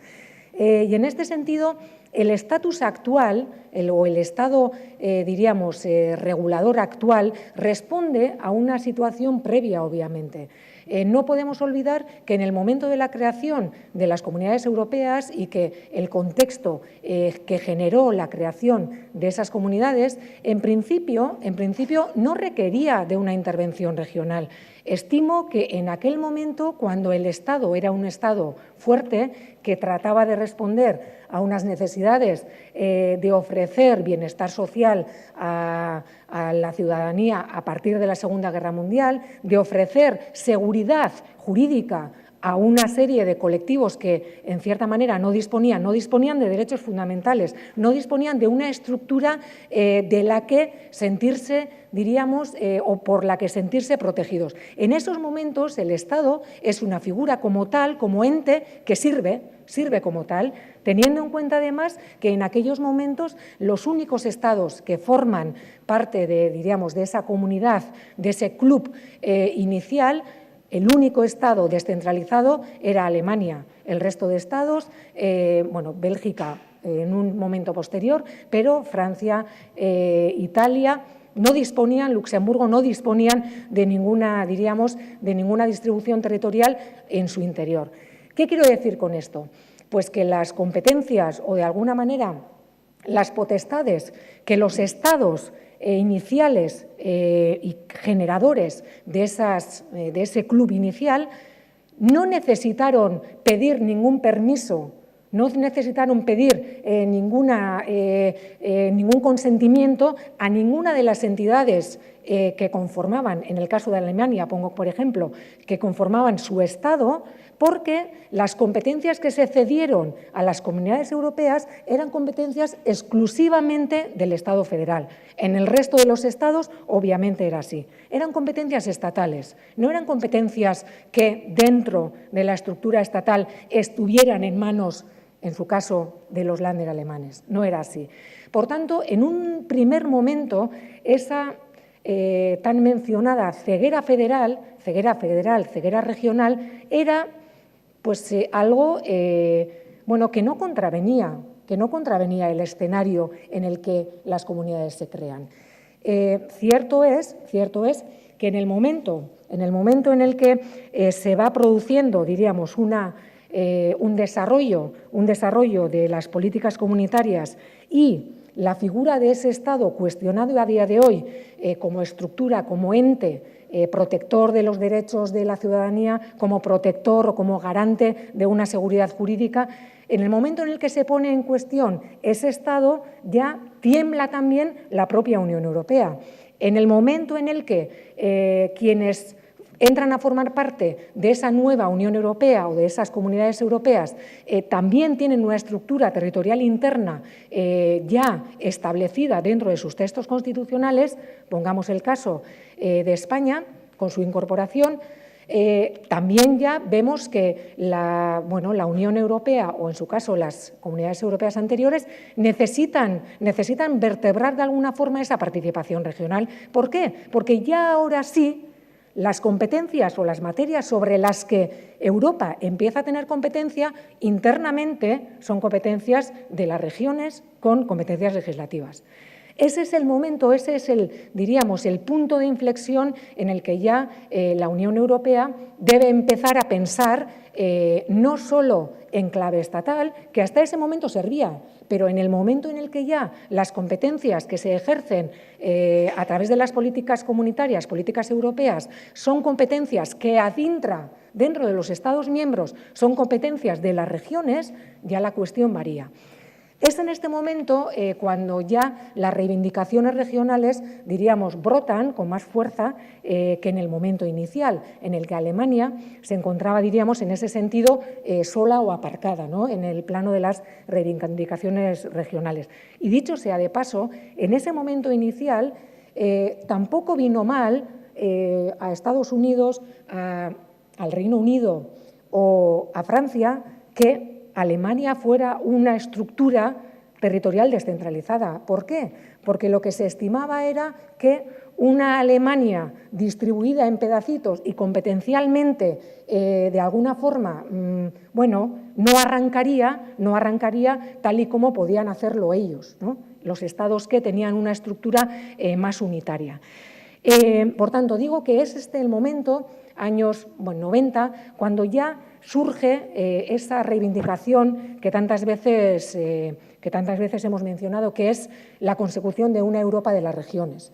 Llega el Tratado de Maastricht y atiende de alguna forma a esas reivindicaciones, de alguna forma, con la creación del Comité de las Regiones y con la posibilidad de incorporar en el Consejo alguna representación de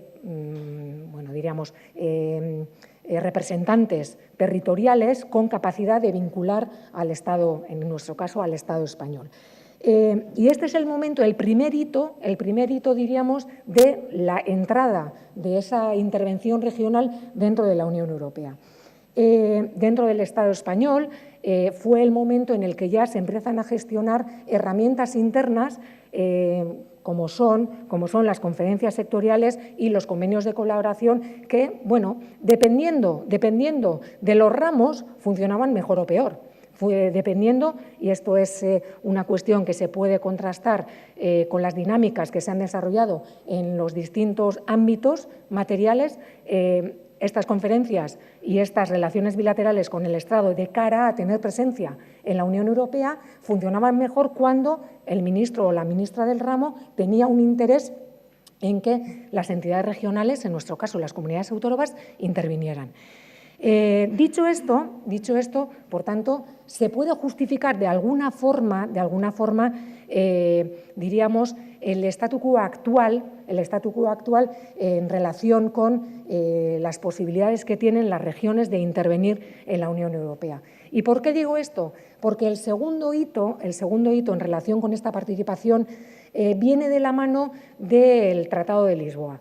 El Tratado de Lisboa, atendiendo de modo, entre comillas, flojo, débil, como queráis, atendiendo de manera, por tanto, un tanto debilitada lo que en la Convención se planteó, es decir, las regiones deben ser un actor político más, porque hasta ahora únicamente habían sido un actor económico, deben ser un actor político en las decisiones y en los procesos legislativos europeos.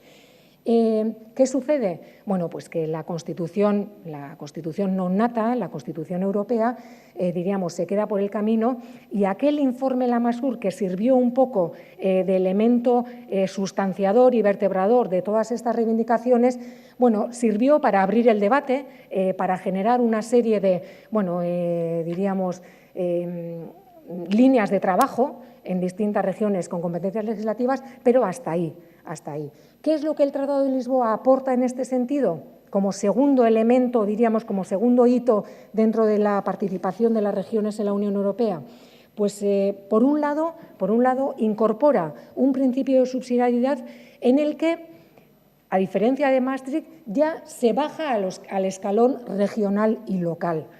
Aquí Corta estaba reivindicando la presencia de lo local municipal en toda esta participación en la Unión Europea. Pues el Tratado de Lisboa lo hace, recoge ese guante, y la subsidiariedad, el principio de subsidiariedad, que ya me adelanto, creo que es donde está una de las claves de cara a desarrollar una participación mayor en la Unión Europea, en el principio de subsidiariedad, o en una redefinición de ese principio, lo diré luego. Ese es el momento en el que bajamos al nivel regional y local en cuanto al principio de subsidiariedad. Hasta ese momento se reconocía, pero servía únicamente como herramienta no de distribución de competencias, porque la distribución de competencias, mejor o peor, ya está hecha entre la Unión Europea y los Estados miembros. Eso ya está hecho. ¿Para qué servía este principio de subsidiariedad? Para ordenar quién debe ejercer e implementar las competencias solo compartidas. En aquellas competencias compartidas es donde el principio de subsidiariedad entra a definir. Y además, a través del protocolo se establecen, los mecanismos o las herramientas concretas que sirven a las regiones, a través, en algunos casos, del Comité de las Regiones, para la intervención en el plano de la Unión Europea. Hemos hablado de algunas de estas posibilidades de intervenir a través del Comité de las Regiones y, como sabéis, el principio de subsidiariedad por parte de las entidades regionales puede ser controlada, de distintas formas. En una fase prelegislativa, siempre cuando nos estemos refiriendo a actos legislativos. Por tanto, queda un espacio, una laguna en la que las entidades regionales o el Comité de las Regiones no van a poder informar respecto de actos no legislativos, solo legislativos. Aquí estamos hablando de reglamentos, directivas, decisiones, nos quedan fuera pues bueno, el soft law, las recomendaciones, los dictámenes, todo esto nos quedaría fuera. Por tanto, los actos legislativos. Y en este sentido, bueno, lo que se permite es que las entidades regionales, a través de sus parlamentos, siempre y cuando el Parlamento estatal así se lo solicite, que es lo que el protocolo marca, Parlamento estatal solicitado por parte de la Comisión, por parte de las instituciones europeas, de emitir un informe de subsidiariedad, delega, diríamos, o cede esa posibilidad a los parlamentos regionales, que realizarán un informe en un lapso muy breve de tiempo, teniendo en cuenta además que en el caso vasco hay que consultar en algunos supuestos a las Juntas Generales, realizan ese informe, se devuelve al Parlamento español y que a su vez remitirá o incorporará esos votos, diríamos, esos 2 votos, siempre 2, a la institución correspondiente. Claro, en este caso nos encontramos en una situación en la que la entidad regional, la entidad, en nuestro caso vamos a hablar la Comunidad Autónoma Vasca, tiene posibilidades de intervenir siempre y cuando el Parlamento estatal le toque la puerta, si no, no. Esta es la fase prelegislativa. Y en la fase, diríamos, jurisdiccional, aquí el Comité de las Regiones lo que puede es, en aquellos supuestos en los que la normativa, el derecho de la Unión Europea requiere una intervención del Comité de las Regiones emitiendo un informe relacionado con el principio de subsidiariedad y no se hace, cabría la posibilidad de que actuara a través del recurso de anulación. Esta es una vía, y aquí ya a lo mejor difiero de algunas de las cuestiones que se han venido marcando. Estamos en todo momento, y abro paréntesis, estamos en todo momento intentando entrar en una agenda en la que no sabemos por qué, si es porque no hay un interés en que las entidades regionales tengan posibilidades siquiera de entrar en un listado de temas. No estamos hablando de conseguir una participación en clave estatal en la Unión Europea. No, ni siquiera se permite entrar en una agenda, en un temario. Por tanto, en esa situación en la que se impide incluso la entrada en la agenda política, no estamos en el libro blanco, no estamos en ninguno de los informes que se han planteado. ¿Qué posibilidades nos quedan? Pues en paralelo a luchar o a tratar de recorrer esa vía política, esa vía de la consecución de los retos políticos, creo que la vía jurídico-técnica interesa. Y para mí esa vía jurídico-técnica, insisto, está en una redefinición del principio de subsidiariedad. ¿Cómo? Bueno, el principio de subsidiariedad de alguna forma puede servir, si bien de modo indirecto, como herramienta para que las entidades regionales puedan defender intereses propios en las instituciones europeas. No lo podrán hacer directamente, no podrán recurrir en anulación directamente, o sí, pero teniendo en cuenta que van a tener únicamente el régimen de personas físicas o jurídicas, pero lo podrán hacer a través del Comité de las Regiones. ¿Por qué no se utilizan ese tipo de herramientas de cara a generar una jurisprudencia relacionada con el principio de subsidiariedad? En el ámbito del derecho de la Unión Europea sabemos que muchos de los principios que luego han funcionado, diríamos, con un recorrido amplio, han nacido de modo pretoriano, de modo jurisdiccional. Han nacido en base a golpe de sentencias. El principio de subsidiariedad tiene un contenido, bien, pero ese contenido no se puede nutrir, no se puede alimentar, no se puede reinterpretar en base a sentencias del Tribunal de Justicia de la Unión Europea. No lo sabemos. Habría que trabajar en esa línea, ¿no? Habría que tratar de conseguir, diríamos, sentencias del Tribunal de Justicia de la Unión Europea de cara a que se viera forzada a interpretar el uso del principio de subsidiariedad dentro de las instituciones europeas. Y creo que la línea un poco iría por ahí.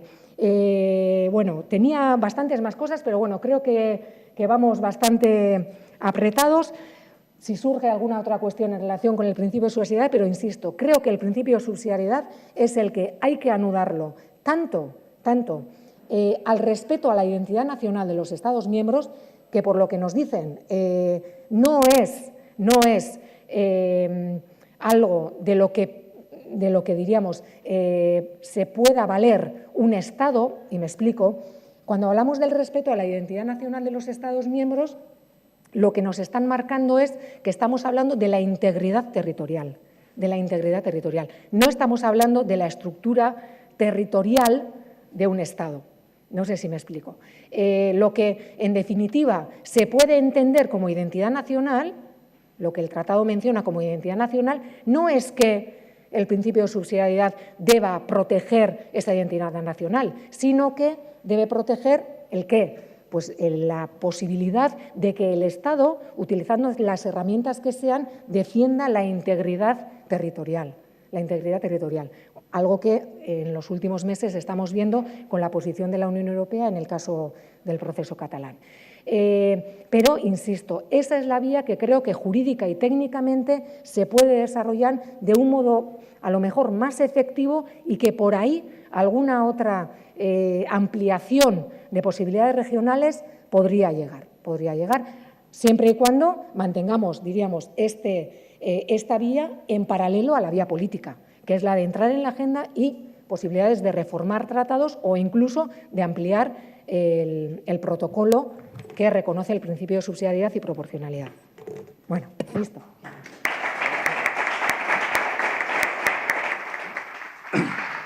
Eskerrik asko, Maite. Bueno, andamos muy mal de tiempo. Quizá alguna pregunta si hay ahora y si no pasaríamos a la siguiente.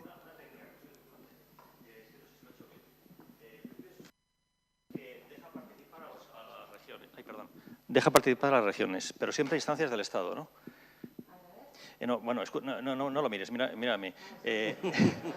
Deja participar a las regiones, pero siempre a través del Estado. Vale.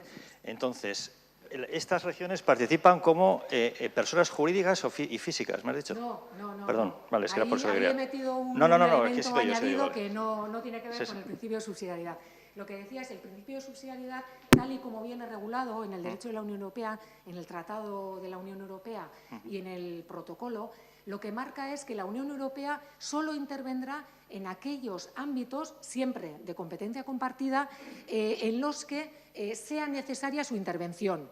Es decir, cuando las autoridades estatales, regionales o locales no lo puedan hacer mejor. Vale. Esa es la idea. Vale. Gracias.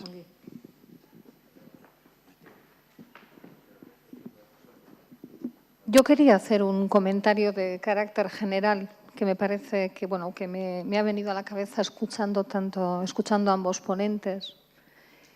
Si nosotros estábamos planteando, y con la colaboración de Diputación y Governance, esta jornada sobre la gobernanza multinivel y sobre el papel de los entes subestatales, desde luego es por una razón clara, y es porque los temas de los que se discute en Bruselas, por lo menos en el caso de Euskadi y desde luego en el caso de muchísimas regiones con competencias legislativas, no solamente son temas que nos interesan, sino que son temas sobre los cuales tenemos la competencia para hacer políticas y para tomar decisiones y sobre los cuales nuestros parlamentos hacen leyes.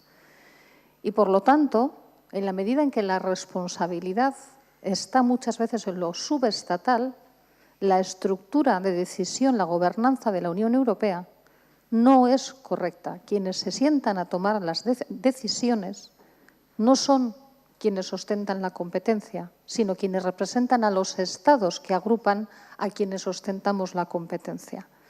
¿Cómo participar? Una será vías de participación de acuerdo con el Estado. En nuestro caso no es satisfactorio.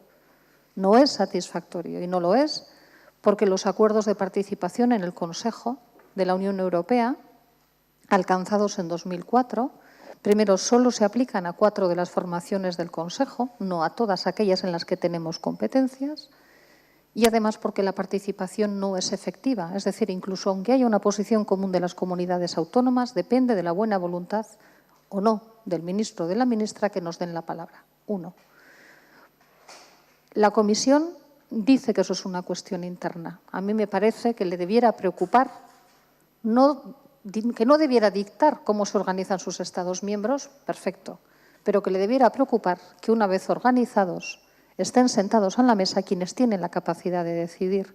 Y digo esto porque en cambio sí conozco lo que ocurrió en la negociación del acuerdo SETA con Canadá, donde el negociador o la negociadora de la Comisión pidió que en la delegación canadiense estuvieran sentadas las provincias que tenían que ratificar a posteriori el acuerdo.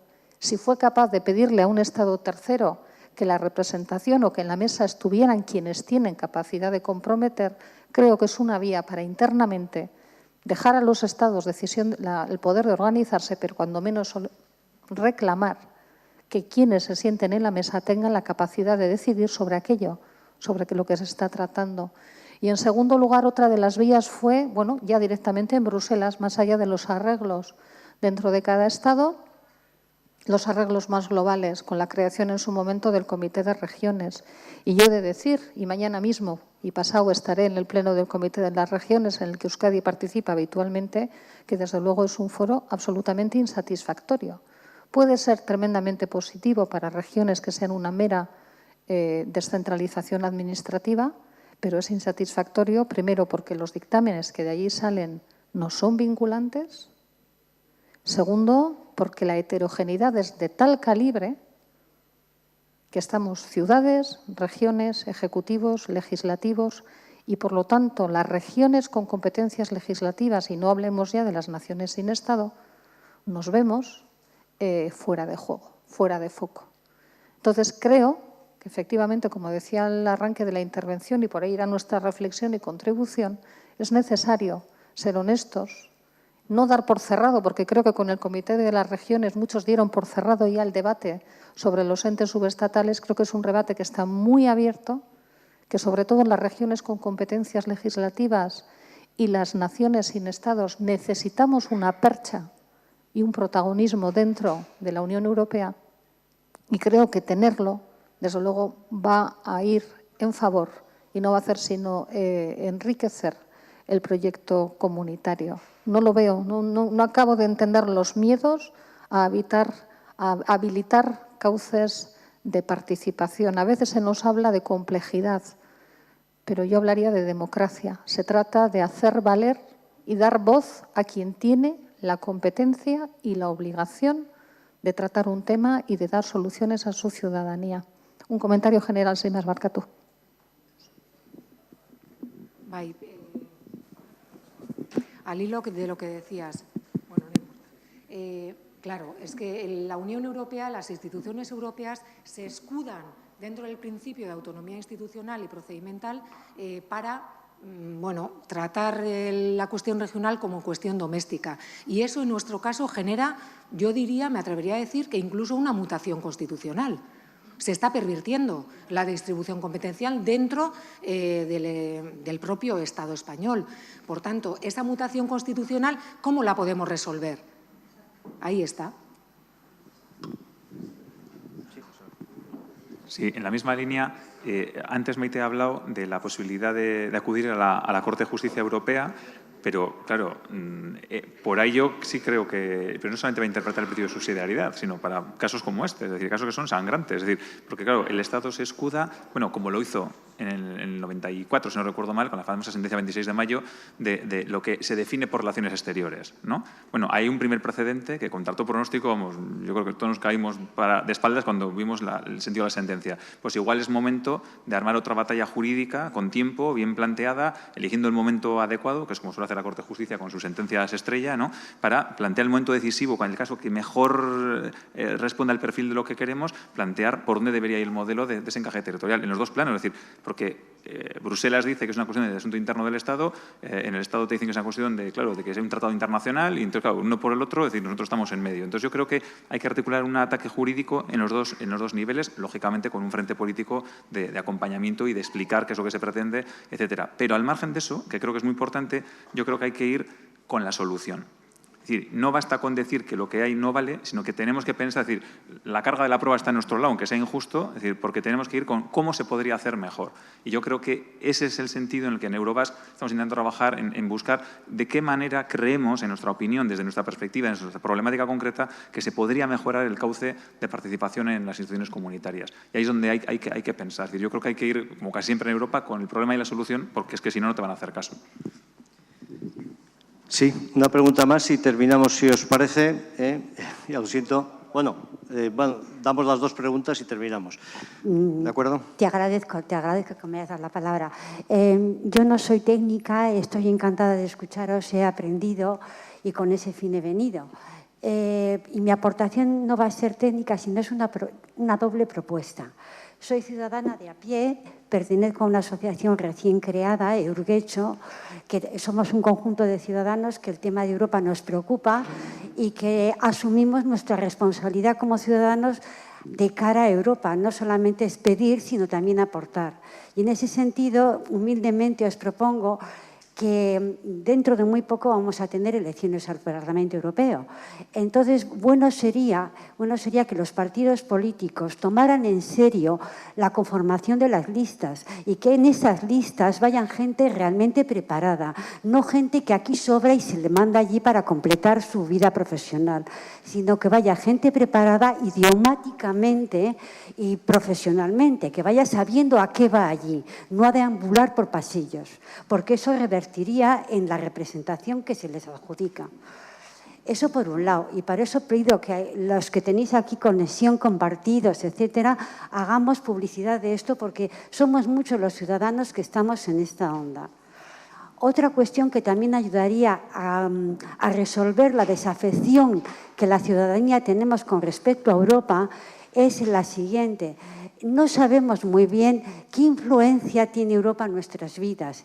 El tema de Europa hasta ahora ha venido siendo un tema económico y sabemos, que Europa aporta cantidades de dinero importantes, muy importantes, para que nuestra vida funcione mejor, para que nuestras carreteras se mejoren, para que se creen edificios y se regeneren las ciudades y los pueblos.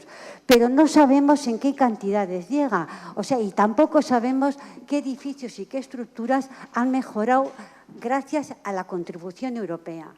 Es muy dado también, por otro lado, que los políticos, los dirigentes de nuestros ayuntamientos, diputaciones, etcétera, pues tengamos una especie de tendencia a coger ese logro como nuestro, pero sí que es nuestro, pero también compartido, porque de esa forma estamos dando un sentido a Europa, estamos realmente concediéndole lo que está haciendo, que aunque no sea del todo perfecto, pero está haciendo algo. Y estamos, desde luego, encantados de estar en ello. Perfecto, muchas gracias. Sí, la segunda pregunta y terminamos y contestáis desde la... Bien, yo vengo a hacer una reflexión sobre el tema que ha dicho Igor, ¿no? El tema de dónde estamos. Yo creo que estamos situados en un lugar muy bueno, pero que no lo cuidamos lo suficientemente bien. Y hablo concretamente de la Comisaría Conjunta hispano-francesa, que no piden perfiles, por ejemplo, de francés, ¿no? Entonces, para los policías españoles no les piden perfiles de francés. Entonces, la mayor parte de la gente que está allí no se entera de lo que se trata. Entonces, creo que hay que valorar en su justa medida. Lleva algunos años funcionando, se luchó muchísimo para que la chancha esté dentro, pero en realidad creo que no está lo suficientemente vigilada por la ciudadanía. Muy bien, gracias. ¿Tenéis alguna cuestión? No. Vale, perfecto. Muy bien, eskerrik asko, lo dejamos aquí.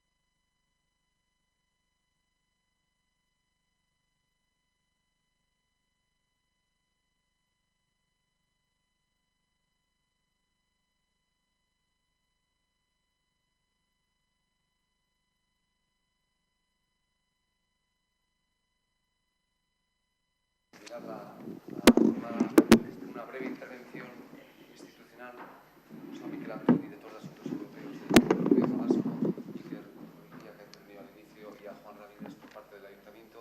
La idea es una salutación final. Iker quería presentarnos un breve vídeo por parte de la Diputación y finalizaríamos brevemente con todo ello. Iker, arrancamos con el vídeo. Sí, bueno, yo lo único... A ver... Vale. Prefiero hacerlo de qué, si no os importa. Hola, yo voy a explicaros un poco... desde luego, venimos de un rato muy teórico y yo voy a dar un prisma más del ciudadano, de la Europa de los ciudadanos, ¿no? Dentro de la Diputación teníamos una preocupación, ¿no?, dentro de la estrategia nuestra que tenemos de poner a Guipúzcoa mirando a Europa, y es de concienciar a la gente y crear conciencias europeas, ¿no? Entonces, ¿qué hicimos? Hicimos un proceso participativo, que lo llamamos Eutokia. Bien. Pusimos 2 colectivos de poco objetivo de la Comisión Europea, que son la gente mayor de 65 años y mayores y más jóvenes de 30, a hablar sobre Europa, ¿vale? De todo tipo de gente. Nos fuimos a 5 municipios de Guipúzcoa y viene un poco a lo que decía la mujer, Ana, ¿no? Y yo creo que es una experiencia muy bonita que ha dado muchos frutos. Y que viene un poco a ver que realmente Europa lo hacemos los ciudadanos y beneficia y crea incertidumbres dentro de los ciudadanos. Y lo que hicimos fue suscitar ese debate. Y la verdad que es una experiencia muy buena. Solo os voy a poner el vídeo, porque ya va adelante. Eskerrik asko.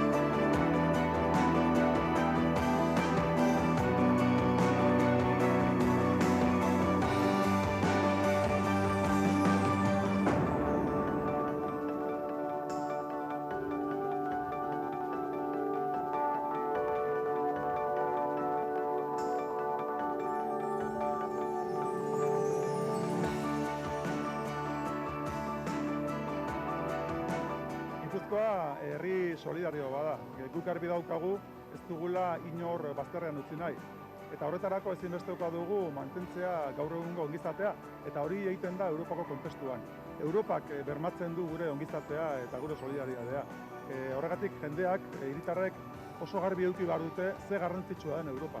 Europaren barne gaudelarik mantenduko dugulako gure elkartasuna, eta Europatik kanpoa hotz handia egiten duelako. Horregatik, niretzako oso importantea da gizarteratzea hori, jardunaldiak egitea, jendeak ezagutzea benetan Europak dituen ezaugarriak, eta baita ere apustu bat egitea elkarren artean Europaren alde. Guztiok eramango dugulako aurrera Europa, populismoak eta desgrazioari aurre eginda.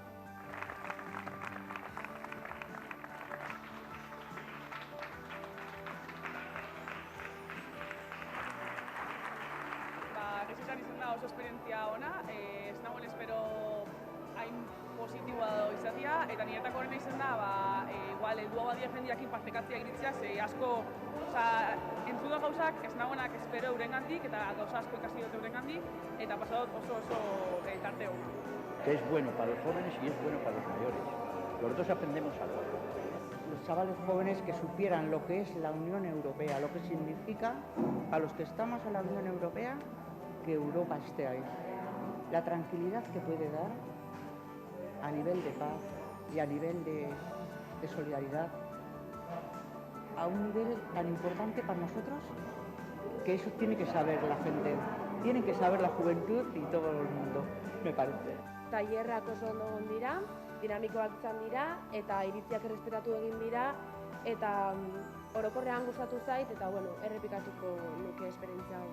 Ikusita Europak danantzako dakartzen suposatzen duen onurak, dudai gabe aurrea danon esfuerzukin hobetzeko goela gauzak. Nik itxaropen osoa dauket horrekin.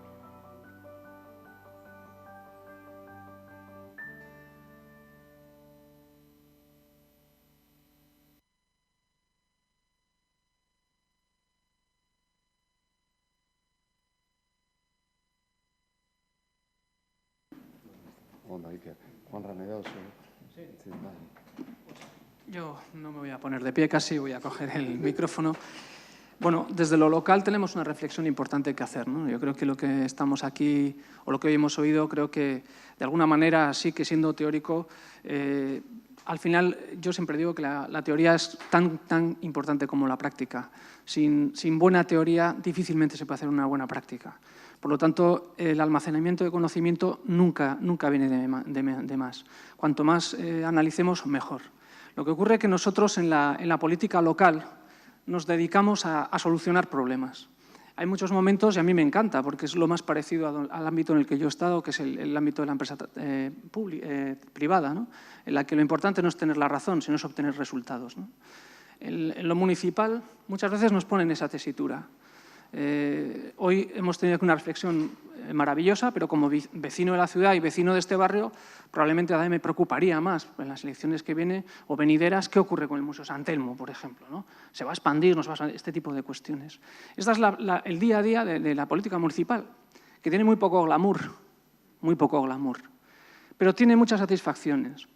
Y yo entiendo que desde lo municipal necesitamos la cobertura del mundo intelectual, la cobertura de las universidades, etcétera, pero también de la cobertura de instituciones que de alguna manera engloban ámbitos más amplios que nosotros, porque tienen más conocimiento, porque tenéis más conocimiento, porque tenéis muchas veces muchas más fuentes y nos podéis ayudar. Yo creo, sinceramente, que la relación de colaboración debe ser plena.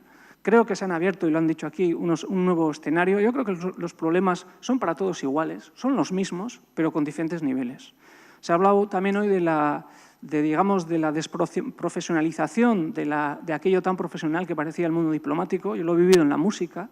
La aparición de Internet ha hecho que solo los que teníamos contratos con grandes casas discográficas fuéramos considerados músicos profesionales. Hoy cualquiera puede grabar un disco en casa. Es decir, muchos son los agentes que antes no existían. Y en este ámbito también. Lo vemos también en el periodismo, todo el mundo puede escribir un blog, y en algunos incluso con más fuerza de opinión que algunos de los que tenían columnas y creían que tenían un gran impacto, ¿no? Yo creo que esta es la reflexión que nos tenemos que hacer todos como ciudadanos, independientemente del sitio en el que estemos. Y en el ámbito municipal tenemos, yo creo que en general, un reto importante, y es empezar a plantearnos que, igual que existe un departamento de movilidad, debe haber uno de acción internacional.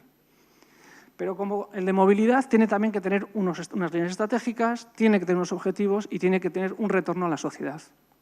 Y para ello tenemos que ser, primero, desde lo local, capaces de discernir ese tipo de líneas estratégicas que tienen que ir más de lo económico, más allá de lo turístico, más allá de la definición de marca, que en el caso de Donostia es vital y ya se va realizando, sino que tiene que ver mucho más con la creación incluso de una línea estratégica vinculada a la de nuestro país, y entre todo por nuestro país, Euskadi.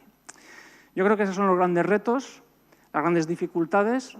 Agradeceros a todos vuestras exposiciones. Yo, desde luego, me vuelvo al ayuntamiento con visiones distintas, al menos mucho más ampliadas, y reafirmado en lo que decía antes. Ya no se puede hablar con el paradigma que se ha hablado durante mucho tiempo. Estamos en épocas distintas. Los problemas tienen diferente tamaño, son de diferente escala, pero son todos los mismos. Búsqueda de soluciones, problemas de desapego, visión institucional como algo distante. Todos tenemos los mismos problemas y de esto, como casi siempre hemos hecho en este país, saldremos todos trabajando en conjunto. La parte más teórica, la más práctica, la privada, la pública, las instituciones, gobierno vasco, diputación y ayuntamientos, todos, de los grandes, pequeños y medianos. Eskerrik asko. Miquel Antón, director de Estudios Europeos. Vale, bueno, eskerrik asko. Bueno, en principio, antes de que se me olvide, quería dar un saludo especial a los representantes de Urgecho, que me consta que es una asociación realmente, bueno, que es encomiable lo que estáis haciendo, y no solo porque habléis y os reunáis y vengáis a los sitios, sino porque sé que elaboráis también documentos, y bueno, yo creo que eso se trata, ¿no? O sea, sería el último eslabón de la cadena de subsidiariedad, es decir, el trabajo ya desde el distrito, desde el barrio, que iría alimentando, vamos a decir, a todos los demás niveles, ¿no? Pero eso sería democracia participativa. Bueno, es un buen ejemplo y no quería dejar de resaltarlo. Bueno, por último, en este pequeño rato que nos queda, y bueno, y la verdad es que es complicado decir algo original, pero bueno, voy a intentar por lo menos, no sé si hacer un resumen de resúmenes, pero bueno, decir que yo creo que el tema que nos ocupa hoy, que es el de la gobernanza multinivel, bueno, pues realmente es una cuestión clave en la gobernanza de Europa. ¿Por qué? Porque yo creo que, bueno, no es que lo crea, yo creo que es una evidencia que Europa adolece de una falta de legitimidad, o al menos parcialmente busca obtener esa legitimidad que parece ser que falta. ¿Y por qué? Pues realmente la falta de legitimidad, o al contrario, o el de gozar de la legitimidad, es una consecuencia del que una institución, una entidad, una organización sea capaz de dar soluciones. Yo creo que en los últimos años lo que estamos precisamente es presenciando un cambio de paradigma por todas partes. Aquí se ha hecho un repaso desde los años, casi del Congreso de La Haya en el 48, a la constitución de las comunidades, etcétera. Ya hemos visto, no voy a repetirlo, cómo van cambiando la situación, desde los mismos tratados hasta la misma situación social, tecnológica, etcétera. Vemos cómo efectivamente en los años 90 hay un cambio de paradigma enorme, sobre todo propiciado por la caída del mundo bipolar, pero es que luego tenemos la irrupción de las tecnologías, etcétera, etcétera, que hace que tengamos realmente un mundo más que basado en la jerarquía, pues en la jerarquía, en la colaboración, en aquello que exponía también en The New Diplomacy Sean Riordan en su libro hace 17 años, cuando nos hablaba de que emergían nuevos actores de la diplomacia, ¿no? La paradiplomacia, pero muchos otros. Es decir, paradiplomacia también es el privado que actúa desde su casa, desde su ordenador, desde su terminal. Entonces, todo esto hace que necesitemos para dar soluciones a los ciudadanos, que necesitemos de la colaboración absolutamente de todos los niveles, y ahí es donde nosotros nos colocamos, ¿no? No solo, vamos a decir, los estados han sido los monopolistas, vamos a decir, de las relaciones internacionales. De algún modo están perdiendo ese poder, pero evidentemente no está en vías de desaparición el Estado, pero sí que está, de alguna manera, diluyéndose parte de ese poder. A veces lo vemos también como consecuencia de ello, adoptando posiciones defensivas, pero nosotros lo que planteamos es una participación de los entes subestatales, y cuando digo subestatales me refiero a toda aquella división que no sea el poder exclusivamente central, desde la región, pasando por las diputaciones, los ayuntamientos, hasta el distrito, como he comentado anteriormente, ¿no? O la propia sociedad civil. Todos debemos estar implicados en ese trabajo. Y nosotros pretendemos, en esta posición que el Gobierno vasco adoptará sobre el futuro de Europa, pues precisamente establecer, y bueno, siguiendo alguna sugerencia que ha hecho Igor Filibi, no solo decir de que no estamos contentos, sino aportar sugerencias concretas o más o menos concretas, porque tampoco dará para tanto la extensión del documento, ¿no? Pero en este sentido nosotros lo que sí reclamamos es una verdadera participación, una verdadera habilitación de un tercer nivel, ¿no? Entre la Unión y los ciudadanos está el Estado, pero nosotros pedimos un tercer nivel que sea precisamente esa tercera entidad. Y creemos que aquí hay que aprender del pasado y hay que superar precisamente las aportaciones realizadas en el año 92 con el Tratado de Maastricht. Cuando hablamos de regiones, Marian Elorza se refería a, las regiones legislativas, y también se refería a los que son meras demarcaciones administrativas, ¿no? Nosotros, cuando hablamos del tercer nivel, hablamos realmente de aquellas que tengan, si no capacidad legislativa, que yo creo que ese sería el mínimo que deberíamos tener ya, al menos una cierta identidad política colectiva, y entonces creo que deberíamos habilitar ese nivel en condiciones que hagan que sus mandatarios máximos puedan reunirse en Bruselas, hacer participaciones concretas y formar parte de todo ese engranaje de la auténtica gobernanza europea. En fin, tendría muchísimas más cosas que decir, pero realmente, bueno, quiero ceñirme sobre todo por la hora que es al tiempo que me ha sido asignado y lo voy a dejar aquí. Eskerrik asko. Eskerrik asko guzti etortzeagatik. Han sido conclusiones muy interesantes que, si hubiera que resumirlas en algo, pues es que dejar al criterio del oportunismo político algo tan importante como profundizar la democracia en Europa es frustrante y la única manera de salvar la frustración es seguir haciendo las cosas razonablemente bien e insistir en el camino que hoy ha surgido, porque esa es la única manera de que esta inercia pueda variar, ¿no? Ojalá se lleve adelante, las conclusiones emergerán para que las podamos profundizar entre todos y quería agradeceros porque es una manera de trabajar en auzolan institucional y personal y va a haber un punto y seguido seguro. O sea, que eskerrik asko, denoi etortzeagatik. Mila esker.